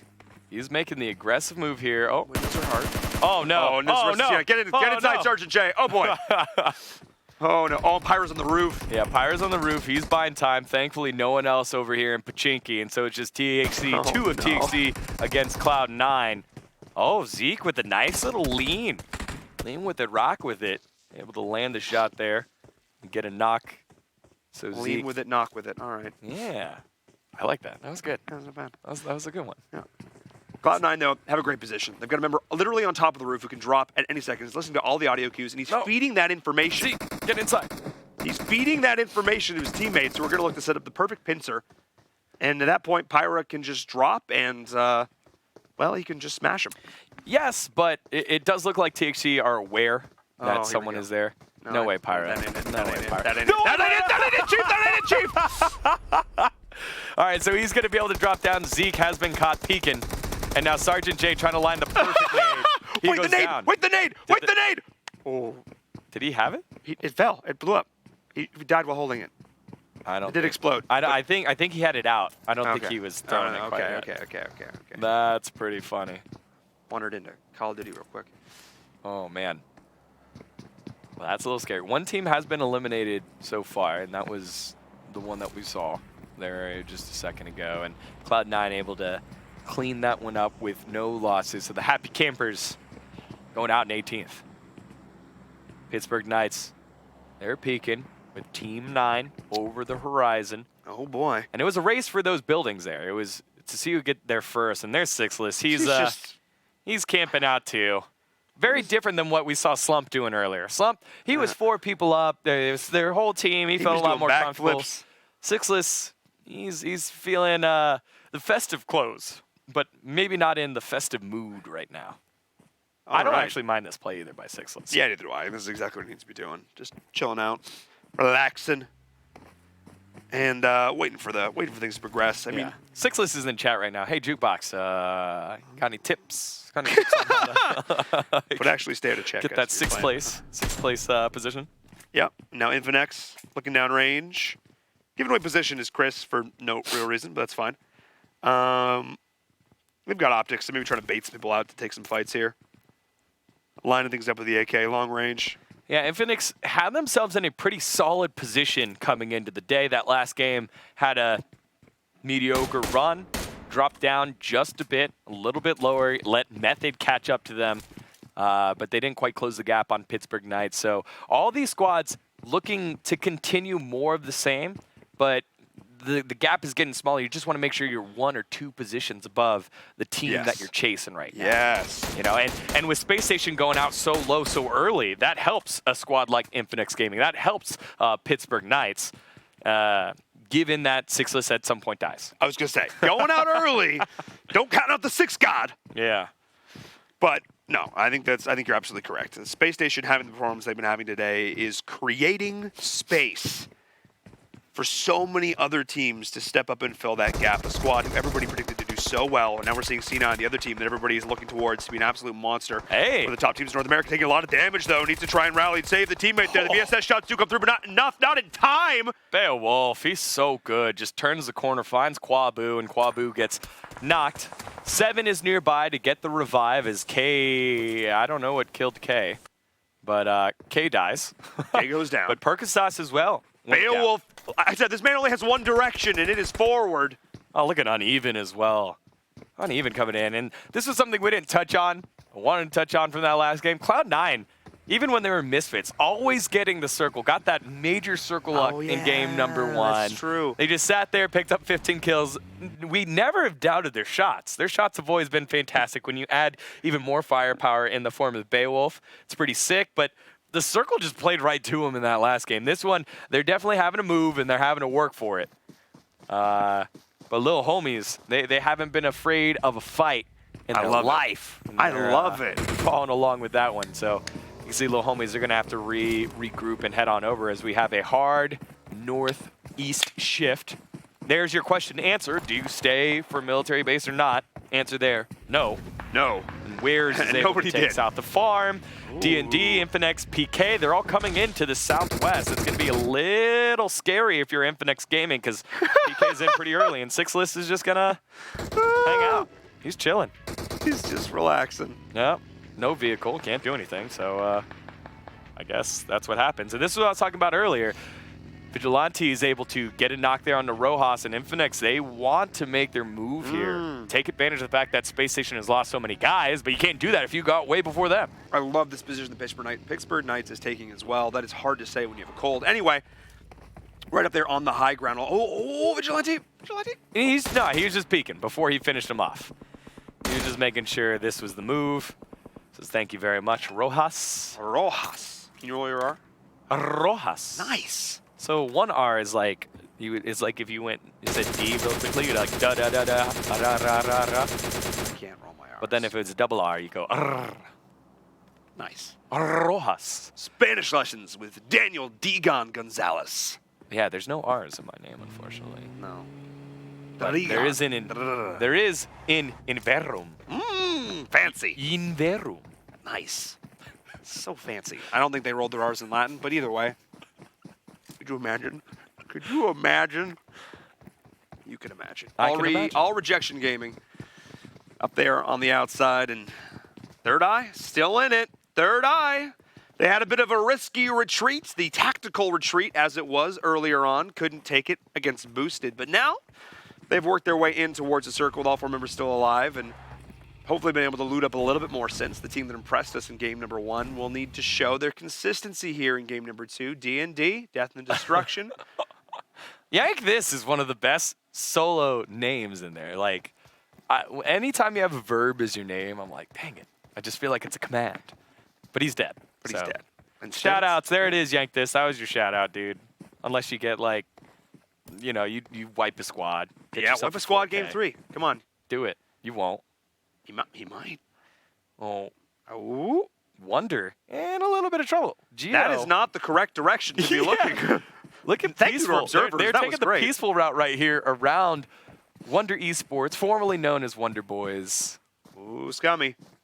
Yeah, Scummy's peeking the right way, but there's a ridge here. There's a ridge that you can play through, play around, as well as Gone is nearby, and it looks like the fight is going to start with Fruit getting shot at. They hear the silent shots. Within the 200 meters, you can absolutely hear that.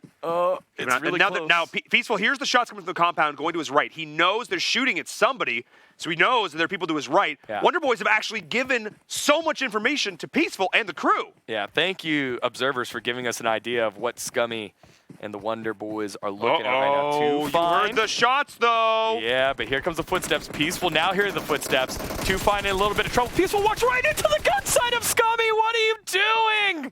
And down he goes. No members finished off. Scummy opens the door to finish him off. That was a little scary. That's a little thirst. So Too Fine and Scummy stay exactly that. Way Too Fine. And Third Eye pick off a poor fight. And now they're pinched between Gone and Wonder Esports. Yeah, Wonder Esports. Fruit has been knocked, so you will probably get that kill. But here comes Carlos R from behind. Bobalicious down. And now it's just one member left, 2 members left alive after the quick revive. This whole area is just a disaster. This is just bedlam. This is chaos. You have 4 different teams.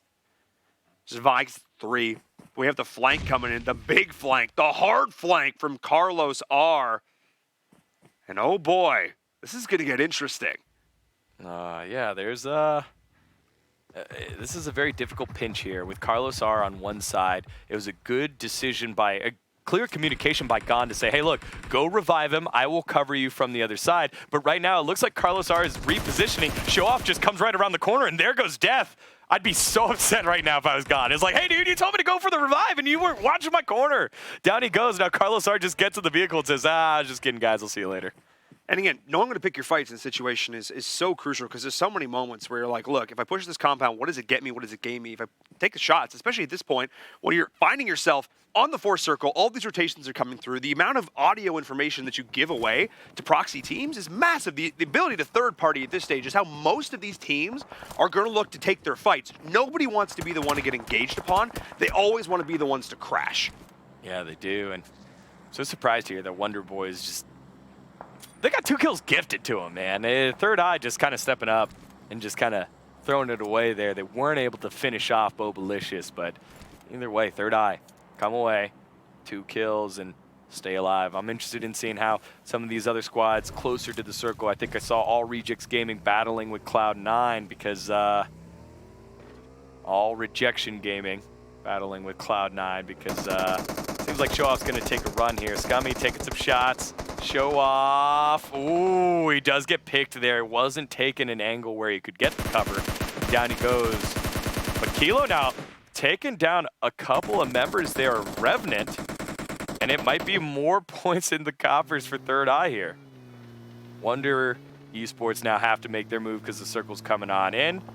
They should be fine, and they indeed are. Scummy just rotating on around, and will stay on the outskirts, but still needs to find somewhere to land. And it looks like they might have some trouble because they're driving closer to Omen Elite. Kilo able to get himself in, and it's just Kilo now for Third Eye. We'll keep an eye on this solo Sneaky Snake. Just kidding, because they're of a Fury picking that kill on up. They are the second team eliminated, which means Sixless is alive somewhere. Quavu now getting taken out by Omen Elite. And Lil Homies, they took the left turn when they were supposed to take the right, and they ran right into the Elite. Wi-Fi has Jerry in his sights. He's able to land those shots. Down he goes. Omen Elite have a couple members knocked, Carnage and Spring down, but in revivable situations. And Omen Elite will pick up the 2 kills and the squad elimination. Oof, nice play coming out there. C9 able to rally, stabilize here as well. Got themselves the compound, and this is huge, but they will have to move. Flex in this next one. They got 2 opponents behind them they got to deal with. And Wonder Esports, they are stacked right now. This is not an ideal situation because nades, we've seen them fly. And let's just say that this could be a rough, you know, the expression for horseshoe and hand grenades? You don't have to be this close when they're that stacked up. Yeah, look how many teams here. Team 9 over there, Cloud9, PK. Ware's going to be coming from behind. You can see Ware's throwing a nade there on the 5 a.m. Infinix Gaming also in this area. All Rejection Gaming. This is a tough spot to be in right now, and it looks like Boosted also getting into the action. So Boosted now able to get themselves out of that rut in the very beginning of the game. And PK, this is what you don't want here. You're stuck in between 2, almost 3 teams right now, and you need points to qualify for Atlanta. They're having a lot of trouble right now. Surprised that Clout hasn't been spotted out yet, sitting on top of a building as we head on over here. Boosted, here we Universe go. 7, Omen Elite. Rafa in a bit of trouble. Did that nade get on in? It bounced off the side. You And hate to see Unruly just not quite able to do it. He's holding on this edge, but his back is so exposed right now. That's what he's worried about. He wants to go pick up that kill. He wants to get a nade inside that building. Here we go. Here we go. He's going to go for it. The door is open. That's not what you want, Rafa. What are you going to do? Run!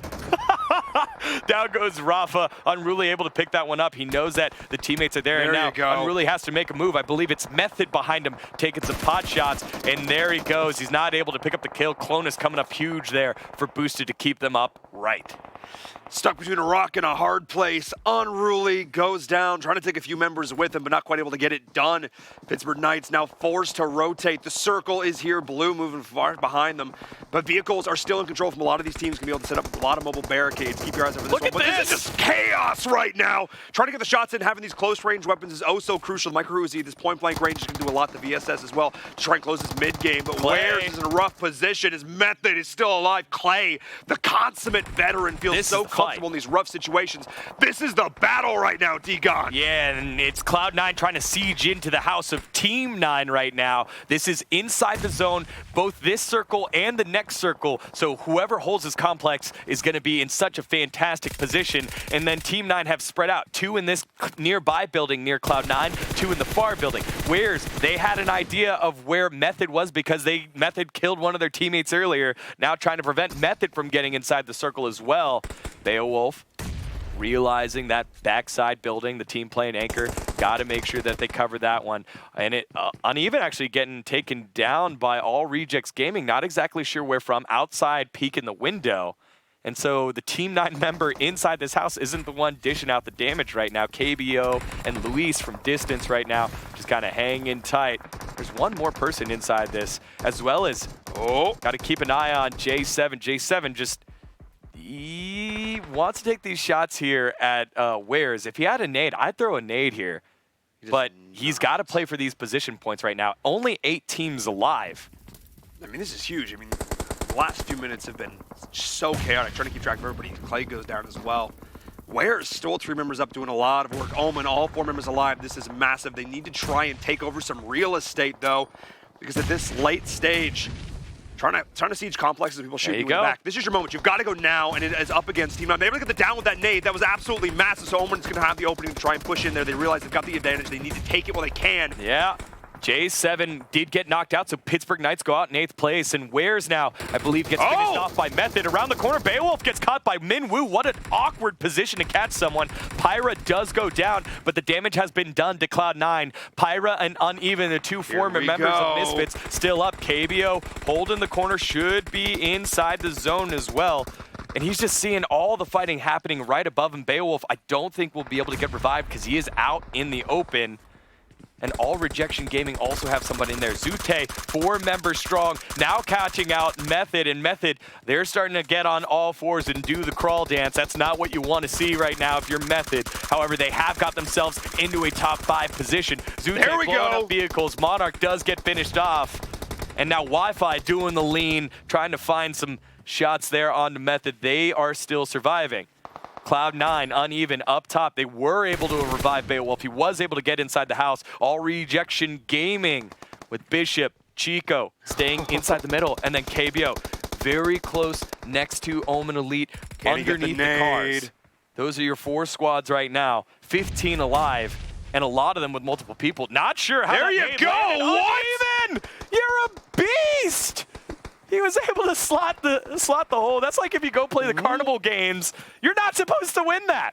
He's walking away with a big fluffy bear after that one, D-Gon. Uneven leveling the playing field, taking down all those members of All Rejection Gaming, racking up a ton of points, more placement. And this is the opening, the opportunity they need to rotate. They have cleared a path right down the red carpet. Yeah, that was dope. 7 kills for Omen Elite, but they just lost their IGL. Zute does go down. Method, after being knocked 1 at a time, they've slowly been able to pick everybody up. Nice nade from Spring to catch out Uneven, and KBO, still the most patient boy in the world, still waiting right on here. I don't think he's in the circle anymore, but he is covered by smoke around all those Cloud9 members. You see Carnage wants to take a peek around the smoke, realizes doesn't have time to, and now has to peek back towards Method, and KBO able to catch out Beowulf. That information has been given. KBO able to get 2, and now Pyra is stuck. He has to hop over the window. Omen Elite sent it over to Cloud9, and Pyra walks right into Method. This is Method's game to win all of a sudden. Omen Elite do have the house. They have a little bit more time. Wi-Fi has been finished off. Spring in the top window. Carnage doing his best to hold on.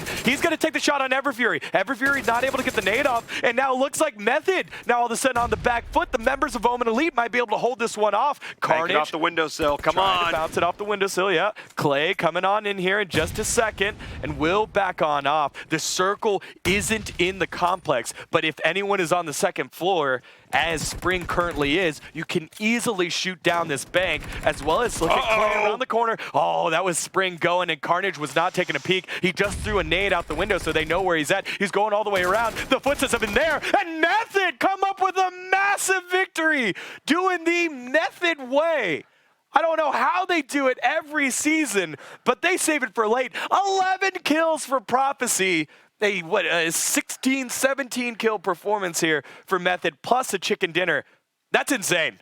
This is insane. They were caught out in a field behind vehicles. They were getting knocked. They were pinned. They only had one member up at one point. They managed to chain revive, heal up, stim up, and then they just let it go. Yeah. And everybody else, all the other teams just cannibalized each other one after another, stacked on top of the structure, and allowed Method to push in. KBO almost went so clutch, but he did the damage he needed to do. Him and Cloud9 have functionally traded themselves out. And the moment, I think it was Pyra jumping out the window and Method just turning and bop, shutting them down.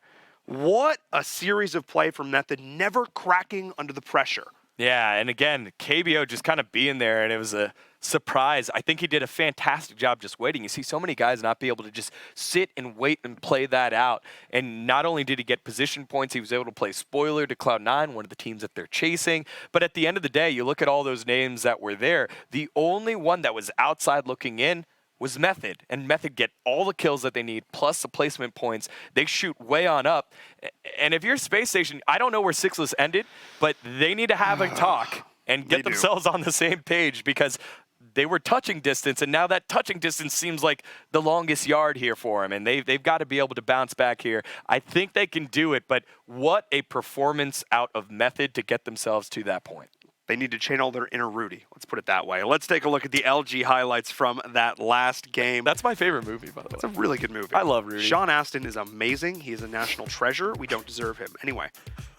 Oh, that moment. Oh, when Team 9 just pushed in. Or no, it wasn't Third Eye. Third Eye pushed in. And you hear footsteps in the building, and you're like, yeah, there's one of them. And then there was two. Yeah, that was an interesting send, but then Third Eye was able to bounce back and find a little bit more time as Wonder Esports. Man, Beowulf's shots Beowulf is nasty. It's so fun to watch. It's so fun to watch. And then that whole situation, that was the house that we finished on. Team 9 were there first, and then they had to vacate the house. This nade. That was so awesome. Did that go?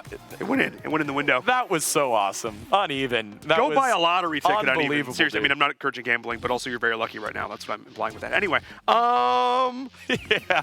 And then J9, he spent a lot of time waiting there. Wasn't quite able to finish off Denki. But, man, Pittsburgh Knights able to salvage a little bit there. Another one of the beneficiaries of the fact that Space Station went out so early. And I think it's going to be a close race as we come down to the final game, game number 9 for Group 2, and the final game of the playoffs of the Season 3 Mobile Open. Yeah, I mean, it all comes down to one last final game. Right. After all this, after months of competition. As it should. After 4 weeks of open qualifiers, 2 weeks of closed qualifiers, and now here 3 weeks in the playoffs. All the blood, sweat, and tears, all the scrims, all the practice, all the games, all comes down to one final game for so many of these teams on the edge. This is exactly what I wanted to see here for the Season 3 of the Mobile Open. But before we head on to a break, I need to remind you, I was checking in Twitch chat. I see a lot of those any key badges, which is great. You can definitely see more of them, though. Be sure to sign up for the GLHF Pledge. Take a stand against online toxicity. As much as we do love our banter, you know, make things a little more accessible for people who want to come in and say, hey, I actually want to be a part of this community, too, which is pretty fantastic. And, of course, be sure to hit the follow button there on the YouTube channel, on the Twitch channel, subscribe, all that good stuff. And then also head on over to the twitch.tv/ESL channell, because that is where our live finals at DreamHack Atlanta are going to be, and you do not want to miss that one. So be sure to hit that follow button there. We're going to go into our last break, and when we come back, it is the final game of the day, game number 9, group number 2. You do not want to miss it.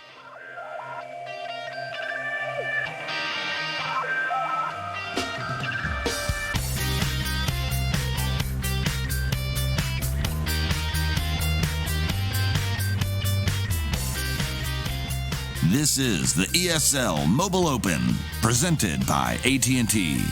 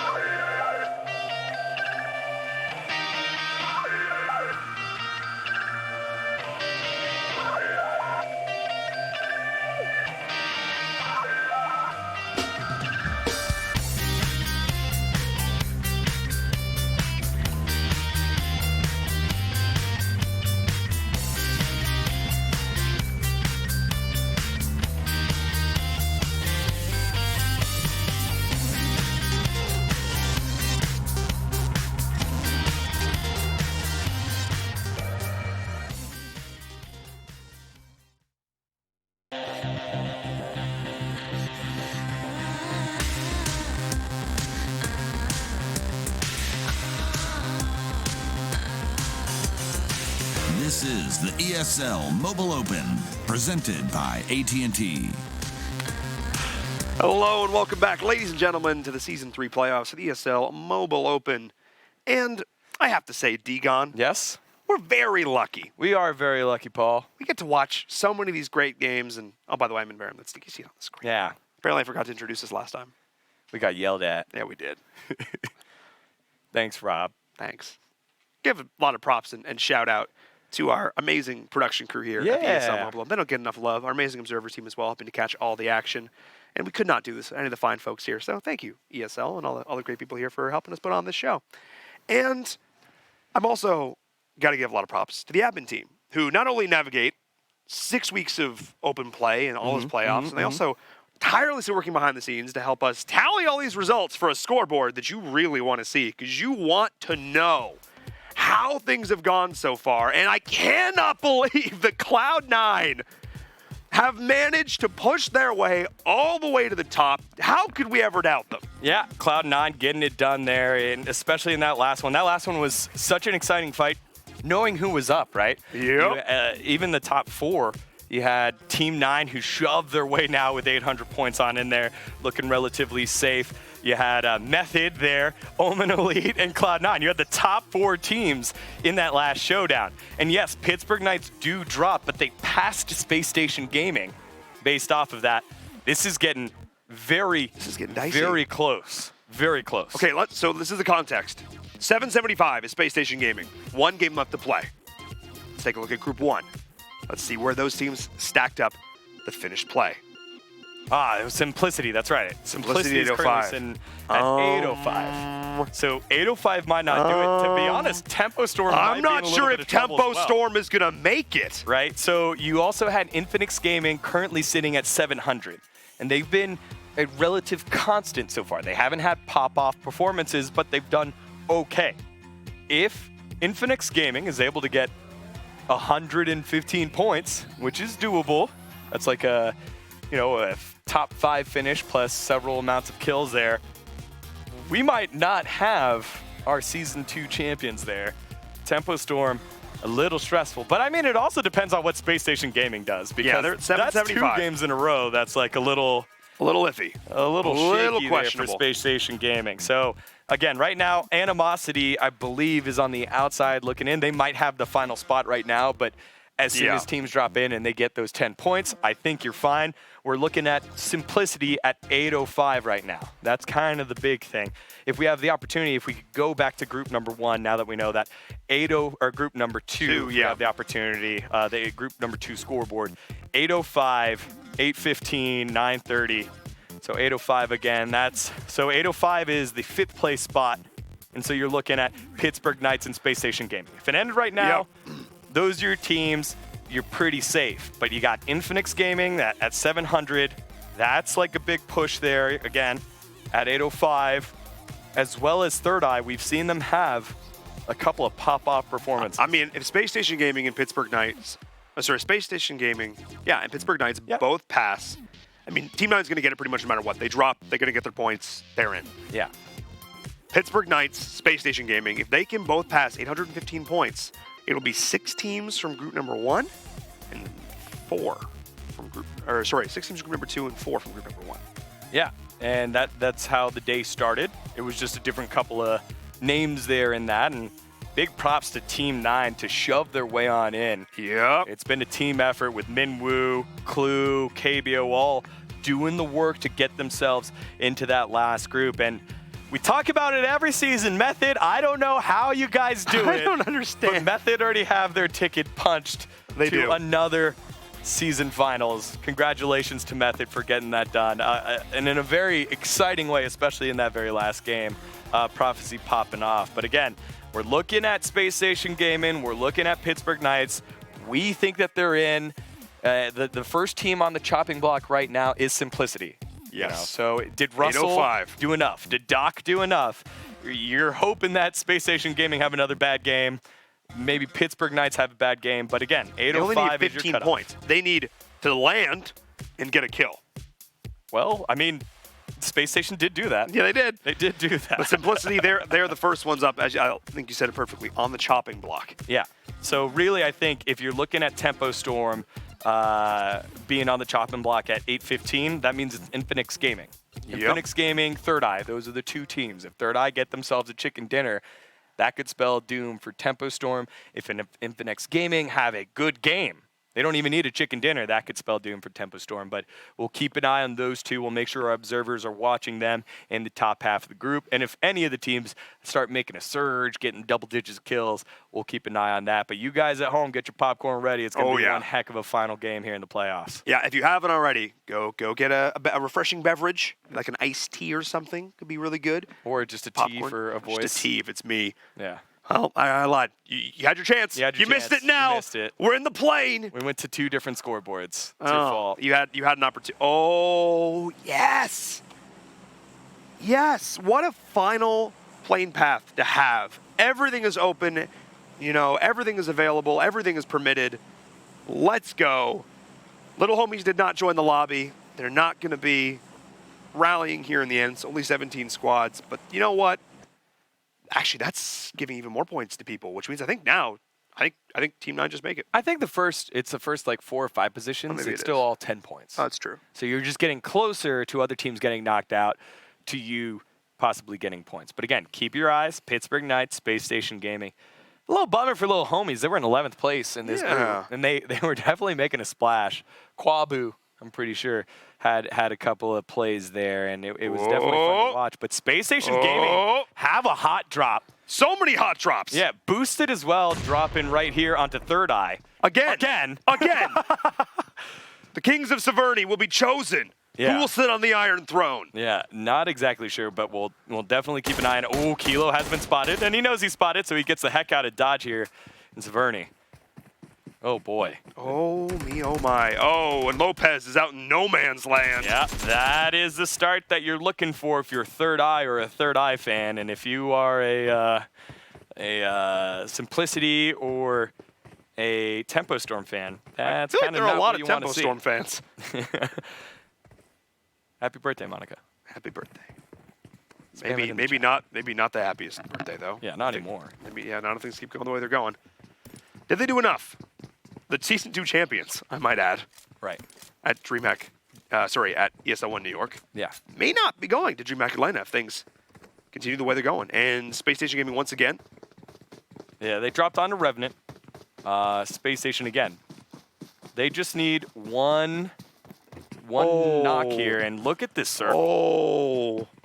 That is insane. Oh, no. Look, Cloud9, Method, Omen Elite. Those guys can go have a party up in Georgia Pool. They don't really need too many points.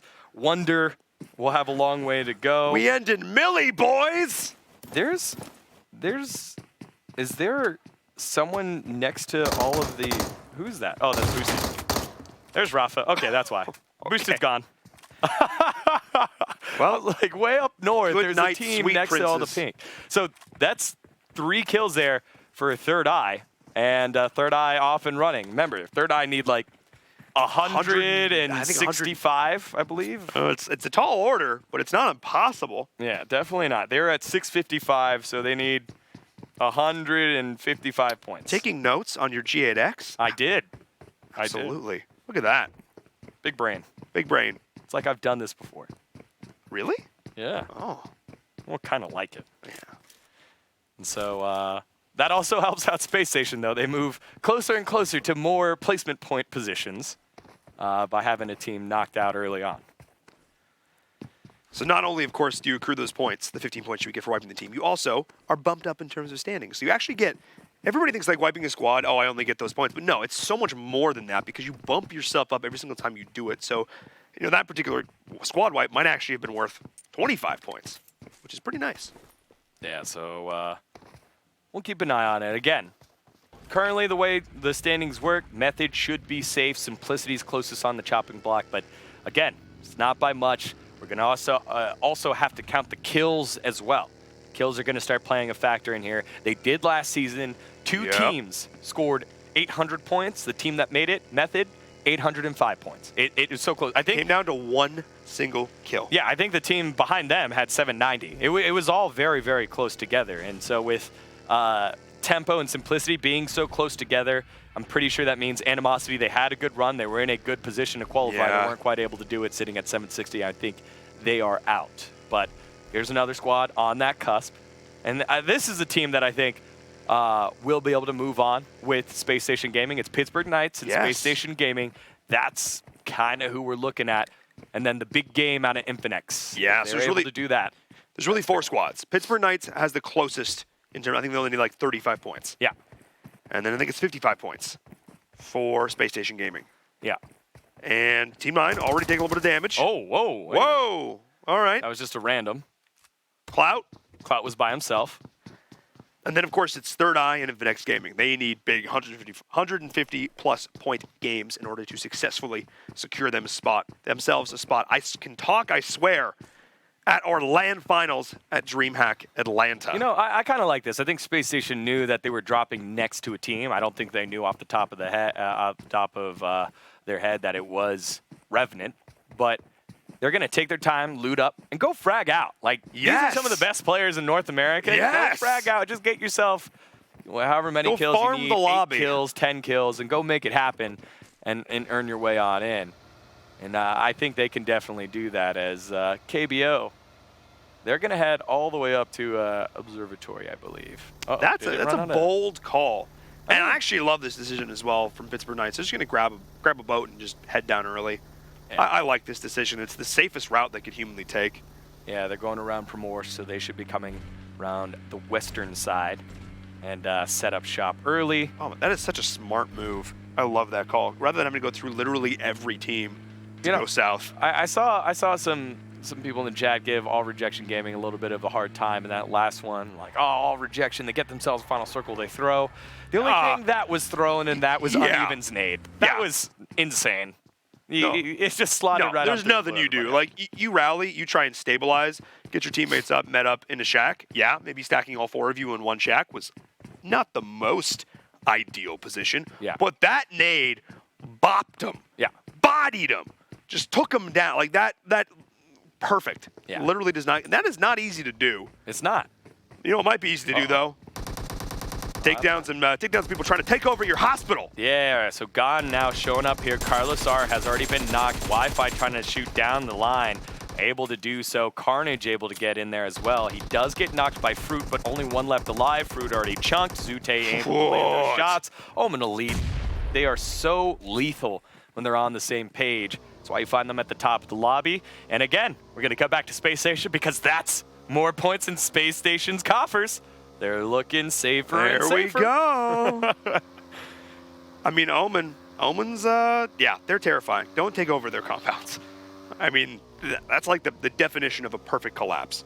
A perfect ensnare. The surround was real. 2 people in front of them, 2 people flying, drop behind, nades, pressure, shots, everything. Yes. And it literally doesn't get much better than that. Though 15 are now the teams remaining in terms of these placement points. So every single team that SSG sees wiped off up there on the top of their speed. You know, they got to be a little bit happier because those are more points heading their way, helping to secure their spot at DreamHack Atlanta. And Pittsburgh Knights, they also want to lock in their spot, and we saw them take the boat path earlier, and now we'll be able to head to the main island. Revenant, they were caught in the same location over in Yasnaya early on, and will start their rotation on over as well. They were in touching distance, I think, coming into the day, and Revenant just haven't had the showing that they wanted. I think it was Methods and Espinoza that had some pretty good games earlier, but they weren't able to replicate their day one performance, and unfortunately are sitting way outside. I think they're at like 490. I think it's just a little bit too much for them to try and come back from. But again, 3 kills already for Third Eye. I mean, they're looking, them and Infinex, those are the 2 outliers. Yeah. That could make themselves, well, a little bit more in contention. Let's put it that way. A couple big games from them could spell disaster for some of our top teams in group number 1 who are sitting back. I imagine they're all like a Discord call or something right now, and they're probably trying not to act too stressed, but also maybe a little stressed. Space Station? I'm thinking more of Tempo. Oh, okay. Oh, Tempo's watching, yeah. Yeah. Maybe a slightly stressed. They should have done it for Monica's birthday. We asked them to do it, and they. What this is the best birthday gift you could give her, is to qualify. I'm just saying, guys. I'm just saying. Well, then wait till the final game. Even games that they don't play Yes, qualify. exactly. The big brain gift. The big brain plays. All right, we follow along with Cloud9. Uh-oh. We knew we were going to have good. bridge tolls, Degon. We looked at the circle. We knew the answer. And Tasty. Ooh. I think there's 2 members here of TXC that are sitting and waiting. I'm not it's sure Cloud9. if I've seen it. And I think Cloud9 might have actually lost a member early. I think Bayo went down. I think they did. I don't know if they've been seen. I think Tasty now just Oh, gave yeah, it he just away, gave but here we them all go. No, they haven't been seen. Uneven. He's able to get through. We'll give Here's a second the one next behind him. We'll give a second one behind Everyone him. forgot how to drive. No, I forgot how to drive. Now Perkasas is stuck on top of the building. Pirate jumps off immediately. That was so not able sloppy. to help out his buddy, and Perkasas in a little bit of trouble. He's going to try to. Oh, what are you doing, What are you doing? Perkasas? I mean, Tasty can't hit the broadside of a barn or Perkasas will be done. Yeah, Perkasas tried to crawl his way on through. You can't do that. Got to vault, young man. Hardcore parkour your way out of there as he's got to move away from the burning vehicle. Should blow up in just a second. If he keeps moving backwards, though, he's going to get hit underneath the building, underneath the car, rather. He's able to get a smoke down. Not sure what happened to the other member, Uneven. Uneven just went right on through. Hasn't had a chance Where did to Uneven come go? back around. So what you do is you run this in 2 and 2. You run 2 up on the bridge and then 2 further back to cover any stragglers that might go through and also get a wider angle look on this. Yeah. So in theory. Yeah, TXC didn't do that. They were like, well, we're just going to keep him out of this side of the bridge. Well, that didn't. I mean, if he's still alive. No. Okay, he is still alive. Wow. All right. All right. Perkasas buying time. Pyra's just going to flank him and kill him, probably. That's a boat. I would not advise getting in it, but that's a boat. If you do, the engine turns on. And he's going to wait for Perkasas to come join him, and I don't think TXC have quite found it yet. Tasty has an idea. He's got a sense. He's got a sense. You don't. He's got a it's little right bit there. of a sense. It's Cold. right there to your left. Cold. It's right Cold. there to Not your warm. left. A lot more cold. How about the boat? The boat started to randomly float away. Good move there by Pyra and Perkasas, the 2 They're just going to former send. members of Misfits. There we go. There we go. Perkasas like, yeah, no, that's not happening. Because keep in mind, if you get knocked in that situation, you're just insted. There is no chance at salvation. I don't know why they did this. I mean, they could have tried to sneak. I think Pyra got out too, so the They boat both had did. to go. They both did. Yeah. The boat is not very. It's not very durable. No. I mean, bullets, icebergs, just boats don't do so hot.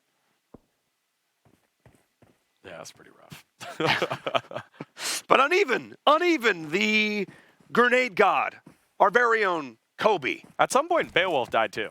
Yeah, Beowulf died early. He went down to Method early on. Okay. So Method's there's only still 3. accruing points. Yes, still accruing points. I learned that from Twitch chat. Thank you, Twitch chat. We missed that on the kill feed. And Now the Happy Campers He's are got like- the epic flank. I don't know what, the Happy Campers just let him go, and now he's on the flank. It's He's a got little optics. confusing. Like, what do you do? Do you leave your bridge camp position to chase these kills, and they're gonna just be annoying and bob underwater and then back Yeah, up? Like, that's a yeah. lot of wasted time. And you didn't get a knock, so you don't know what team that is. This is true. Right? So This is true. Oh, that circle. Yeah. And right now, again, TXC have prime position on this bridge. I kind of like what Space Station's doing here, saying, hey, we know we're getting camped, but then we'll camp anyone else that's coming first. And in this case, it's going to be Revenant. Revenant is going to walk right into Space Station. If Space Station get those kills, I believe they are safe. Yes, they are at 0 kills right now. Only 15 left. Team 9 still doing work. Minwoo, absolute monster. And this is just angry. They're in a great position right now. Yeah, they just need a few more kills. They 15th place. They're looking really close to qualifying. But I believe it actually did see Omen coming on in, heading towards this bridge, which means... Which bridge? They're heading to the west bridge. This is the opposite bridge of Space Station. This is the same bridge that Happy Campers and Cloud9 were on. Okay.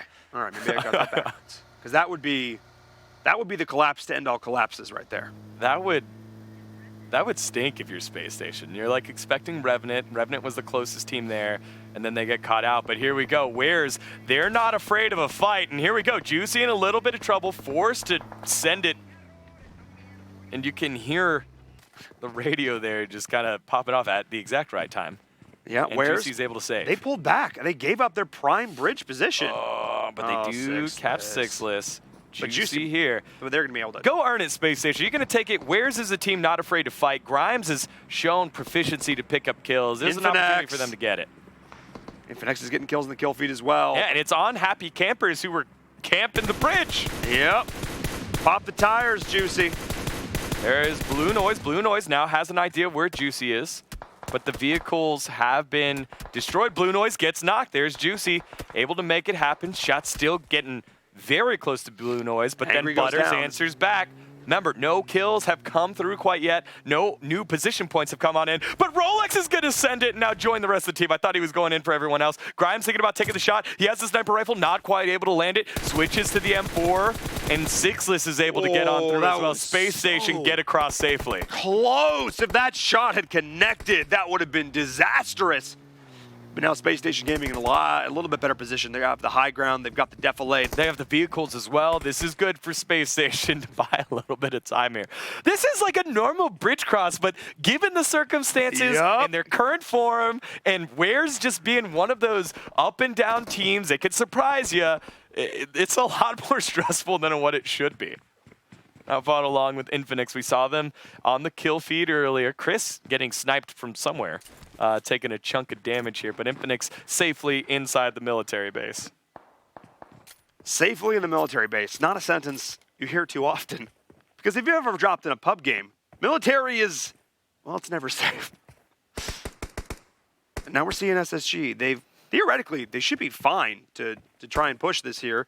They need these kills. Like, this isn't a situation where they can just reposition and reset, go on their way, look for next circle. They need kills. They need to accrue points. They cannot just wander their way into the top. They need to fight for it. They need to earn it.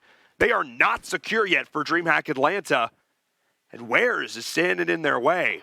Yeah, and I like this, Space Station. Again, pick your fight. You know, this is the kind of thing you want. Oh, Butters! Smooth! Right all over Juicy's face, and that's a little bit of an issue there. Should be able to get picked up by Rolex. Wares, I don't think, is in a position to push from this, but no. Butter's saying, hey, guys, if you want the points, you're going to have to come right on through us. And I think this is, I mean, now they know who they're playing, too. I mean, they knew before. They did down one already. They know it's Space Station, and they have no incentive to move. Butters did actually, Grimes did go down again. So it looks like Space Station is continuing to keep the pressure here, but SSG's fine. They can, they can execute on this. Because oftentimes, yeah, these structures are great, but they can hinder you as much as they can help you. Blocking all these sight lines, oftentimes, Blue Noise. Now it's the out of queue. Just kidding. Goes back on down. Circle moving on in. Very close to finishing here, about 9 seconds before it comes on in. Method, the last team to have to cross. Omen Elite has already come across. So Method with Revenant waiting on the bridge. And once they get through all of those, that's when you'll run into Space Station and Wares, as well as all Rejection Gaming in that area. I like kind of holding on this area. I know there's going to be other action. Circle moves to that side of the military base, so the Novo campers and Wonder Esports will be able to stay safe. And looks like Team 9, their guess to go to Observatory very early, paying off. Yeah, huge. I mean, they've had massive circle luck on this one. And Space Station are just going to vacate. They had enough of that. Yeah. And they'll be able to get across. Method and Revenant should be in a fight on the bridge very soon, as Angry will be able to get across. And there it is, Espinoza going down early. But now SSG is very split. The motorcycle went ahead through, scouted, but now the rest of Space Station needs to try and follow up. And Pittsburgh Knights are standing in their way. These are the two teams that are vying for contention.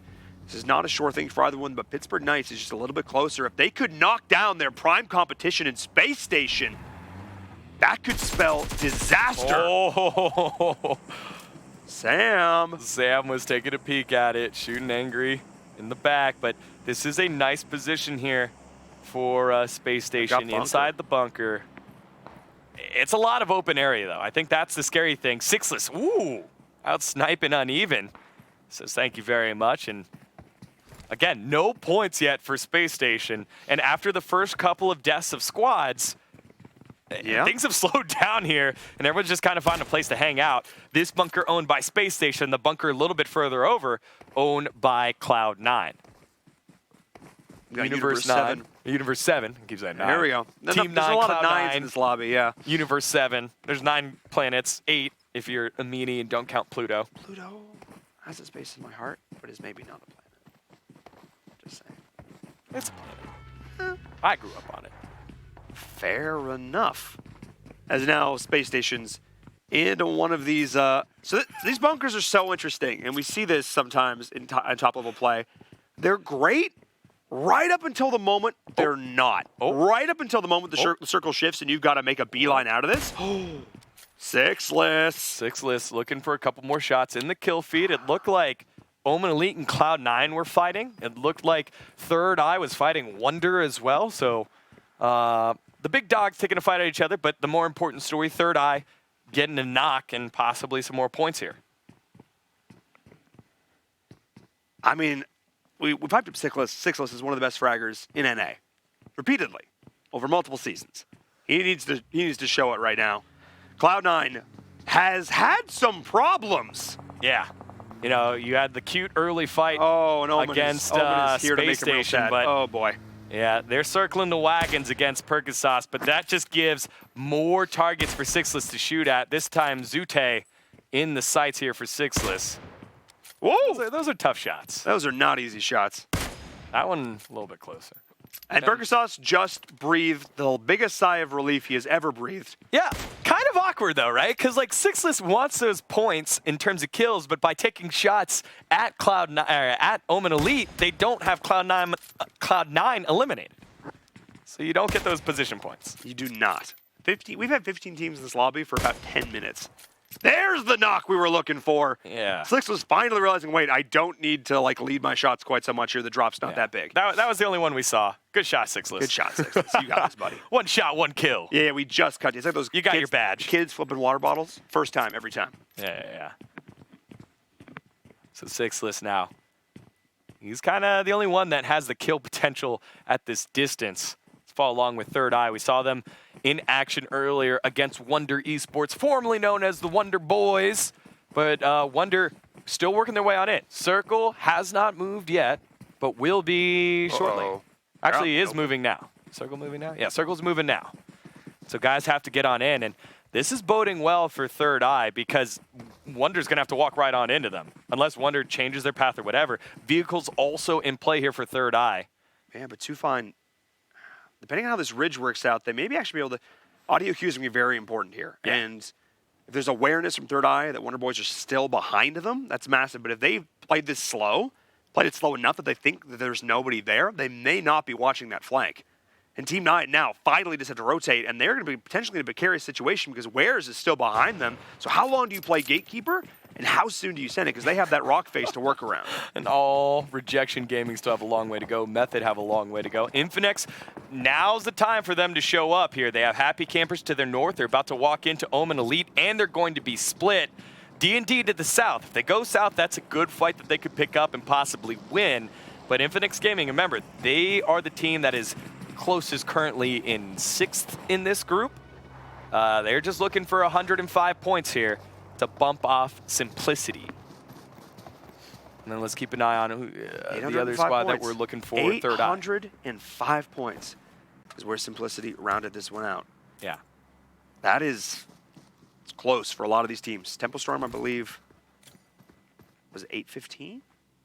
815, that's correct. Here we go. Here's some action there. There we go. Sixless able to get a knock there onto Sam. Sam on the top of the building, but Method might be the ones that are able to pick up those points. Again, Space Station still waiting for their first points to come through. Haven't gotten any yet, and no teams have been knocked off in terms of position points. And Pittsburgh Knights are on their way towards Space Station. Method still a little bit further back.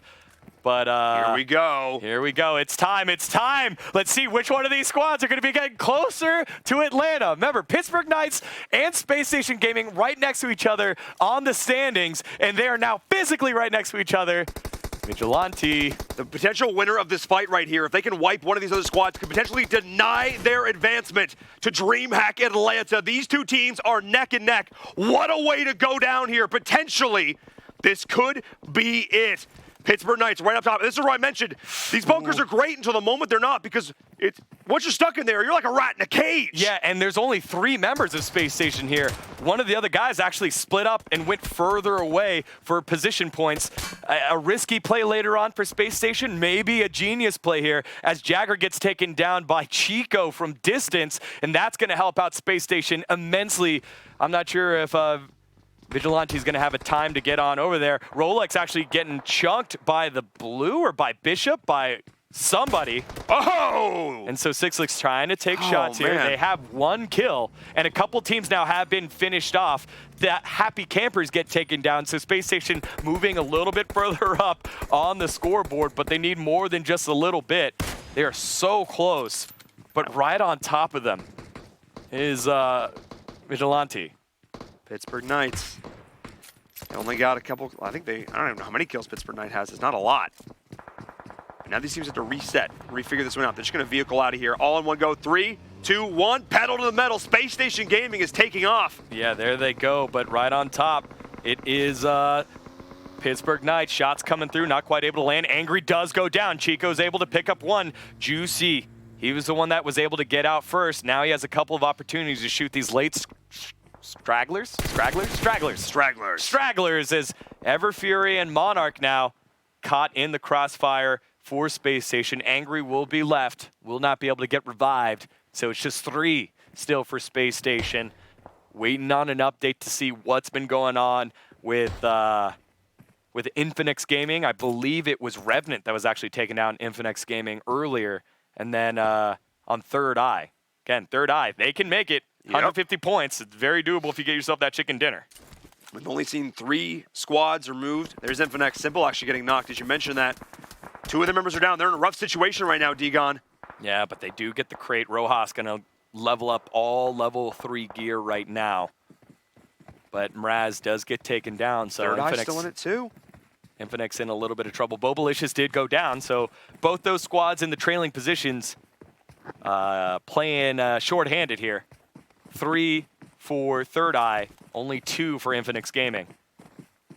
And you got the big boys still alive. Where's one of the smallest boys, but then Method, PK, here we go, trying to pick up points at Vigilante. Not quite able to blow up Chico. Now he's going to be the last one to move, and he also didn't pick up Jagger, so I don't know what Jagger's going to do from the outside. Vigilante trying to go near. Oh, misses the door, and that's going to give an opportunity for Sixless to come on in, but Sixless is focusing on Omen Elite. No one is focusing on Vigilante. He's able to get on through, but he's going right next to Space Station. These are the points that Space Station need. Weirs does get finished off. Now there's just 10 teams left. I believe it's probably the top half of the lobby. How about that? I think at this point, maybe it was a plan that Jagger was going to heal off through this just in case the Vigilante gets picked off on the route. I think they were sort of hedging their bets on that one. Oh. Vigilante's got a big boy gun. Doesn't take many bullets. Does. And Jagger goes down to play zone, denying those points. Only 1 member left, and is a Vigilante for Pittsburgh Knights. Have they done enough? With 3 kills in 9th position, they may have. They may have. So I think if you're sitting there, your simplicity, it's going to be a tough position. Vigilante getting chunked there just on 1, and this nade should do it. Juicy getting shot by Carnage from distance. Did that nade finish him off? No, the nade does not work, and Pittsburgh Knights still alive by a thread. He's able to heal on up before the circle comes on in. Oh, actually, is the circle about to pass him? No. Oh, he just has bandages. He wasn't able to get the first aid off. Oh, he doesn't have any more first aids. Yeah, so that burning vehicle keeps him up for a little bit longer. Now Space Station Gaming are getting chunked out. It's only Rolex still alive. Omen Elite are wiping the lobby right now, taking on all comers, and Team 9 running down the mountain right here. They're gonna run into Space Station in just a second. Clue right on top of them. But there we go. Rolex is up. Sixless is up. Spring shooting from across, and Rolex not able to win the 1v1 against Clue. It's just Sixless. He's on his belly, in the smoke, able to heal up. Right next to him, Who is that? That's Clue that's right next to him. And he's just staying cool as a cucumber. I'm not sure if the members of Pittsburgh Knights have gone down. Vigilante able to take one of Team 9 down. He's able to take two of Team 9 down. Is that Team 9 that just went out? Pittsburgh Knights able to survive one more position, but Space Station Gaming gets saved by Pittsburgh Knights. What a turn of events. I think both teams now have qualified. Infinix Gaming still in right now with Chris being knocked out. Only one left alive. Not sure who that was. Rojas does finally go out. 3 teams remaining. What a Method disaster. Goes down. Who's still left? Where's Third Eye? Where are the teams? Third Eye is still in this. Only 2 teams left. Let's get on one of these squads. What the heck? This is the performance that Third Eye needed to possibly bump off Tempo Storm. If you're Tempo Storm right now, you're shaking in your boots. You're hoping Omen Elite comes away with it. It might be done already. Kills for Omen Elite, though, Degon. Yeah, Omen Elite wiped the lobby. Yeah, that's a given. But the fact that Third Eye is still in this, they have 5 kills. 5. And if you get that chicken dinner, that's 150 points that they need, right? 115 plus 5 kills. That's very, very close for Third Eye here. Gino, Show Off, able to answer 1. He's able to get 2 right now. It's just Wi-Fi left alive. This is nuts. This is a 2v1 situation. Third Eye is pushing in. It is peaceful. And it's just Circle 7. There's so much space right now. And it's Show Off. Show Off. He hears the audio cues. Wi-Fi, it's time for him to come up big. The former Pittsburgh Knights man, will he be able to come online at the right time? They're saying this is not worth. They just need to find the pinch right now, find the angles. Oh, Show Off. And that's Wi-Fi getting chunked. He's holding the rock. He's down to 1. Can they do it? I cannot believe this. It is Third Eye with a victory in the final game. And I think the 2 other squads that needed it in the form of Pittsburgh Knights and Space Station Gaming got enough points. What just happened? I think we just watched Tempo Storm get knocked out. Third Eye of DreamHack Atlanta. I can't believe this. There were 2 teams that we said we needed to watch going into this lobby. What just happened? It was Infinix Gaming. What a victory. And it was Third Eye. Third Eye, what a victory. I know you deserve me yelling, but you just blew my mind. My mind is blown right now. Degon, they deserve the big final hype ending as they walk away with that chicken dinner. Show Off gets it done. The 2 downs that opened the door, and then they just kicked it right open. That performance might have been enough I can't believe to secure their spot at DreamHack Atlanta. Let's take a look at our LG highlights from that last game. I will kill my voice. I don't care. That deserves all the hype in the world, Degon. So here's how it started. Third Eye catching out, boosted, and then clearing out that whole squad.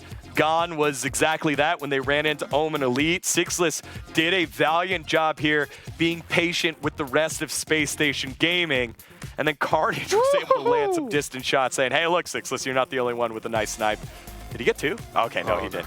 We got faked out there. Too nice. And then Wi-Fi coming in on the flank, clearing out Universe 7 through the smoke. Smoke, no problem for that young man. Able to clear things out. And then I want to see the moment where Team 9 came down the mountain, had both squads just begging for mercy, and I guess we didn't catch it. This was it. This was the play that opened things up. Is that the play that sends them to Atlanta? It might very well be. I cannot believe it. That is so insane. And the fact that, again, Team 9 had the possibility of knocking out both Pittsburgh Knights and Space Station Gaming, and somehow Pittsburgh Knights go 1v3, pick up the kills. Space Station not able, Team 9 not able to kill the final member of Space Station. They were just all on top of each other. A million smoke grenades were thrown. I can't believe this. It does not get any closer than that. And I wouldn't have it any other way. I can't believe this. For our final game. Of the year. And the playoffs. In the playoffs, yeah. Before DreamHack Atlanta. And we could not do this without AT&T, the presenting partner of the ESL Mobile Open, helping to put on all these amazing games. The prize pool, over $300,000 in prizing this year for the players. So thank you so much to AT&T for helping to make this reality. And for everyone in chat, everyone watching this, they were in for some hype, and they definitely got it. And of course, to LG as well, joining us now for Season 3 of the ESL Mobile Open. Of course, LG with the G8X Thin Q with LG dual screens. You've been seeing us using these phones. Been using it. Multitasking, keeping track of scores, keeping up with Twitch chat. We're watching the hype. We're seeing the memes. We see you, Twitch chat. Yeah. We see you, Sofa and Benzo. I see you guys. We've seen all you guys there. Also, shout out Toffees.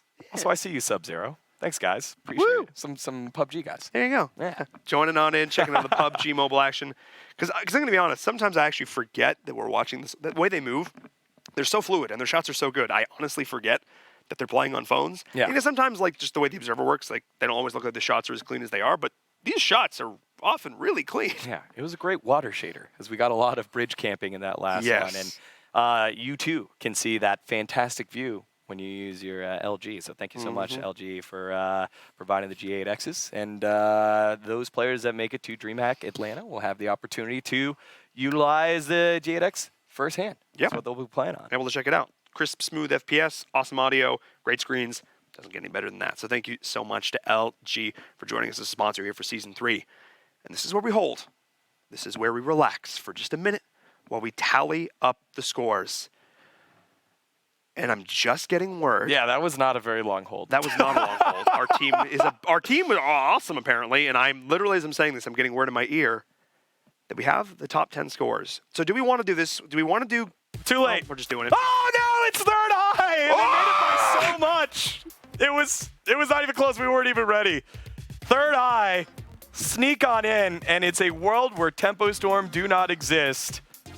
That is nuts. Pittsburgh Knights, Space Station Gaming, do enough. Again, big kills there on Team 9. Their fight with Wares on the bridge. There were so many opportunities for Space Station to collapse, and they fought against it. They made the right plays. They did fantastic. Pittsburgh Knights as well got into a fight with Method earlier right outside the base. They were able to survive, and it's Third Eye, Pittsburgh Knights, Space Station Gaming, Team 9, deservedly so. Jovi, for the first time, making it on through a fan favorite here at the Mobile Open. Method, Cloud9, Squad on Me, Omen Elite, and Team Totality find themselves on top. That is just nuts. Let's take a look at Group 1 one more time at the overall ranking there. Team Totality, Squad on Me, and Jovi, only three squads. 3 squads. Simplicity and Tempo Storm do not qualify. Yeah. For DreamHack Atlanta. Yeah, it was a very top-heavy lobby, and when you let a lot of these other teams make moves, we saw Null make a big move there at the very end. 8DP was consistent throughout. Animosity had a fantastic start, and Simplicity, Russell and Doc and the boys just doing a fantastic job taking those points away. Tempo Storm just left wanting there an extra 30 points there. You cannot start slow, and Tempo started slow. There are too many good teams. This isn't North America from Season 1. This isn't North America pre-ESL Mobile Open, pre-PMCO. You cannot rest on your laurels. You have to take every game seriously, because this is what happens when maybe sometimes you get a little lackadaisical. And we've hyped Tempo Storm up so much that let's take a look at group number 2 while I'm talking about this, but they didn't make a roster change for like 4 months or 6 months, like a crazy amount of time. Yeah. And then they did, and things shifted up a little bit. It wasn't quite enough, Rain coming on in, good addition, just wasn't quite able to get it done on the final day. And here at Group 2, all the teams that we thought were going to get in, able to sneak on in. Infinix Gaming made a fantastic push there. I think they ended up running into a Omen Elite who cleared the whole lobby except Third Eye. But again, when it mattered, Third Eye was able to get those kills and get the victory. And I think if Omen Elite is able to delete Third Eye there, that's Tempo Storm going in. So big props to Show Off, Peaceful, and everybody over there at Third Eye to get it done. And again, we laid down the stakes for Space Station and Pittsburgh Knights. Like, they might have a day 2 to forget, but they were able to get through it and show some resilience and perseverance to get just enough points to punch their ticket to DreamHack Atlanta. That was very close. It was a little stressful, but they're able to get themselves on in. That was insane. Just barely. Yeah. I got to give all the props in the world to Third Eye, identifying what they needed to do and executing it. I need to see that spirit carried over to DreamHack Atlanta. So many props to our top 10 teams who qualified, the last 10 teams for the year. Yeah, I mean, reminiscent of Season 1, where we had Bloodline, then Elitist Farmers. Bloodline made it on the very last day on a big push to get themselves in. Method also coming to all 3 events and dominant form. Yep. Dominant form. That was really cool to see from Method turn it on at the right moment. Will this be the year that they're able to show up on LAN and make a dent in it? Squad on Me is going to be another fun squad to show up there because the reigning champs are out. There's going to be a new champs for Season 3. There is going to be a new champion, and you do not want to miss it. The best way to do that, of course, is to follow us on social media, ESL PUBG Mobile on Twitter. Jeez. It's the best way to do that to make sure you don't miss any of the action. We're posting sick clips and all that good stuff. Where can they find you on Twitter? You can find me at Dgon, 4 letters, DGON. It's really easy. Where can they find you, Paul? At Inverum Gaming on Twitter. I don't have Inverum because some Finnish company has it from like 2014. I need to get that. Anyway. Make it happen. Follow Dgon on Twitter, guys. And of course, be sure to follow the streaming channels where you're watching this right now. Yeah. And also where we're going to be, twitch.tv/ESL, another place to make sure you're following. That is where the finals are going to be broadcast. All 3 amazing games at our final in DreamHack Atlanta. I can't, up on that big stage, up on the main stage, in fact, of DreamHack Atlanta, it is going to be absolutely wild. If you're in the area, be sure to go check it out. And if not, be sure to check out all the streams going on. There's going to be a lot of great games. Yeah, Twitch chat. We love you guys. We do. I know, we have this love-hate relationship. Oh, these guys are good. Oh, these guys are cringe. Oh, these guys. Nah, dude. We very much enjoy what we get to do, tell the stories of the community, be a part of the community. It's a lot of fun to have you guys there. So be sure to watch, and we'll definitely keep an eye out for you for the days leading up to it. So it's really exciting. We'll definitely make it entertaining, to say the least. Thank you so much for sticking with us through all 3 seasons of the ESL Mobile Open. From myself and Baron, from Dgon, from all of us here at ESL and the crew, thank you so much for watching. We'll see you in Atlanta. Buy your Bape skins.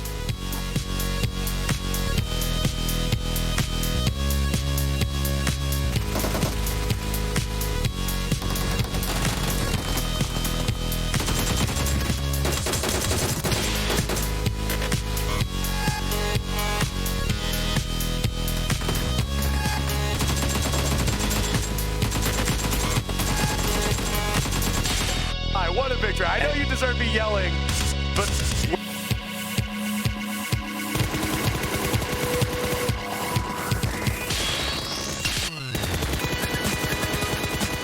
This is the ESL Mobile Open, presented by AT&T.